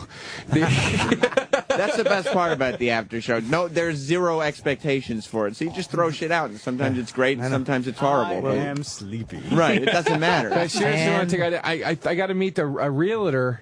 When? You're not leaving. Where At you 11 going? or 12. I'm waiting to hear back from the guy. Go for 12. Well, we'll go for 12. Well, I think I'm meeting two different guys here. Well, listen, man. Were you trying to get out of here without No. being a snob like Travis? You find Travis to be a snob? No. What? You don't have to bring it up again. What? Not again. No, You I mean, Bob's brought it up on previous after shows. You find Travis to be a snob? I think his Twitter should be @SnobTrav. Trav. Trav snob sounds Maybe better. I'll change my Twitter name to I that. like SnobTrav. Snob Trav? SnobTrav. Why do you think Travis is a snob? Because he is. In what way? Because first of all, he sips with his pinky out. You do that shit? No, never. That's only I don't because know what he's he's gay. talking about. He's Yeah, gay? That's more of a Are gay you- thing than a snob Are you thing. gay? No. Are you like legitimately gay? Oh, no, not legitimately. Oh, okay. Him and Danny, like we've talked about this before, but We're touch. illegitimately gay. They touch a lot, like more than it's comfortable for anyone. Danny touches me. And you touch him. I so- don't touch just anybody. I'm not fucking giving you massages, little faggot boy. And, Danny- see? oh. I don't know. Faggot boy. Yeah, am I gay for not being touched by you? Yeah, you should. It feels good. I'm not sucking your dick, faggot. Yeah, exactly. I'm sucking Travis' dick. That's right. It's not. But you honestly, you think Travis is a little bit of a snob? He is a fucking snob. First of all, there was a photo on the paper today. It was just a crazy photo. I don't know, it was a light of some shit. I go, what's that? It He was goes, a rocket ship. It's a paper. It's like, I definitely didn't say it like that. But you knew that. It was a newspaper. That's a newspaper, Bob. I didn't point to the computer screen with a photo of a fucking spaceship on it. What's that? You think I'm really pointing to the like I'm asking if it's a computer? Why you wouldn't fucking idiot? Why wouldn't you treat the guest with a little more respect? Yeah, than why? That? Like Because he's a snob. It's not out of disrespect. It's his upbringing in an elite society. Is that what it is? Yeah, he's a snob. He's a fucking snob. An elite society. I lived in a closet for 2 years in Brooklyn because I had no money. You were in the closet for the last 2 years? Look, he left. He Not left. anymore. He left his good. family. He left his elite family to. No, his No, mom his family left left him, him. for the record. She ran off with a Jewish guy. Yeah. What happened? She made him miss the last episode of Nitro, and then she ran off with a Jewish guy. I've never By the heard way, that. Sam's favorite story of mine, Yeah. until we're no longer friends, is the fact that Coworkers, but go ahead. Well, all right. Is the fact that my parents told me that they were getting divorced on the night that. Well, because like It was a big night. it was when WWE and WCW were like merging and everything, and it was this big deal, right? And so Travis, Joe's gonna do his thing. He'll come back. He's fine. He's tired. Let him be. No, I got an email about something we were talking about. Joe already set it up. He's tired. He's got a fine. picture of a I shemale. got an email called, the subject is the gay thing. But listen, so Travis is going home, and he's all excited about this episode. He's going to watch it, and he's going to get his snacks. He went out and bought his snacks and prepared and everything, and he's getting ready. It starts at 8 p.m., right? And so he's coming home. He's on time. He's like, yeah, I'm going to sit down and watch 3 hours of wrestling. It's going to be the best thing ever. 7:50, I walked in the door. 7:50, he walks in. He's on time. He's ready to go. and his parents say, Travis, can we come talk to you for a second? And he goes, yeah, sure. And they sit him down, and he's like, I hope this is quick, though, because it's 5 minutes till wrestling. And he sits down, and they go, we're getting divorced. And he missed his wrestling. I never saw the because his parents were getting divorced. And it was the final episode? Yeah, that was it for Nitro. That was absolutely the final episode ever. And then his mom, in the night, out of nowhere, with no warning, runs off with some Jewish guy and never talks to him again. Well, what does the Jewish part have to do with it? He was Jewish. That was his religion. Sounds just detailed. If he was a Buddhist, I'm sure that would have come up in the description as well. What if it was Catholic? Well, no, ran off right. with some crazy Catholic guy. So is that when you became a snob? Is that when you were like, I'm going to be better than other people. Yep. I'm never going to treat people the way I was treated. You figured it out. He put up this wall at that point where he was protecting himself. Snobbery? Snobbishness. Yeah. I guarantee that's when he became Snob Trav. Can I just say something? Snob Trav. He has turtlenecks at his house with his initials embroidered on it. ST. That he can't fit into anymore. Oh. He has gained some weight. Since, he's put on some of that sympathy pregnancy weight, and then he didn't lose it. I put on a lot of stop smoking weight. Did you quit smoking? I quit smoking like 3 years ago. Oops. Oopsie daisy. Oopsie daisy. I'll tell you, I got 9 months from me, kid. Yeah? Off of cigarettes. Yep. Does it feel good? You feel healthy? Feel fucking... What? I said this time. Why would you say that? What a because snob! He's a snob. What a fucking asshole! Only a snob would say that. What is you snob understand? Trav? Snob Trav. That was more of an asshole thing to say. No, that's a snob Trav. If it was coming from Danny, Danny would be an asshole because that would be like, yeah, you fucking this time. But Travis was was very much like, well, I quit and I'm better than you. Yeah, so 3 years ago, and then he went this time. Right. You know what I mean? He had that Thurston Howell. You're right. Shit. You're right. You're right. Like he looked like he would wear an ascot when he said that. Yeah, which is a classic accoutrement. That's right. I like it. That's right. Yeah, dude, he should have an ascot. Snob Trav should have an ascot. Of course, and a monocle. Yeah, monocle. And he walks around in a smoking jacket. He should have a vest with 2 little pockets. One for his pocket watch that he flips out and looks at the time. And when people go, excuse me, you know the time, he goes, get a watch. And he flips it out. And then yes, the I have the time. Yeah, and he has glasses that have the magnet in the middle that he opens and separates. Of course he does. That he just hangs on his neck. Yeah. Yeah, you're a snob Trav. You're a snob Trav. Anyway, you quit smoking. Anyway, good for you. As we were saying, that's a paper. I can see how this snob character quickly devolves into me being gay. Well, you are gay. Dude, that's at the top of everything we do about you. Yeah. This is the top of everything we do about everyone here. But mainly you, though. Yeah. And it's just like everybody knows. It's like if we called Eric Snob Eric, it'd be like, yeah, he happens to also be a fat snob. Like, yes, that's already established. Yeah, you listen. Anything that has to do with you has gay in it. Right. That's an ingredient we can't leave out with you. It's like saying, yes, you're a snob who has a beard. Yeah. You're a snob who is gay. Yeah. That's like making ice cream without milk. Right. Right. You need already established. A dash of fag to have a Trav. Well, a snob means Trav. A dash of a dash of I want a Mary Tyler Moore coat.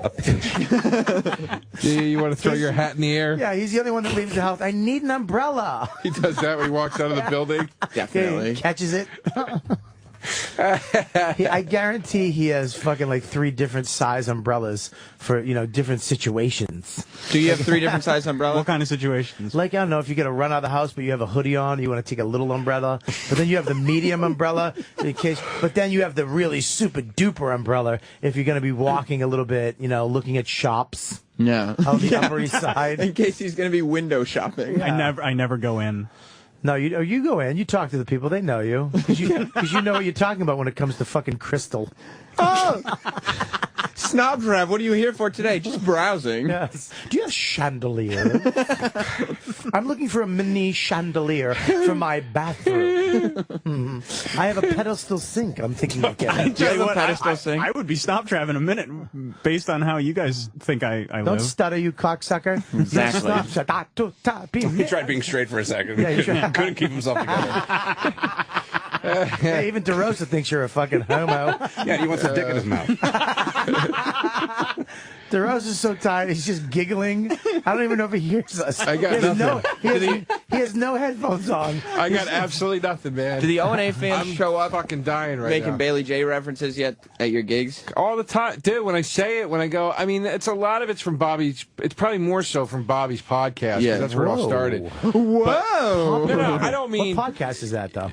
You know what, dude? On the Riotcast Network. With fucking millions. And millions!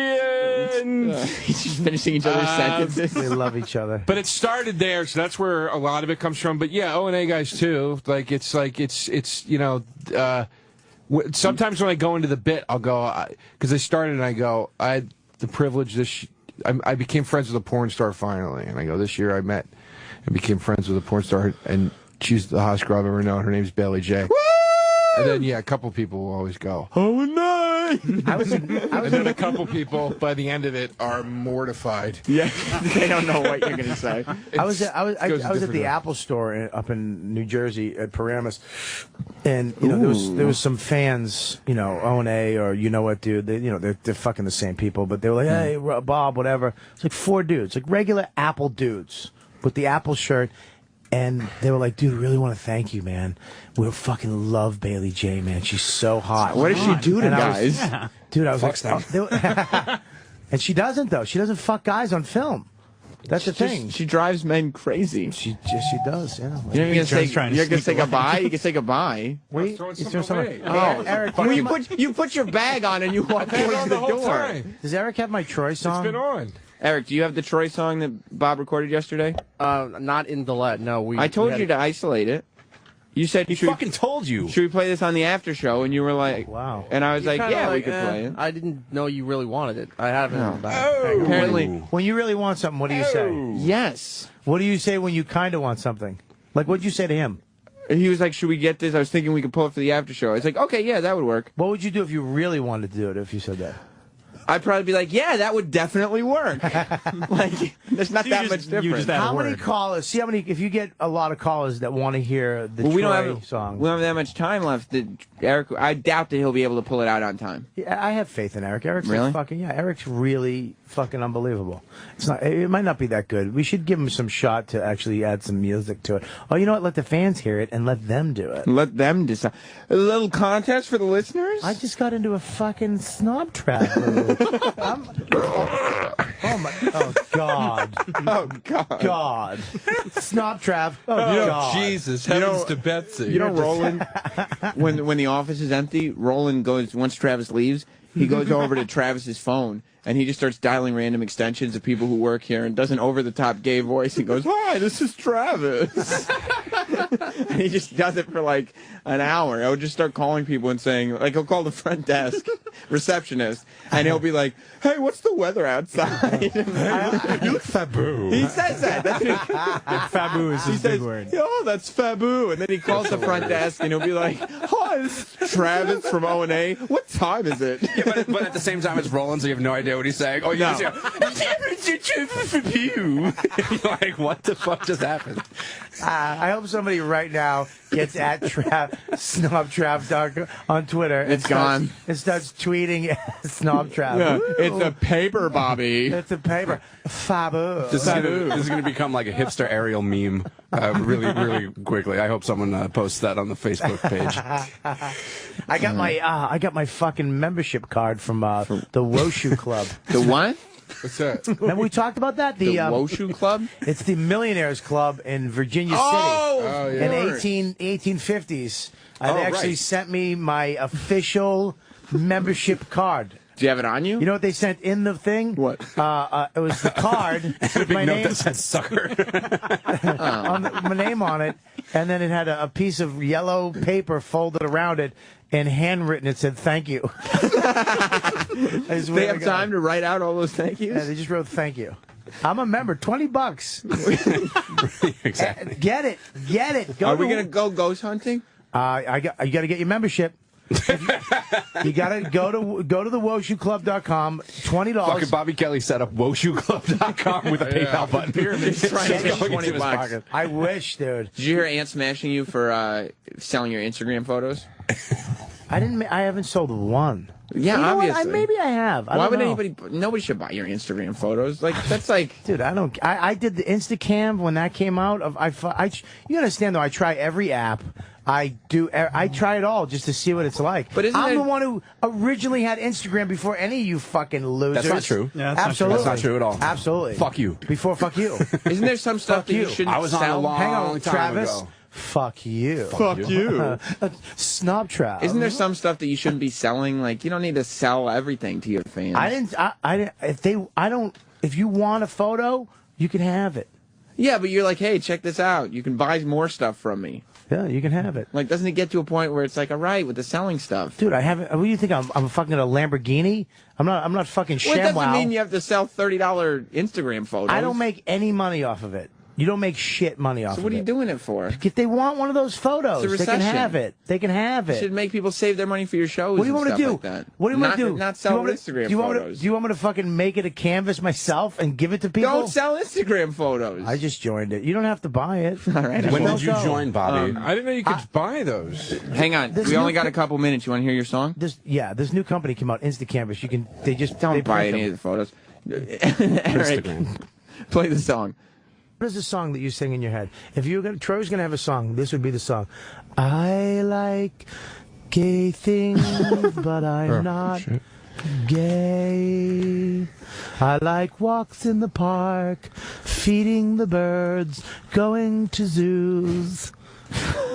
Checking, making sure my ass is clean after poos. I like gay things, but I'm not a gay man. My name is Troy. My name is Troy. I got tattoos, but not of angry things, of fishes and birds and flowers of spring. I am not a gay man, but I like gay things. I'm Troy. I'm Troy. I'm Troy. Yeah. You should really get into musical theater, I think. Let me tell you Broadway something. is the next stop. Enough of this nonsense CBS bullshit. I come up with some good songs on this fucking show. Is that what you think is going on in Troy's head? That's Troy. That's what's in Troy's head all the time. That's he the was soundtrack. so proud of that song. He mentioned, he's like, can you make sure you pull that song? And then today he's like, did you get the song? Did you get the song? And everybody liked it. Yeah, that's why. Is that how you feel? Like you're kind of just like a guy who likes gay things, but he's not gay. Well, he was just trying to bust at me for having a Morrissey record in my studio. That's like a gay thing. No. Troy is not gay. No. He likes gay things. So Right. what's wrong with that? Nothing. Nobody. We're asking you if that's how you think you are. You always got to argue. But why does it always have to be a gay thing? Like why? It's something gay people like. like. Sucking cock is gay. I don't like that. Hey, but hey, liking a certain kind of music that is not gay. Troy, Yes, it don't is. be offensive to people, all right? Sucking cock. Yeah, we have a dick sucker in the room, okay? You have a fucking daisy tattoo on your elbow. It's It's actually a lotus flower. It's not a but it's not star Disney like flower. fucking Pauly D, like a man one. Why would you get, why is that? I'm That's kid- just trendy We're and being faggy. It's called Troy, sarcastic. stop being such a bitch. You're very argumentative. I just like arguing. He's you know joking. That. No, I Where's know. Snob Trav in this fucking situation? Oh yeah, of course he's got a tattoo. He's on his iPhone. What else is new? I'm checking the stocks because I have things that go up and down. No. Do you think you like gay things? Yeah, I like a lot of gay things. Like All right. So what are you arguing? Like for? Morrissey. And what else? So you just said a minute ago Morrissey's Morrissey not isn't gay. gay. Well, he is Morrissey's gay. not. He's not well, gay. But He's liking gay. Morrissey's He's not gay. gay. He's Never gay. confirmed that he's Wow. gay. I mean, it's pretty Joe, stop asexual. sticking up for your fucking never confirmed gay people. Technically, Joe, you've never confirmed you're gay either. So I'm not. Sure, whatever. We're moving on from that. I'm not. Look, if I say, hey, You tried to swallow virtual cum today off the computer screen. I thought Bobby was taping me. All right, that's worse. I did it for the camera. If you have to scream, gay for pay. Gay Joe is a third-party gay porno star. If you have to scream on the radio, I'm not gay. You're gay. All right. I'm not gay. I'm not gay. We're out of time. All right. Joe, you're going to be at Caroline's tonight, tomorrow, and Sunday. Yeah. Use promo code OANDA tonight. Or for tonight and tomorrow's shows to get $10 tickets on the website, or call them at 212-757-4100, and then all military with valid military ID gets in free tonight or tomorrow, and then because it's Fleet Week, and then I also have the show Sunday and the new YouTube show. Right. What are we waiting for at youtube.com/The Warner Sound? Anthony Cumia in the first episode. Please check it out. And Sam Roberts for the rest. rest. And Sam Danny J. Ross. and E-Rock. Leave a good comment. If you don't fucking like it, just swallow it. Riotcast.com. I like that phrasing. For the podcast. Go to riotcast.com. 2 new shows. Bailey J. Show, Weird Medicine. That's a great with show. Doctors. It's one of the best shows. One of my favorite shows. And if you want to see Joe DeRosa try to take a virtual cum shot from Bailey J, you could follow me on Twitter. Danny Enough J. of your Ross. Twitter plugs. It's not working. And I'll have some video later. We need Snot. All right, we don't need to post the video. Troy? All right, just stills then. Troy Kwan. TroyKwan.com, Troy Kwan on Twitter. Okay, cool. We'll see you tomorrow. Ron and Fez coming up next. Goodbye, everybody. Oh, my Derek. You're a fucking rookie. You didn't. The Opie and Anthony show is now over. For real this time.